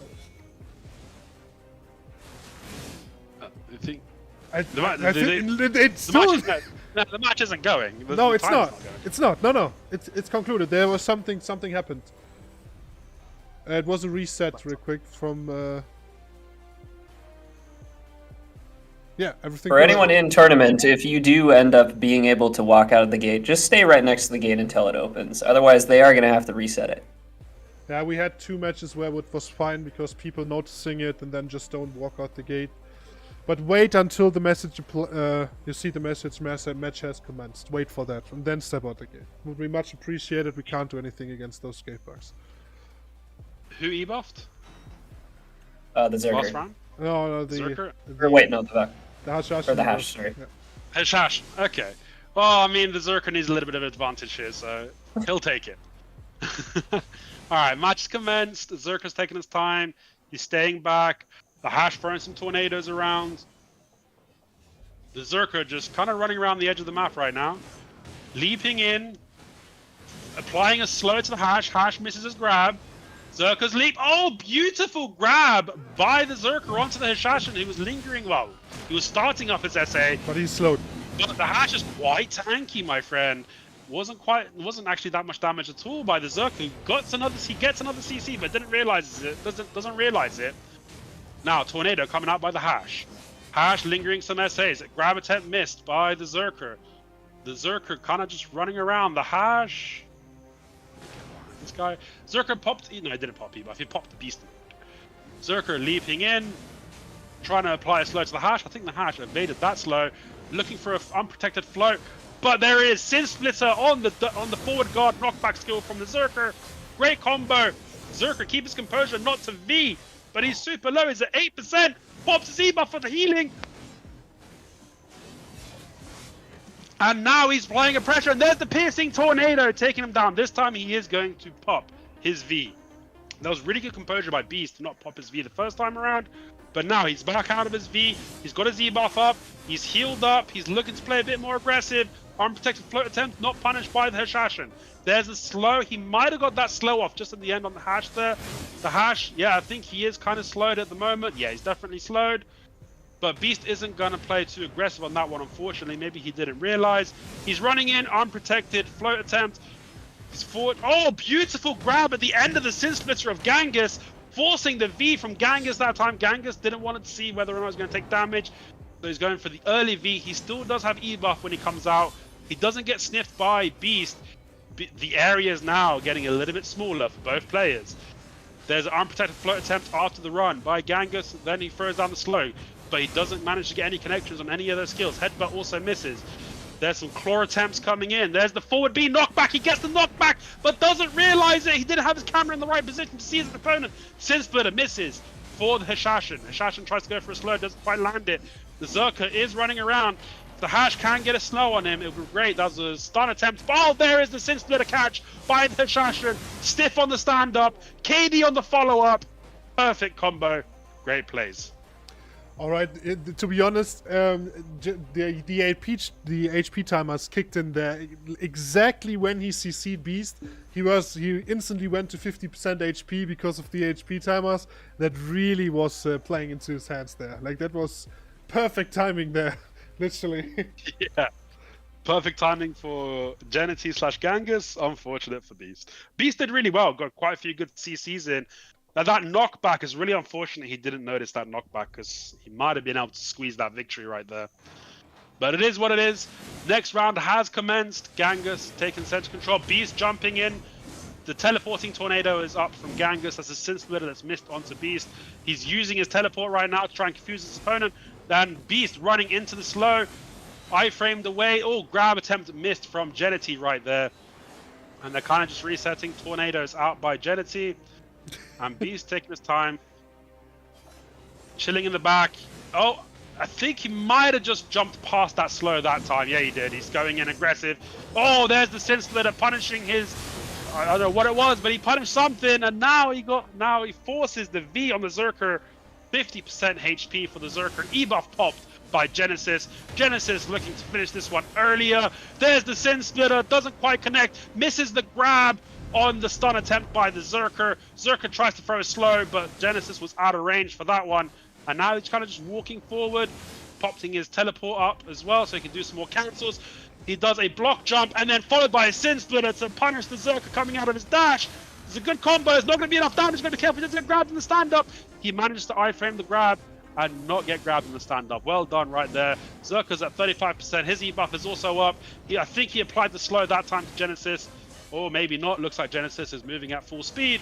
80% HP margins in. Block jump attempt misses by Genesis. Zerker coming in. He's a bit slow. He's leaping around. And then he S-blocks and gets hit by the Sin Splitter. Full combo coming in. Is it going to be enough?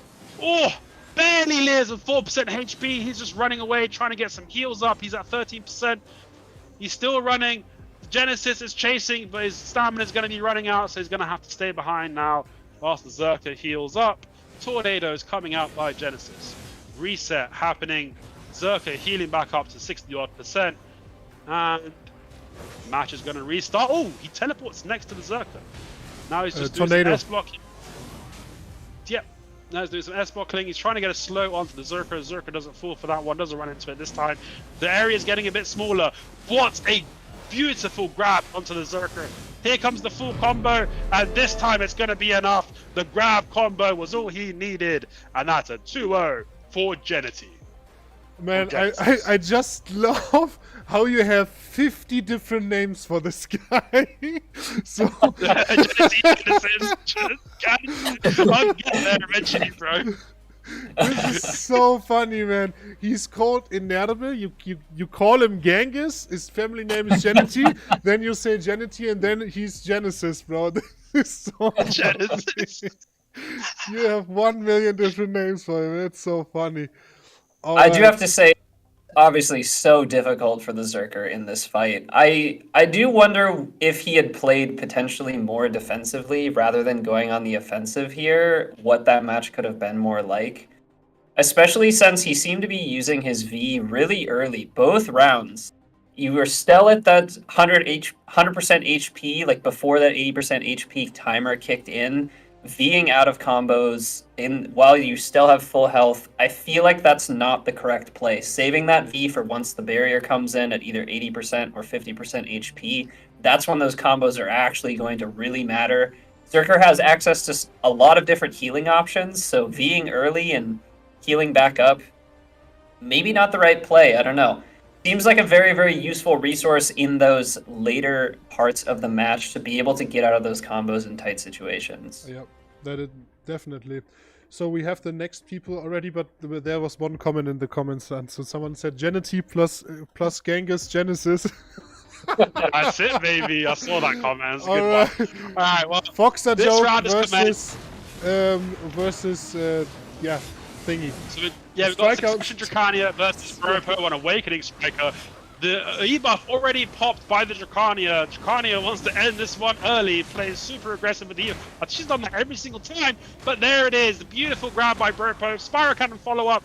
Actually gets resisted right there, so the Drac does manage to get back up. Playing center control again. Bropo's just playing a little. Oh, he's slowing off. Just grabs him from the S block. Oh, I think that's all she wrote. Oh, wait a minute. He gets right back up and just heals in his face. That's 2 times he's been resisted. He's definitely running the resist crystals. Is Bropo going to learn from the previous rounds and start going for floats instead of KD resets? Time will tell. He's already got 2 grabs in the Dracania. Is he going to get a 3rd one? Frozen started the Dracania. Dracania disengages. This is definitely the hardest matchup for the Dracania as Awakened Striker. So he's going to have to play his heart out to win this one. He's going to get grabbed. There it is. Here comes the combo, and he floats in this time instead of KD in, which is the right play. Obviously, you can't keep him down long enough for a 1 combo. But if you keep... Well, then again, the Drac also has a lot of healing. So it's going to be difficult for Bropo to kind of finish him off. He just grabs him again. Bropo just grabbing the Dracania non-stop. This time he goes for the Spiral Cannon combo, which does get resisted again. Bropo might want to change his crystal build in between matchups here to not get these KDs resisted. He's jumping in, misses a grab attempt right there. Spiral Cannon doesn't connect. The Dracania is playing a bit safer now. He's a bit worried after getting grabbed so many times. He's going to get grabbed again. Straight into the face of Bropo. That was not the right play. Bropo does manage to get the Spiral Cannon re-CC this time, so he can combo him. I don't know why he didn't V there. He had his V still. That's true. Maybe he thought, okay, I will live. I mean, in this tournament, people went crazy with V-timers, right? We saw 7%, 3, we saw 0%, right? Do you remember that matchup? Like, I think it was like today, right? Where one was at 0% or like 1 or 2% and didn't V and still like was alive? That was crazy, man. People are insane with V times this time. But match is commencing in like few seconds. Will Marco get the next round, or will Fox and Joe take this one? Popping his evasion buff, popping his crouching wolf, monkey leaping in, looking for the grab. Here, oh, he didn't go for the grab. He could have grabbed him there. He decides to have some mercy on the Dracania. Here comes the Spiral Cannon, monkey leap. Dracania's trying to just play around him, but it's so difficult to do against the striker who doesn't have many gaps for him to punish. Oh, but there's one gap! Stiff into float! And then, unfortunately, he couldn't get the re-CC.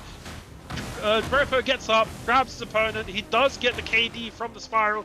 So I do think he might have changed his crystal setup in between matches right here to not get his KDs resisted, which would be the smart play. There's the jump to try and get behind the Dracania. Dracania repositioning. Monkey leap into Spiral Cannon. The Dracania didn't see him coming through the barrier right there. Great play by Bropo. Good mind games. Good positioning. And I think he almost got the sniff. Crouching Wolf into mass destruction linger. The Dracania is trying to get some healing, so he's backing off. There you go, you can see him healing right there. That's the skill you want to grab at the end of. Bropo wasn't in a position to do it that time. He's leaping towards the Dracania, mass destruction, looking for a grab. There it is.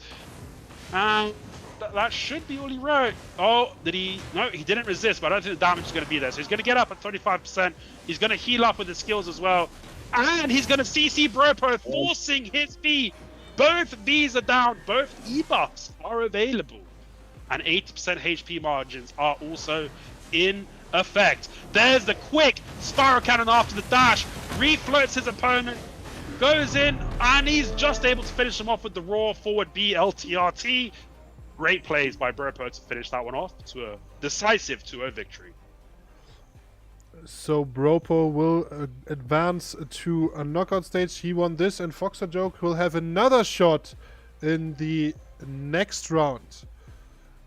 So let me quickly... Yeah, glad to see him have another shot. Obviously, that is a really, really difficult matchup. Suckdrac really excels in a lot of areas, but in a 1v1 against a grab class in an open arena, it can be really, really tough. So glad to see them have at least another chance. See what matchup they get and see if they can turn it around. Yeah, the next matchup we have is actually Lorenzo versus Lucifero, another striker versus Succession Hashashin. Another hard match for the Sakash this time, but I guess Sakash is a bit better against the striker than Succession Dracania is. What do you guys think? Yeah, I'd say the same. He's got the slows to help him out. He's also got better iframes, better repositioning. He's got the block jumps. He's got better what's it called? His catches, and the damage isn't that much different. The only thing he doesn't have is the heals, obviously. That's the advantage the Suck Drac has. So Suck. Those two already fought each other, actually. Also, Marco and Foxer fought each other. And like in this tournament, there will some people that will fight each other twice, but maybe Lorenzo will. Lorenzo the Sakash lost his last round versus Lucifero, but maybe he will be able to get it back this time. We shall see in like 10 seconds. This is time to make his comeback. This is time to get his redemption. Gates will be opening any second now. Here we go. Match has commenced. Sorry, guys. Lorenzo popping early E-buff. And, oh, he instantly gets grabbed in his descent. Really well played by Lucifero. Going for the full combo and forces his V. That's really unfortunate. Lorenzo's losing a lot of time on his E-buff right now. He's going to get caught as well. There's the sniff. Great play by Lucifero just to finish off his opponent. Wow, that was really good prediction. Really good prediction on where he was going to come out of E, and it's just so rough when you get caught in that. It was. That was really well played by the striker. Dominant 30 seconds. Yeah, and to be fair, it is a hard matchup for the Succession Assassin, but I think you should not be able, like, you should not get like grabbed instantly at the start of the match. You have enough tools to play around the grab. My opinion. Yeah, the descent was unfortunately not the best positioning right there. You should wait for at least one of the grabs to come out before you descent your striker, but it is what it is. He's probably going to learn from this next one because he's a top tier player. Gates are up. Lucifero is playing aggressive. Monkey leaping straight towards his opponent. Early spiral cannon attempt, mass destruction, followed by grab attempt right there. No punishment by Lucifero. Forward B, both grabs are down now. This is where Lucifero wants to use his descent, wants to play aggressive. Stun attempt by the striker. The Hash tried to get behind the stun. Unfortunately, he wasn't quite fast enough to do it. And forward B into grab. It just must have came back up. And that is V down on Lorenzo. Doesn't get the prediction this time. Lorenzo stays where he V'd. Smart play right there. E-buff is also flowing from the striker as well. It's probably ending any second now if it hasn't ended already. Lorenzo does have his E-buff available. Lucifero does have his V available. We're almost 1 minute into the round. Dashes into Spiral Cannon. Tries to punish something with the... Oh, he actually punishes the grab, but doesn't realize right there. So now Lucifero taking center control, trying to leap onto the tornado. So maybe set up for a grab. Couldn't quite get the right positioning for it. Mass destruction, linger. Be careful, you don't get grabbed. He's gonna... Oh, he gets uppercutted after the piercing tornado. What composure by Lucifero right there. Well played. Taking his opponent down to 10% HP. No V available for Lorenzo, but he's still got E-buff. I don't know when he wants to pop it, but he hasn't. He's only got 19% health, 23% health, hit by the mass destruction. Instantly grabbed. He doesn't need to do a full combo, so he doesn't care about putting a debuff after the mass. And that is a decisive victory for Lucifero. I mean, we were it was kind of be expected, right? It's a hard matchup, and Lucifero is a fantastic striker. But to be fair, Lorenzo also showed a really well performance this whole tournament, like overall. And he gets another shot, so he's 2-2. He can still make it, and we will see him again in the next round. But our next matchup will be in the elimination brackets.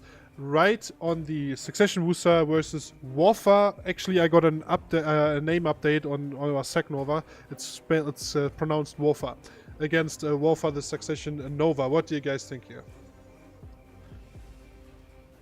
Well, I think it's going to be a very hard time for the Sok Wusa because if the Sok Nova plays defensive and passive and holds that block, it's going to be a really hard time for the Sok Wusa. Then he's got the pet CCs, he's got protected Cs on top, he's got the iframes, he's got OK damage, he's tanky. I think it's going to be a hard time here for the Sok Wusa.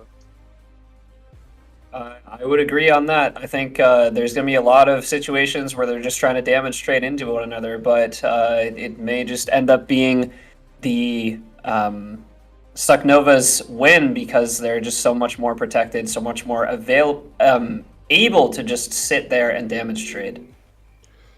So our opponents are already in their corners, and the match is about to start any second. This is an elimination match, so the loser will be out and the winner will get another shot. Match has commenced.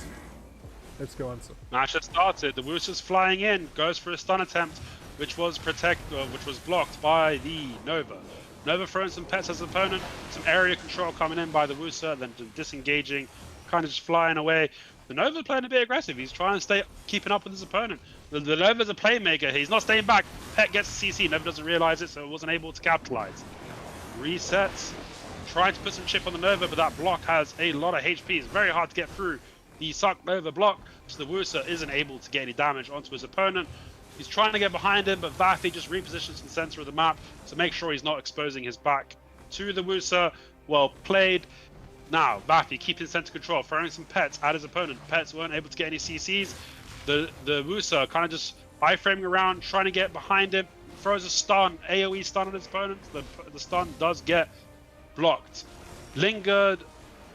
Oh, the Wooster almost got CC'd by the pets, but good awareness from him to not leave any openings behind him. He's trying to put damage on the Suck Nova, but as you can see, the Suck Nova is just taking none of it. He's still at 100%. The Wooster's also E-buffed if he popped his, unless his E-buffs run out. But we are 80% HP margins now. He got a little bit of chip. He actually got a stun onto Vafi. Does a lot of damage during that period right there. Takes him down to 40% HP. He's trying to get behind him for some more damage, but the Wooster positioning is blocked to not let that happen. And he's slowly healing back up. And he's also popped the Z-buff. So the Wooster's going to be doing a bit more damage. Oh, sorry. The Suck Nova's going to do a bit more damage right now. The Wooster trying to tangle behind him, but the Vafi doing a good job showing him his shield instead of his back. Wooster taking center control. Vafi following him in. Oh, and a CC by the pet, I think, right there. Unfortunately, no follow-up. Just a little bit of damage done to the Wooster, taking him down to 50%. Oh, that was a good attempt by the Wooster to bait out a CC right there. But Vafi didn't fall for it, throwing some pets at his opponent. And he gets him with the big stun. He's also stuck in the area outside, so he's taking extra damage. And he's V'd. He comes out of V, no sniff for the V right there. Really good play by the Wooster right there to try and capitalize whilst the opponent was in the Forbidden Zone.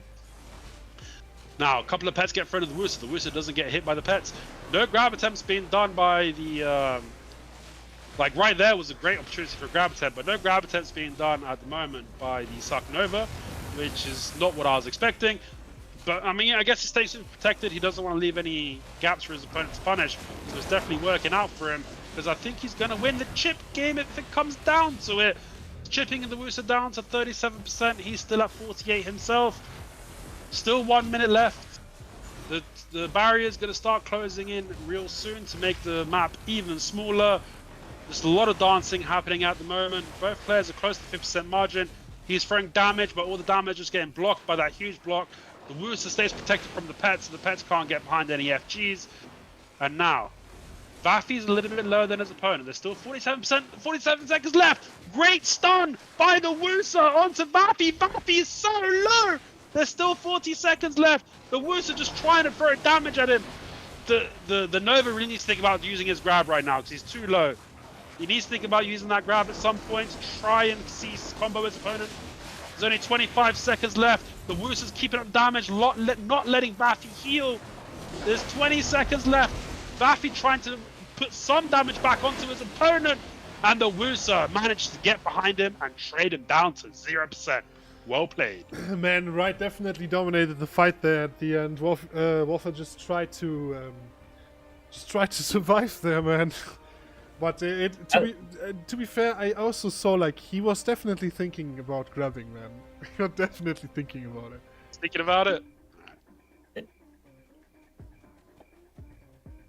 All right, 10 seconds. So, next match will be starting soon. We'll see how this one goes. The Nova really needs to think about grabbing and start grabbing the Wooster. There's plenty of skills that he can grab him in. It's just whether or not he decides to go for it. I don't think I saw him throw any grabs out of the first round. Could be mistaken, but second round has commenced. Wooster's flying in behind the Suck Nova. Nova making sure not to show him his back. Wooster throws in the stun attempt. I think that was a grab attempt right there by Vafi. I'm not 100% sure. And just some damage being thrown. Some Wooster trying to throw some damage at the Nova, but it's really, really hard to get past that chunky block. He's got behind him, did 8% damage. It might be worth just waiting for the 50% HP markers, to be quite honest. But then again, you could just float your opponent when he goes for a grab attempt. He's got to be careful of the pets. Managed to keep protected during his combo, so the pets didn't get any CCs on him, which means he couldn't get the best combo he could have done, but he does manage to take his opponent down to 60%. We're almost 1 minute into the game. There's a stun attempt there by the Wusa, but the good positioning by Vaffy to show him his block and not get hit by the stun. Vaffy just kind of playing around the sides at the minute. He's giving center control up to his opponent, throwing some pets at his opponent, trying to get some CCs, but the pets are not successful. Stun attempt is missed by the Wusa, and now things are slowing down. Wusa just kind of baiting, trying to stand in front of the... Try and maybe bait the grab from the... Oh, the pets actually get a CC onto the Wusa right there.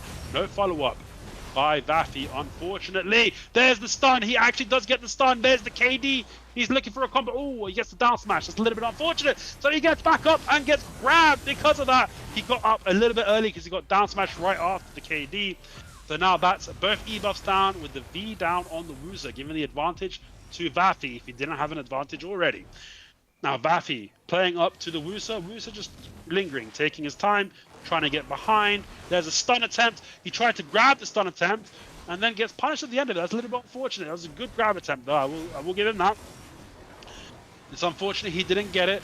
The pets behind the Wusa making sure not to get CC'd by them. That's good awareness right there. Vaffy trying to get behind the Wusa. You don't see that every day. There's a stun attempt by the Wusa, which was well blocked by Vaffy. Vaffy playing aggressive now. He's playing into his opponent's face, trying to force his opponent to make a mistake. Wusa, cool, calm, and collected, dancing around his opponent, not getting hit by any of those pet CCs. That's what you like to see. That's a little bit of chip done to the Wusa by Vaffy right there. That's well played. That's definitely one way he can play this round, is just keep chipping his opponent when he sees the opportunity. And there we go. We had a grab by Vaffy. Wusa gets pretty low, but he stands up and floats Vaffy. Vaffy doesn't have... Wait, and then the pets CC the Wusa, but Vaffy V'd, oh my god, and the pet CC'd, he could have killed him. Both players are so low, it's any player's game. The Wusa is a little bit lower than his opponent. Vaffy trying to get behind him, trying to throw some chip. The pets are going in, some heals coming out, some damage going in. There's the stun attempt. Stun attempt gets SA'd by Vaffy. Vaffy forward guards the damage right there by the Wusa. The Wusa just trying to chip his opponent. Vaffy is at 4% HP. The pets come in to CC him. The AI wins Vaffy the game.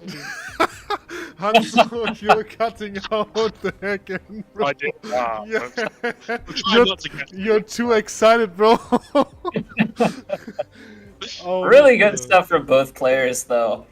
That triple CC situation, CC into pet CC, was just so funny. Can you imagine? I think Succession Nova is probably the only class that can CC while she's in V.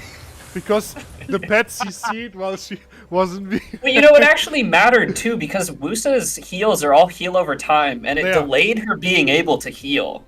Yeah. That was actually pretty big. That's true. Alright, it's 1-1. Any player's game. Alright, there's a stun attempt, early one, that was easily evaded by Vaffy. Vaffy throwing some skills right there at his opponent. His opponent keeping cool, calm, and composed, making sure not to get hit out early. Vaffy zipping around right here. Who knew Sock Nova had this much movement? Vaffy still zipping around. Wusa taking his time. I think he's going to wait for timers. I think he realizes his opponents are a little bit tanky. It's not too worth good. Well, I mean, every time I say that, he gets the float. There it is. KD follow-up. You need to V, my friend, because he's got his E-buff up. He gets a late V in, 19% HP. He's going to get sniffed. Oh, a little bit slow. And the pet, he got CC'd. The pet CC's him back. Vaffy's in trouble still. He's at 20%. What's he going to do?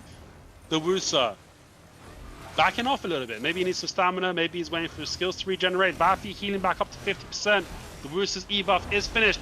The Vaffy's also popped his E-buff. That might be why the Wusa is playing passive. He's got more awareness than me to not play into his opponent's E-buff, but it does allow his opponent to get some healing. Good attempt by there from Vaffy. Wusa, oh, that's a great grab by Vaffy. Here comes the full wombo combo. Maybe not. That might have been a resist. That might have been the wrong combo, but the Wusa does get up. Does also CC his opponent, but not much damage done. I think the Wusa was going for a protector combo there, not to get hit by the AI, which did reduce the damage quite significantly right there. So, it's still 1-1. Both players are roughly the same health. Vafi has lost his V. The Wusa still got it available. Both players use their rebuff. Re-engaged by the Wusa, Vafi disengaged. Now Vafi engaging back in. Looking for maybe a grab. The pet's almost got a CC right there. Good linger by the Wusa, not panicking to get caught out right there. Couple of float attempts thrown into Vafi. Vafi just blocks both of them. Vafi's looking for a grab, but the Wusa's just playing too evasive to allow him to do it. And there is a beautiful float punish. I think that's... Oh, so close, my friend. He got him down to 13%. Vafi's in trouble again. The pet's coming in. Here's the CC. There's the re-CC. Oh, yeah, he got the re-CC just in time. Decent damage, not crazy. Taking him down to 50%, but also allows him to heal and just evens the fight out a little bit. 50% markers at the beginning, plugging in real soon to even up both players.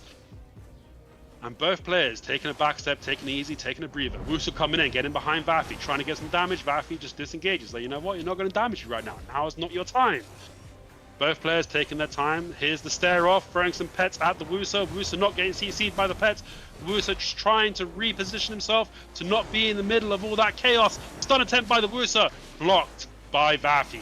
Throw some damage, all forward guarded by, well, all blocked by Vafi for more damage at the block of Vafi. The pet's been thrown at the Wusa. The Wusa not being fooled by the pets. Iframe's behind him, gets the float. Here comes the combo. Beautiful victory by the Wusa. Well played. Bro, that was an intense match again. To be honest, man, I like the Saknova. I really do, because she's playing it active, or he's playing it actively, right? Not like just sitting back and passively. However, Right will take the victory here over Woffer, and Woffer is out of the tournament. Right will have another shot in the next round and will actually fight versus Lorenzo again. That was his first encounter of this tournament, like in the his absolute first match. So they will have a rematch. And next we have Knoodeloof versus Hanako, Awakening Valkyrie versus Succession Dark Knight. What are expectations here? Awakening Valkyrie versus Succession Dark Knight. I'd say the advantage does have to go to the Valkyrie over here, but this is Trials. The damage is big. You can chip down the Valkyrie. Then again, the Valkyrie can just heal it back up. The Valkyrie's got the PA. I think the Valkyrie's got the advantage here, but I mean, all these players right now, they're top of their game. It's one mistake can turn everything around. Can't wait to see what happens. You know, I think I'd agree with the added tankiness and the good burst heal with the Valkyrie. I think it is going to be really, really useful in this matchup, and difficult for DK to fully finish off before those timers go down. So I am interested to see if the Valk tries to play things very defensively at the start or very offensively at the start, knowing that they can live through a combo and just heal it back up after. Yeah, true, but I mean, we saw Knoodeloof already losing versus classes that just have high damage. So even though he has this KD and the protection, I do think, I don't know, man. It's really hard to say on this. It is hard to say. I do really think it will come down to how he decides to play it. You know, Knoodeloof has been playing pretty aggressively for the most part. So I'm wondering if they decide to be more passive this time around and wait for that timer to come up. Or if they decide to just keep going with the aggressive strat. All right, with that being said, the match is commencing in 10 seconds. Knoodeloof versus Hanako, elimination match. Here we go. Yes, sir. Gates are going to be opening here soon. Both players are waiting. Gates are up. And Knoodeloof just rushing in. He's keeping the aggression. And he's met right in the middle by the DK. Both players play super aggressive. There comes the suck from the DK. Oh, the DK gets CC'd by the Valkyrie's teleport. Protected CC. And now that's the DK's V down already. The Valkyrie's also popped her E-buff. The DK's now popped her E-buff. Both E-buffs are up. Only one V available. The DK trying to chip him down since he's got the damage. He did get a little bit of damage onto his opponent whilst he's healing. There's the suck out by the Valkyrie. The Valkyrie teleports to his opponent's wheel. Neither skill hits the opponent. Grab attempt miss by the Valkyrie. And now both players just taking it slow, taking it easy, getting some style. Oh, there's a block jump attempt by the DK. Just blocked by the Valkyrie.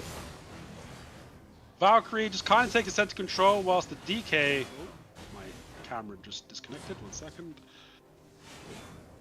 And here we go.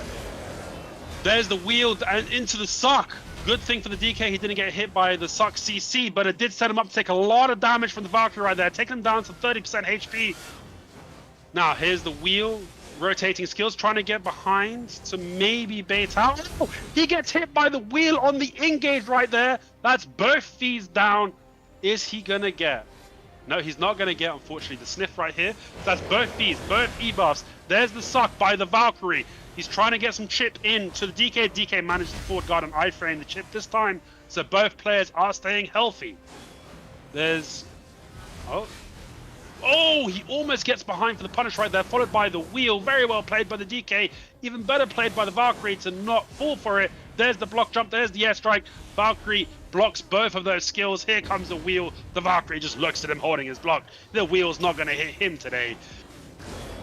He's just holding that block. There's the suck. He's trying to get the DK to panic a little bit and get some chips, maybe a catch. The DK keeps his composure, doesn't fall for it. Airstrike coming in. Valkyrie blocks the airstrike. Oh, there's the wheel. There's some damage going on the Valkyrie's forward guard. It must be getting a little bit low. You can see him moving around a little bit, letting his forward guard regen.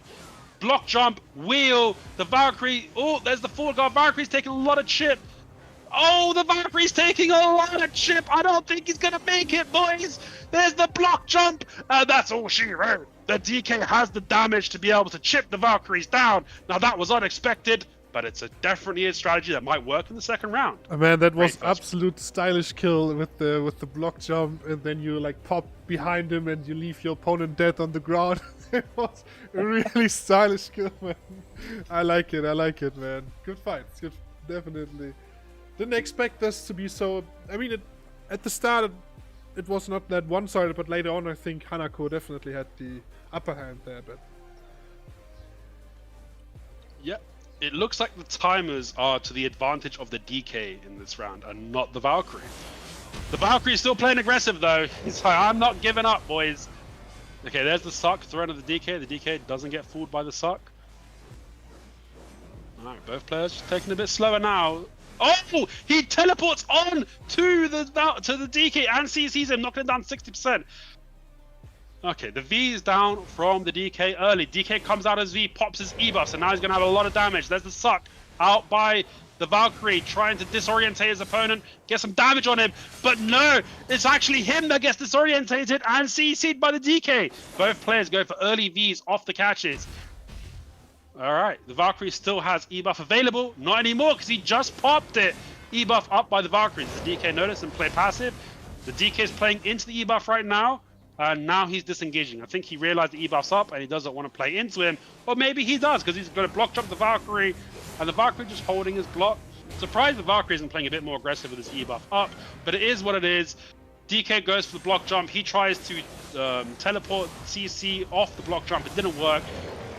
There comes the suck to try and disorientate, and it did work that time. The suck catches the DK out. Was enough to disorientate him, enough to CC him, and enough to kill him. That was a quick kill, man. The damage definitely there. Like, that was a quick kill. So it's 1-1 match point. Whoever wins next will be out. What are your guys' expectations? 20 seconds. Who are you bidding at? You know, I think Knudaloof actually does better when they're playing more aggressive. When they're being more defensive, especially in the second half of that first match, it just felt like they were on the back foot the entire time. When they're there initiating, it really feels like they have more ability to control the match. Yeah, could be. So maybe Knudaloof can keep this strat up for this match then. Match has commenced. With that being said, Hansel, let's go. Third and final round is up.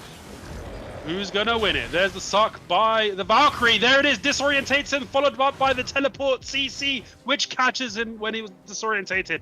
This is a really strong combo that the Valkyries have, and Knudloof is showing us how effective it can be.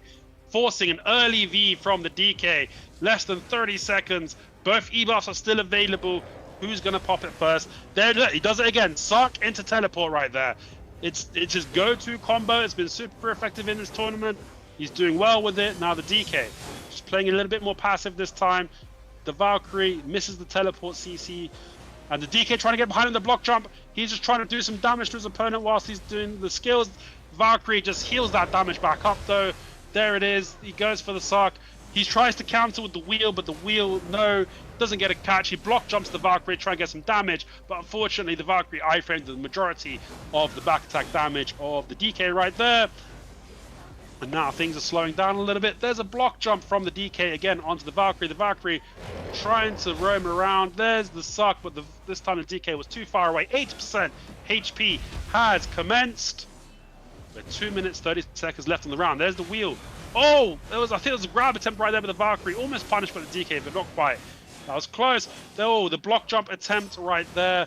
Fortunately, he didn't get any connection, so no damage was applied to his opponent either. The DK at some point did debuff. I don't know if it was earlier or if it's now. Oh, and he catches him with the wheel, forcing the V onto the Valkyrie. Both Vs are down. The Valkyrie still has E-buff available. Oh my god, he actually came out right next to him and didn't get CC'd. He got so lucky right there. The balls deep Valkyrie just getting away with it. There's the suck, trying to disorientate his opponent. Was enough to get some damage on the disorientation, but no CC. Barriers coming in. DK's got to be careful he doesn't take any extra damage from the barrier. Some more chip being done to him by the Valkyrie. He tries to throw a wheel, but actually the wheel did quite a lot of damage with the follow-up. And now both players taking quite a bit of HP damage. And it's not going to be long until 50% margins are kicking in. There's the disorientation done by the Valkyrie. Good job by the DK to go to iframe invis right there to not get hit by any follow-ups. Some damage done onto the Valkyrie by the DK on that engagement. And now he gets behind the Valkyrie to try and do some more chip. But both players are still pretty healthy since the 50% HP markers are up. They're both at 50%.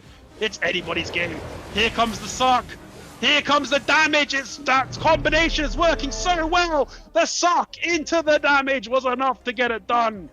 Hanako is out. Knudloof is through. Crazy match, man. That was intense there at the end, man. To be honest, I for like in the middle of the match, I didn't thought that Knudloof will make it. I thought Hanako will take, but Knudloof took it. What should I say? He did play really well this time. So Hanako is out and we move to our brackets. So Knudloof has another shot. And the next matchup is Palones versus Maladi, Succession DK versus Awakening Sook. What are your guys' takes on that? Awakening DK versus what, sorry? Succession DK versus Awakening Sook. Elimination match. Sorry, we can talk about Succession DK. Oh, okay, so it's not one of these matches. Again, like I said earlier, Storks do better at getting behind forward guards than DKs do in this specific matchup. But, I mean, it's anyone's game. They both got a lot of damage. They can both trade. They can both combo. They both got iframes. What, Durgaf, what's your take on that? Similarly to Hanzo, I do think they're probably going to be playing for time here. It's going to depend on if either of them can get those early catches. I do think Sork is probably just going to be playing for time, waiting for that barrier to come up and win by HP, but we'll see what they end up deciding to do, because they definitely can get through that frontal guard if they need to.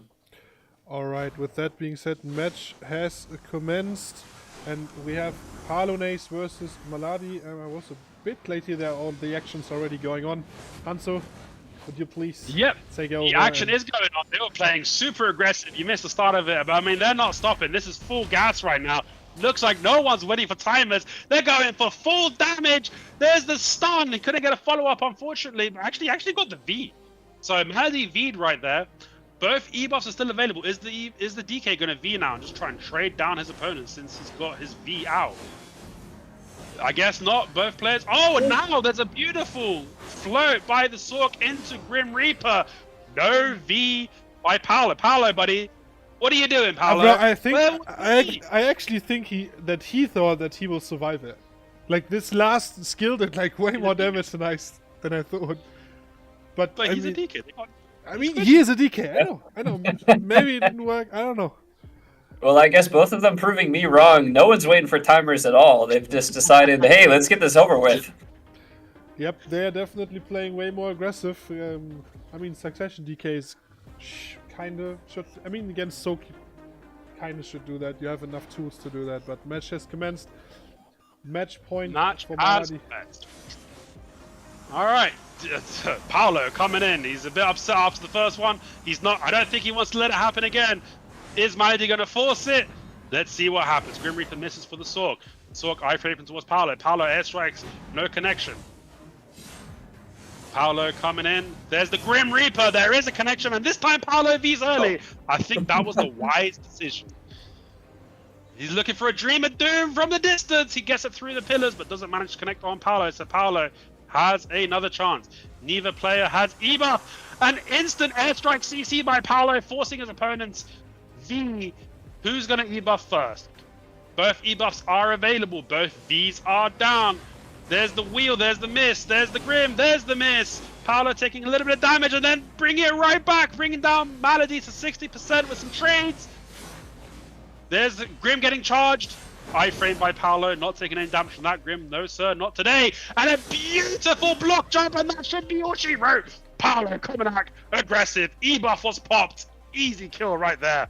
Well played. I think he actually got CC'd after he popped E-buff. Like, Paolo instantly airstrike. So Maladi got CC'd. The Sork E-buff. Soak E-buff, yeah. The Soak E-buffed.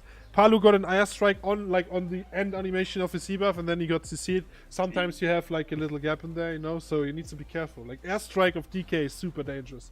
Man, never on the roster like that. For sure. Really interesting to see the V timings change a lot in this second round. Going for like those 70-80% health. Oh, gotta pop the V, man.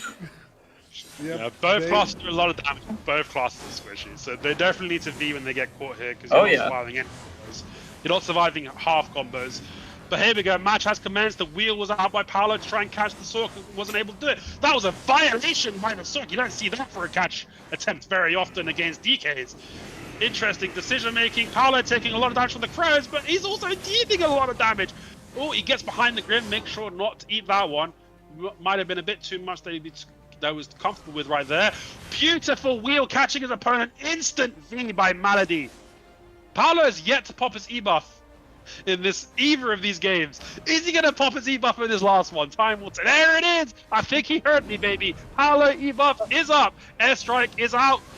The Sork charging the Grim. Beautiful iframe by Paolo not to get hit by it. Sork disc is out. Airstrike is missed. Wheel is missed. Block jump is missed. This is where the Sork should be applying pressure. The main three skills are down, but he doesn't. He gets caught by the airstrike. Played a bit too passive. Paolo took it for the 2-1 victory. Beautifully played there, really. Alright, with that being said, Palu is he gets another shot in one of the next rounds, and Maladi, thanks for participating, but he is out in the tournament. So with that being said, we are at our last bracket actually. I will quickly make everything right here, and then we can go and have a look at the brackets. So we are at the 2-2 bracket. We have Right versus Lorenzo, Wusa versus Succession Wusa versus Succession Hush. We have Kloof versus Foxer Joke, and we have Palones versus Beast. And those three fights will be our last one. So those are the final fights. And after that, the three people that will win advance the knockout stage, and the three people that lose in this bracket are eliminated from the competition. So this is all or nothing. Everything's on the table. Oh yeah, I can't wait for these rounds to start. Great players, great teams, great matchups. Can't wait. All right, but Doug, since you joined a bit late, how do you like this tournament so far? Like, what's your take on this? I mean, the match that I really want to see, actually, is Kloof versus Foxer Joke. Kloof has been coming from losers this entire time in Swiss, and they've still managed to make it back to 2-2. And being able to move into the final elimination round tomorrow would be such an interesting tournament story. So that's really what I want to see, is if they're able to turn it all the way around. Yeah, true. They're definitely. I mean, we have Wusa, the Wusa has the same stories, and we will see him next. He also came from 0-2. Oh, yes, you're right. Yeah. And we have Lorenzo, who pretty much came from. Yeah, okay, he came from the middle from 1-1, but he came from 2-1 actually. So we have to see. But we saw this match.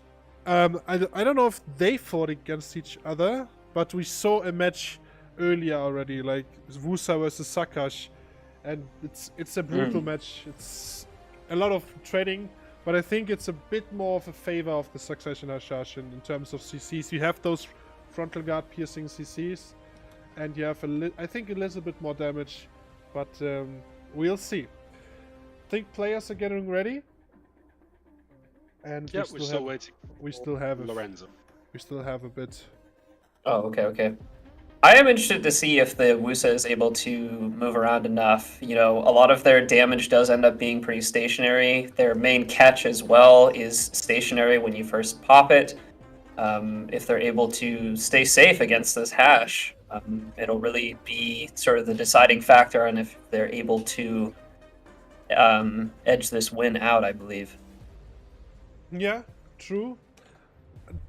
To be honest, I think I would like to see the Hash actually going for some, like, Hash has one of those really strong range CCs that called Binding Spiral. You can catch Wusa really nice with that. I haven't seen Lorenzo using this skill in the tournament so much, even though it is really strong. But I guess we will see what will happen. Both players are ready. The match is about to start. Final match in the last round, Right versus Lorenzo. And I think Hanzo match has commenced. And the game, yes sir, the game is up, and that's an instant E-buff from the Suck Hash. He's looking to end this one early, going into Tornadoes. He's got his TP up. He's going to set. He's just trying to trade his opponent down. Done a little bit of damage. Oh, I framed that one. That skill does a lot of damage there, so good thing he missed it. He's trying to slow his opponent. Maybe he got forward guarded, hard to say.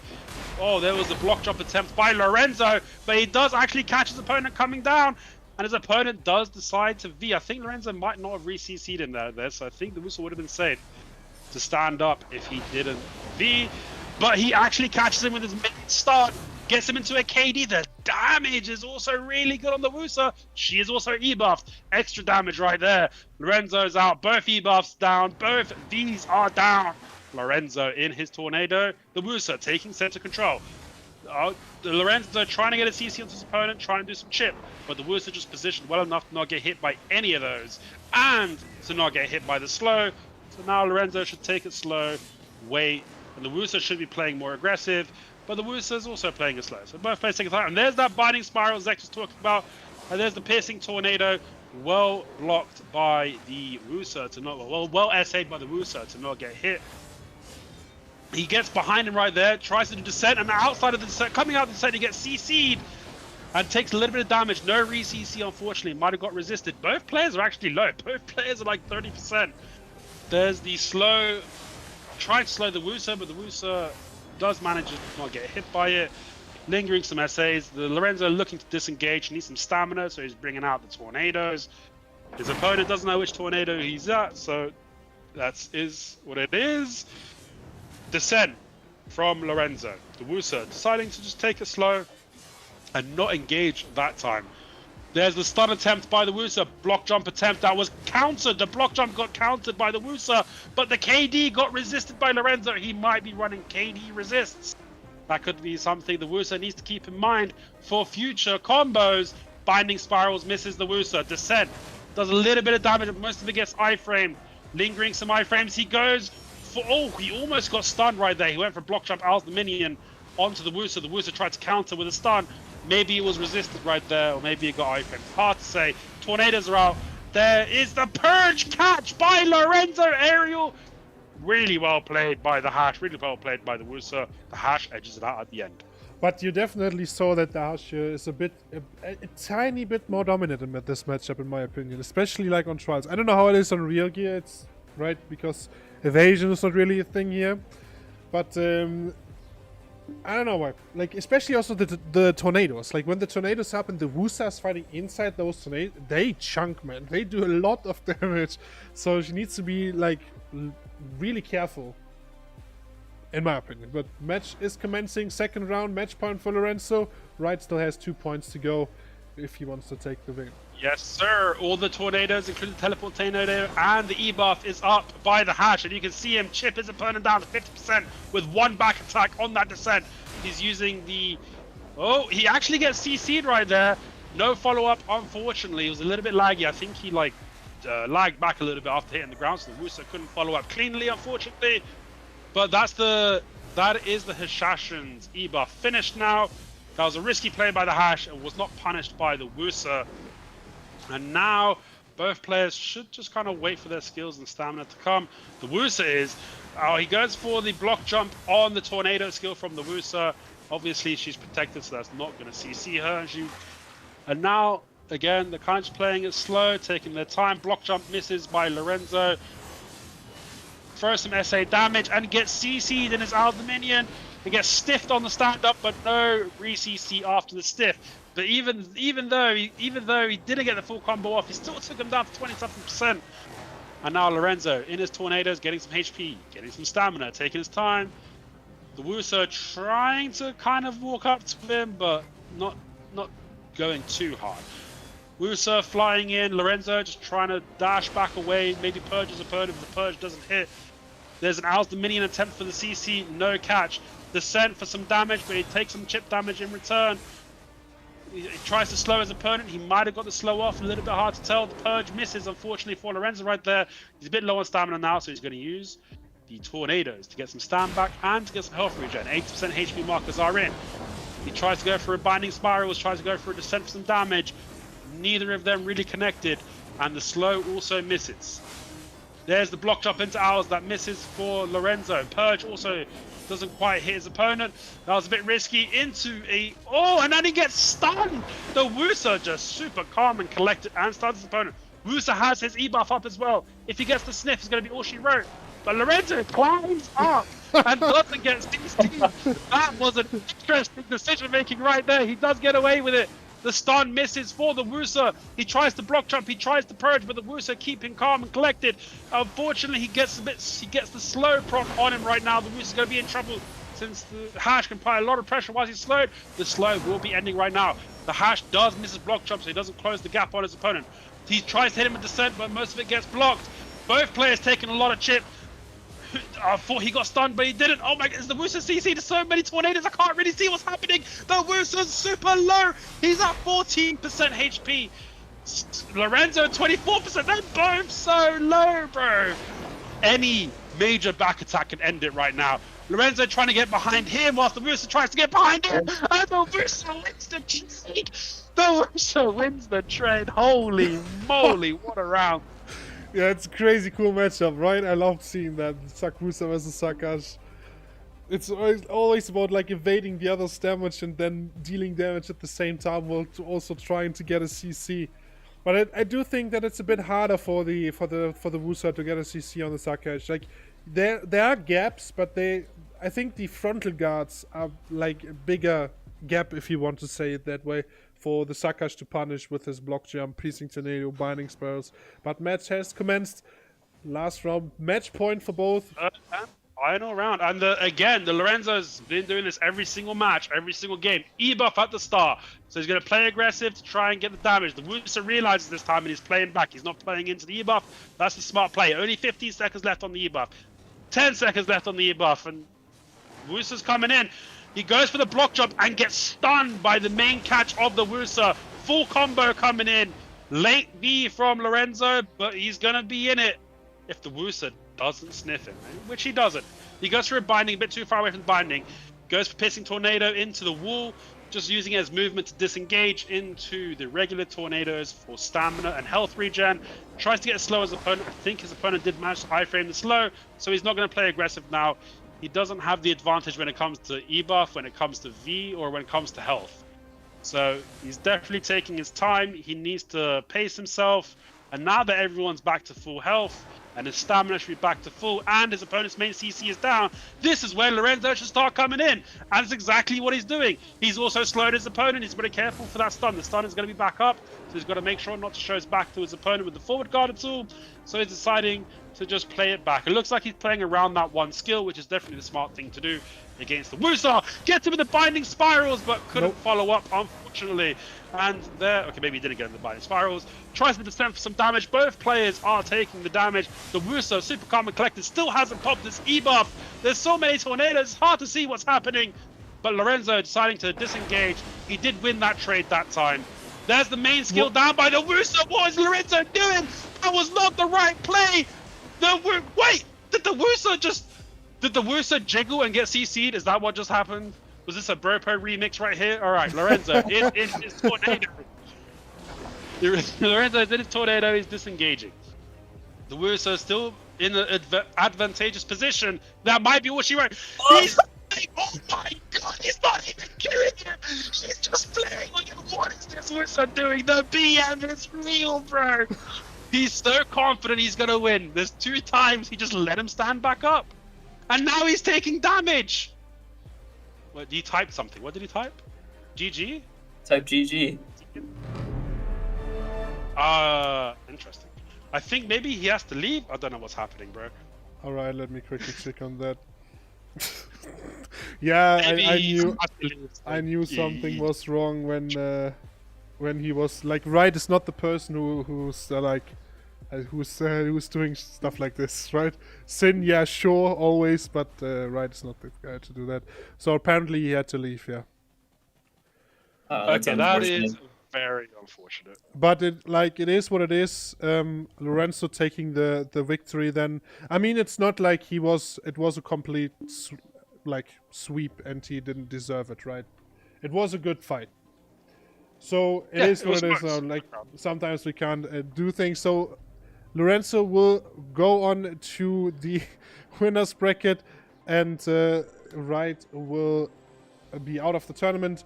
And the next match will be the one that Durgaf was looking for: Knudluf versus Foxa Joke, the Awakening Valkyrie, versus the Succession Dracania. So what is? Yeah, we'll see. We'll see if Knudluf can keep his block up and it doesn't just get immediately disintegrated by this Drac. Nah, I don't think instantly, but there's a high chance it will, yeah. But it's everything is on the table for both players, depending on if they win or lose, they will be out or be in advanced. I think both players deserve it. They both had a phenomenal tournament so far. I was a bit actually surprised that Knudluf lost his first rounds in Swiss. I actually thought in play-ins he was super strong. That's why. But we'll see. I mean, I got a feeling he's going to win this one. I think the suck is really going to disorientate the Drac if he's not used to playing against that.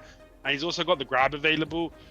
But the Drac does have the damage, so if he can play around the grab and not get baited by the suck, then it's anyone's game. But it's really up to the Drac to not get too disorientated when Knudluf does his big combos. All right, match has commenced. And E-buff from the Suck Drac. The Suck Drac's also E-buffing the first as soon as the gates open every single match. 20 seconds left on his E-buff. The Valkyrie's playing into it though. He's not too scared of the E-buff, which is interesting because the Suck Drac E-buff is very strong. That's the Suck down on the Valkyrie. This is where he should play a bit more aggressive. Just be careful of the grab. Which he is kind of doing. He's definitely being careful of the grab. Oh, that was... There's the grab. Okay, the grab's down by Knudluf, so now he can play really aggressive. So the Suck's down on the Valkyrie again. Valkyrie's taking center control. He's applying a pressure to De Jong. Dr. Young getting a little bit of damage behind him right now. Valkyrie's looking for a grab. He's got to be careful. There's the heal from the Valk. Valk E-buff is up, and there it is. There's the grab. He's got E-buff available. So there should be a lot of damage. He doesn't actually kill him. That's crazy how tanky this Drac is. Maybe the E-buff ran out by the time he got that grab. Hard to say. But no Vs have been popped. Both E-buffs are down. Now, what's going to happen here. Drag playing a bit more aggressive onto Knoodaloo. Knoodaloo gets the CC, he doesn't quite realize it, but he does get back to him in time to get the re-CC, and he forces the Draconia's V. Very well played by Knoodaloo. And good positioning by the Drac. He's got to be careful of the grab, he's got to be careful of the grab. Oh, he went right into the grab. That is super unfortunate. Not the best place to his LTRB for the Suck Dracania. Easy grab for the end there on Knoodaloo's victory. Knoodaloo definitely using his grab more now. Like, I think we haven't seen him like going for that many grab attempts before. But he knows. For sure. I do think part of it is the class as well. Obviously, Succession Dracania being just so vulnerable to that grab when she goes for her catches. Knoodaloo being very, very smart in waiting for her to go for that rising CC. As soon as she comes down, just grab it. It's very, very calculated. It is, but you can, like, I have the feeling these days grabs are kind of predictable and sometimes the only grabs you have. Okay, match has commenced. Hanso. Match has commenced. Knoodaloo is playing super aggressive. There's his first grab attempt. First grab attempt failed. He's going to take center control. He's still pushing up against the Drac with his grab down, so he's confident that he can still catch him either way. Holding the block to make sure not to take any damage from the Drac. The Drac trying to throw skills, but it's a block class. There's the suck. Is he going to get... He does manage to not get disorientated by the suck. So that's well played. Great CC by the Drac. Great re-CC.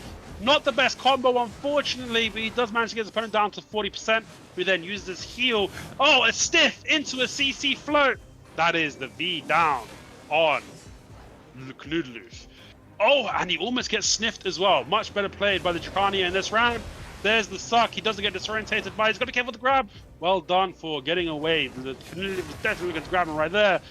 And now Knoodaloo taking center control, holding his block. Knoodaloo slowing it down a little bit. He's not playing super aggressive anymore after losing his V, which was definitely the smart play.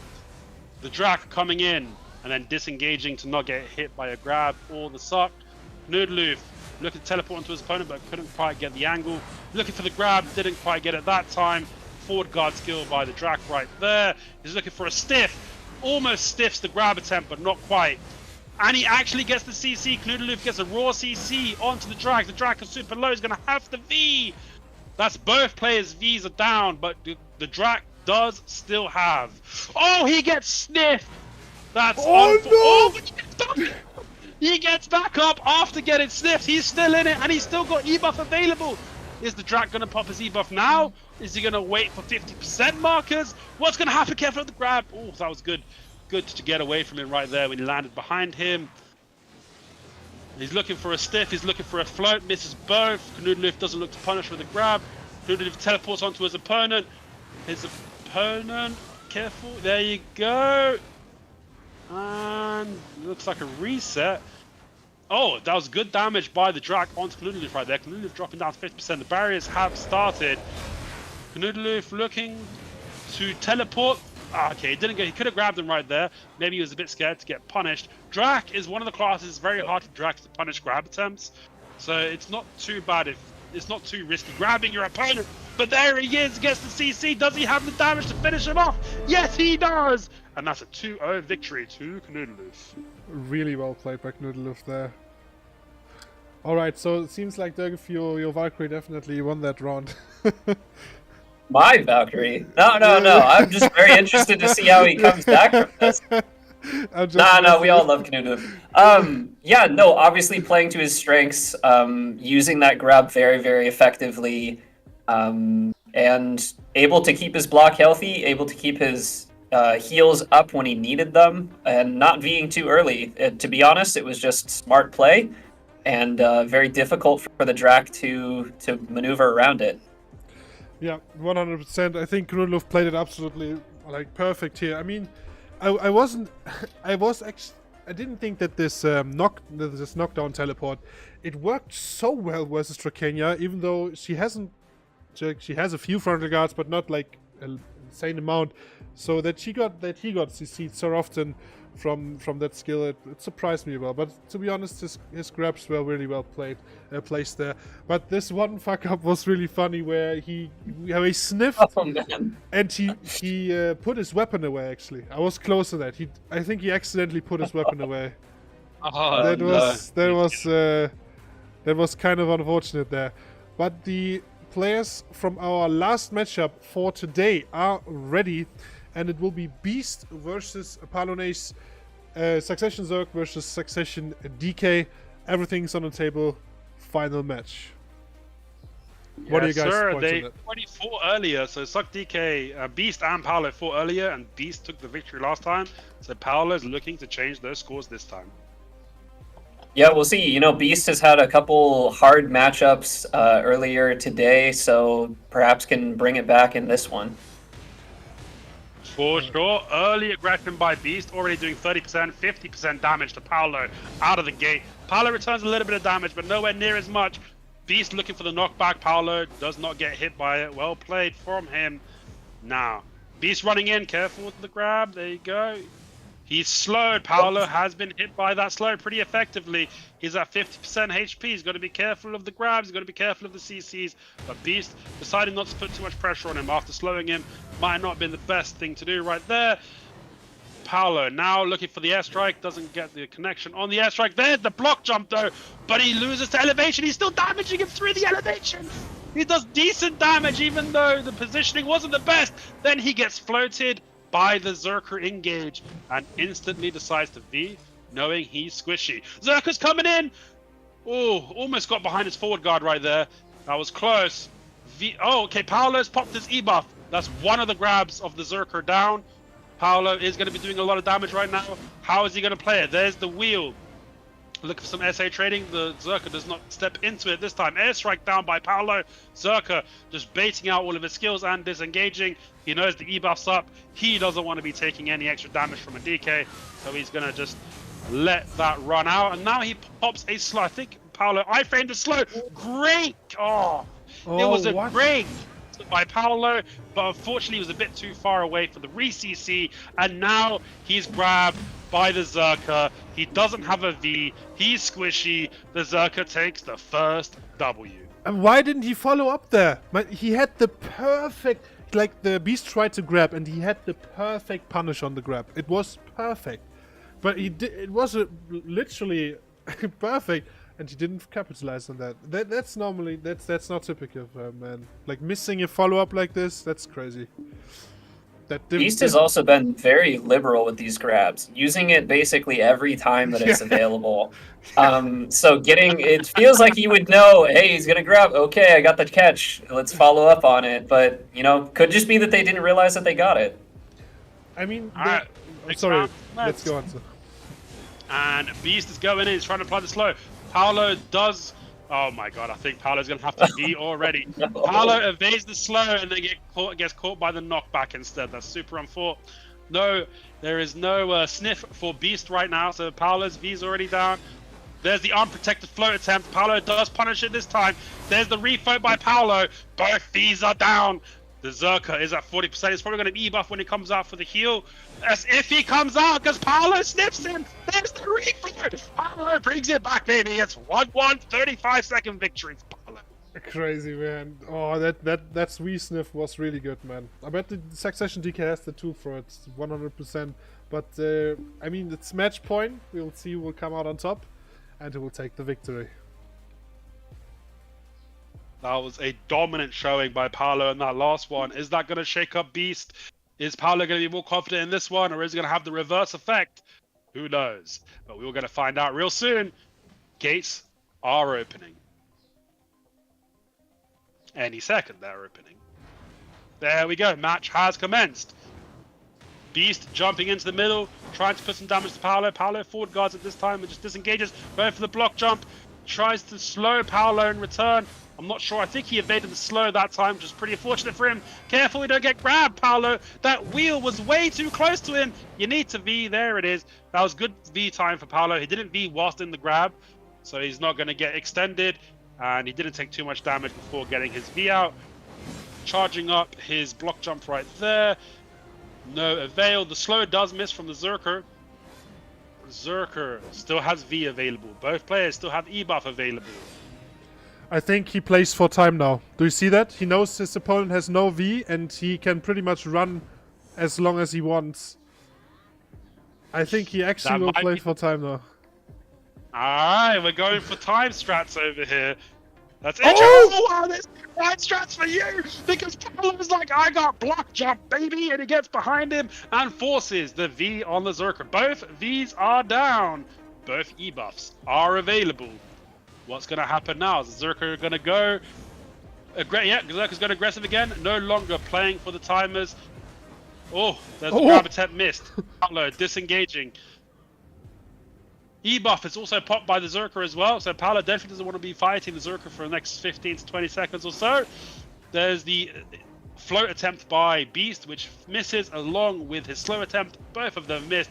Beast coming in. Palu tries to get behind him. Airstrike misses Beast. He tries to wheel, doesn't quite hit.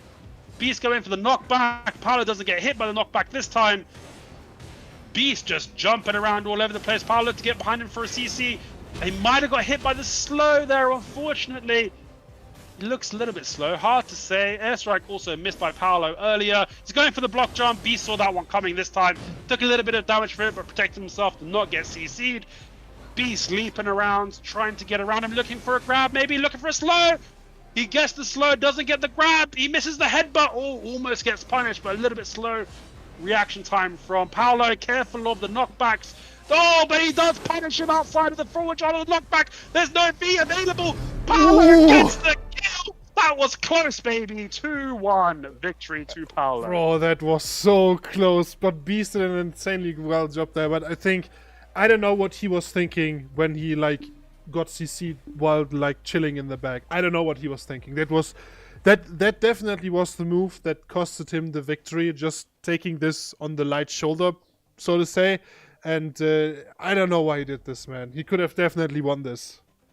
But I guess Palu just played better in this one, and he took the victory. I think it was good adaptation from Palu, seeing that the Zerker was trying to play for time, seeing that he was just running around avoiding, to actually go on the aggressive then. Because it had been the Zerker aggressing pretty much the entire match until he disengaged.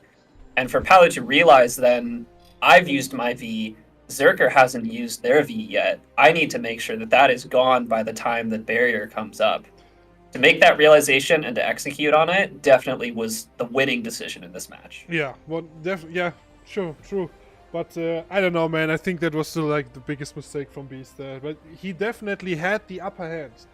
His opponent was like V down, and I think the time strat overall was not the worst thing to go for as a Saxon. Mm-hmm. There's no way that the DK catches you if you don't want to. But that he just stood there unprotected doing nothing. Oh, that's so... I don't know. And the thing is, he was already he was CC capped and he was over 50% HP and he V'd. I think he he shouldn't need to be there in this position. Those two crucial mistakes, I think, that just cost him the victory there. But to be fair, people are nervous. People are definitely nervous in those tourneys. They tend to do stuff like this. However, our brackets are through. We have our winners that are advancing to knockout stage tomorrow. We have Sin on the Awakening Soak, Siri on the Awakening Tabor, Jity versus Jity aka Nerve aka Gangus aka Genesis. And on the Awakening Hush, we have Marco Jun aka Bropo on the Awakening Striker, and Lucifero on the Awakening Striker, Lorenzo on the Succession Hashashin, Kloof on the Awakening Valkyrie, and Palones on the Succession Dark Knight. So this was definitely a cool format. What do you guys think? I think it was super nice. I liked it a lot. Yeah, this format's really good for 1v1s. You get to see a lot of different people play off each other. You don't instantly get eliminated just off a loss. I love the format. I love the players. People really showing up today, showing what these classes can do. The skill levels were high. The plays were great. Some mistakes were made. Some laughs were had. This was a great tournament day today, and I can't wait for tomorrow. Yep. So tomorrow, first of all, thanks, Durga, for joining today. Hey, you guys are the pros. I've just been hanging out here, man. Still, man, I mean, you had to get up super early, right? So it was a little early, yes, but happy to be here. All right. So tomorrow we have Ash with us as well. And yes. So yes, tomorrow make sure to come back and watch the finals for this. We are going to have GM Ash helping to support the casting for the final tournament here. I believe it's same timing for tomorrow, correct? No, actually, I had a few people already messaging me that they might not be there for this, and since tomorrow it's quarterfinals, semifinals, and finals, we are going for 1 hour early. Later. So it's 1 hour later. 1 hour Okay. later. Yes, 1 hour later than today. We will still have our precast, Hanzo, but I think it will be a bit shorter because we have just less to discuss. We have not a lot of players, and yeah, I won't show every replay from today, so it's definitely not gonna happen. That would be way too much work. And sorry guys for the scuffed intro sequence today, but sometimes things just don't work out the way I want to. I already ordered new PC parts, so this does not happen in the future again. Well, I'd like to say a big thank you to Zach and to you, Hanzo, for organizing this and setting it all up. We all know, I'm sure all of you know who are watching today as well, that Zach has put days of work into setting up this tournament. Just an incredible amount of effort into it. So please show him some love, and looking forward to the finals tomorrow. Yeah, thanks, Turger, for that. But there's another guy I want to mention. He's behind the scenes. His name is Splice, aka God. He's doing God's work. Without him, things would not be possible the way, because otherwise we had to do all the inviting. He's making sheets in the background, keeping all the players updated in terms of brackets. So without him, it would not be that flawless and clean, as you can say. So thanks to him as well. He's also part of the group, and a really important part actually. So thanks to you, God. Appreciate all the kind words. Thank you, Durga, for getting up early and being here. And it was 100% Zek's effort to get us to this tournament stage, and God's effort to keep this tournament running today. I'm just here to do some talking. I'm happy to have the opportunity, and I'm looking forward for tomorrow, because I think we're going to see some of the best players of the tournament yet. Yeah, that's definitely true. Tomorrow we will aim so the tournament was designed to have as many people as possible fighting against different people, so the match were not that the matches were mostly best of ones or best of threes at max, so you have more diversity in the fights and less in the length of the fight. But this will change tomorrow. We have longer matches for tomorrow, and obviously it's quarterfinals and semi-finals and finals are single elimination. So this will not be random. I will post on Discord how the structure will be. So the first two, so Sin and Siri, they have a flawless victory. They will be placed on top and on the bottom of the knockout stage, and then we go from there. So there's a structure of how, depending on where you won in Swiss stage, where you will land in the knockout stage, just to make things not as random. So with that being said, guys, we have I will post the code again. We had a code earlier for the people that missed it. Okay, it's not in my... Let me quickly go to... That's going to be Tourney Hype EU023. Here, let me put it in the chat as well. Yeah, so... There you go, that's the code.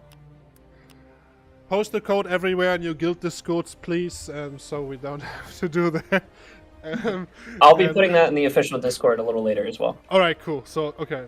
Then that should be fine. We have another code for you guys tomorrow as well. It will be a different one. At the end of tomorrow's stream, I will also put them on display, so you guys, don't miss that. So thanks everyone for coming. Thanks for the participants for fighting, and for all the people that made it into knockouts. Congratulations, and for the people that are out the tournament, thanks again for participating. I hope you had fun. I hope you liked the tournament format. And yeah, guys, do you want to say something for the final words? Yeah, thank you for everyone coming. Thank you for Zek, your hard work, Durga for showing up, sponsoring the tournament for us, and God for doing all the background work. Hell of a team, hell of a tournament. Can't wait for tomorrow. All right, guys. With that being said, have a great evening. Have a great siege actually in 1 hour and 10 minutes, and we see us tomorrow.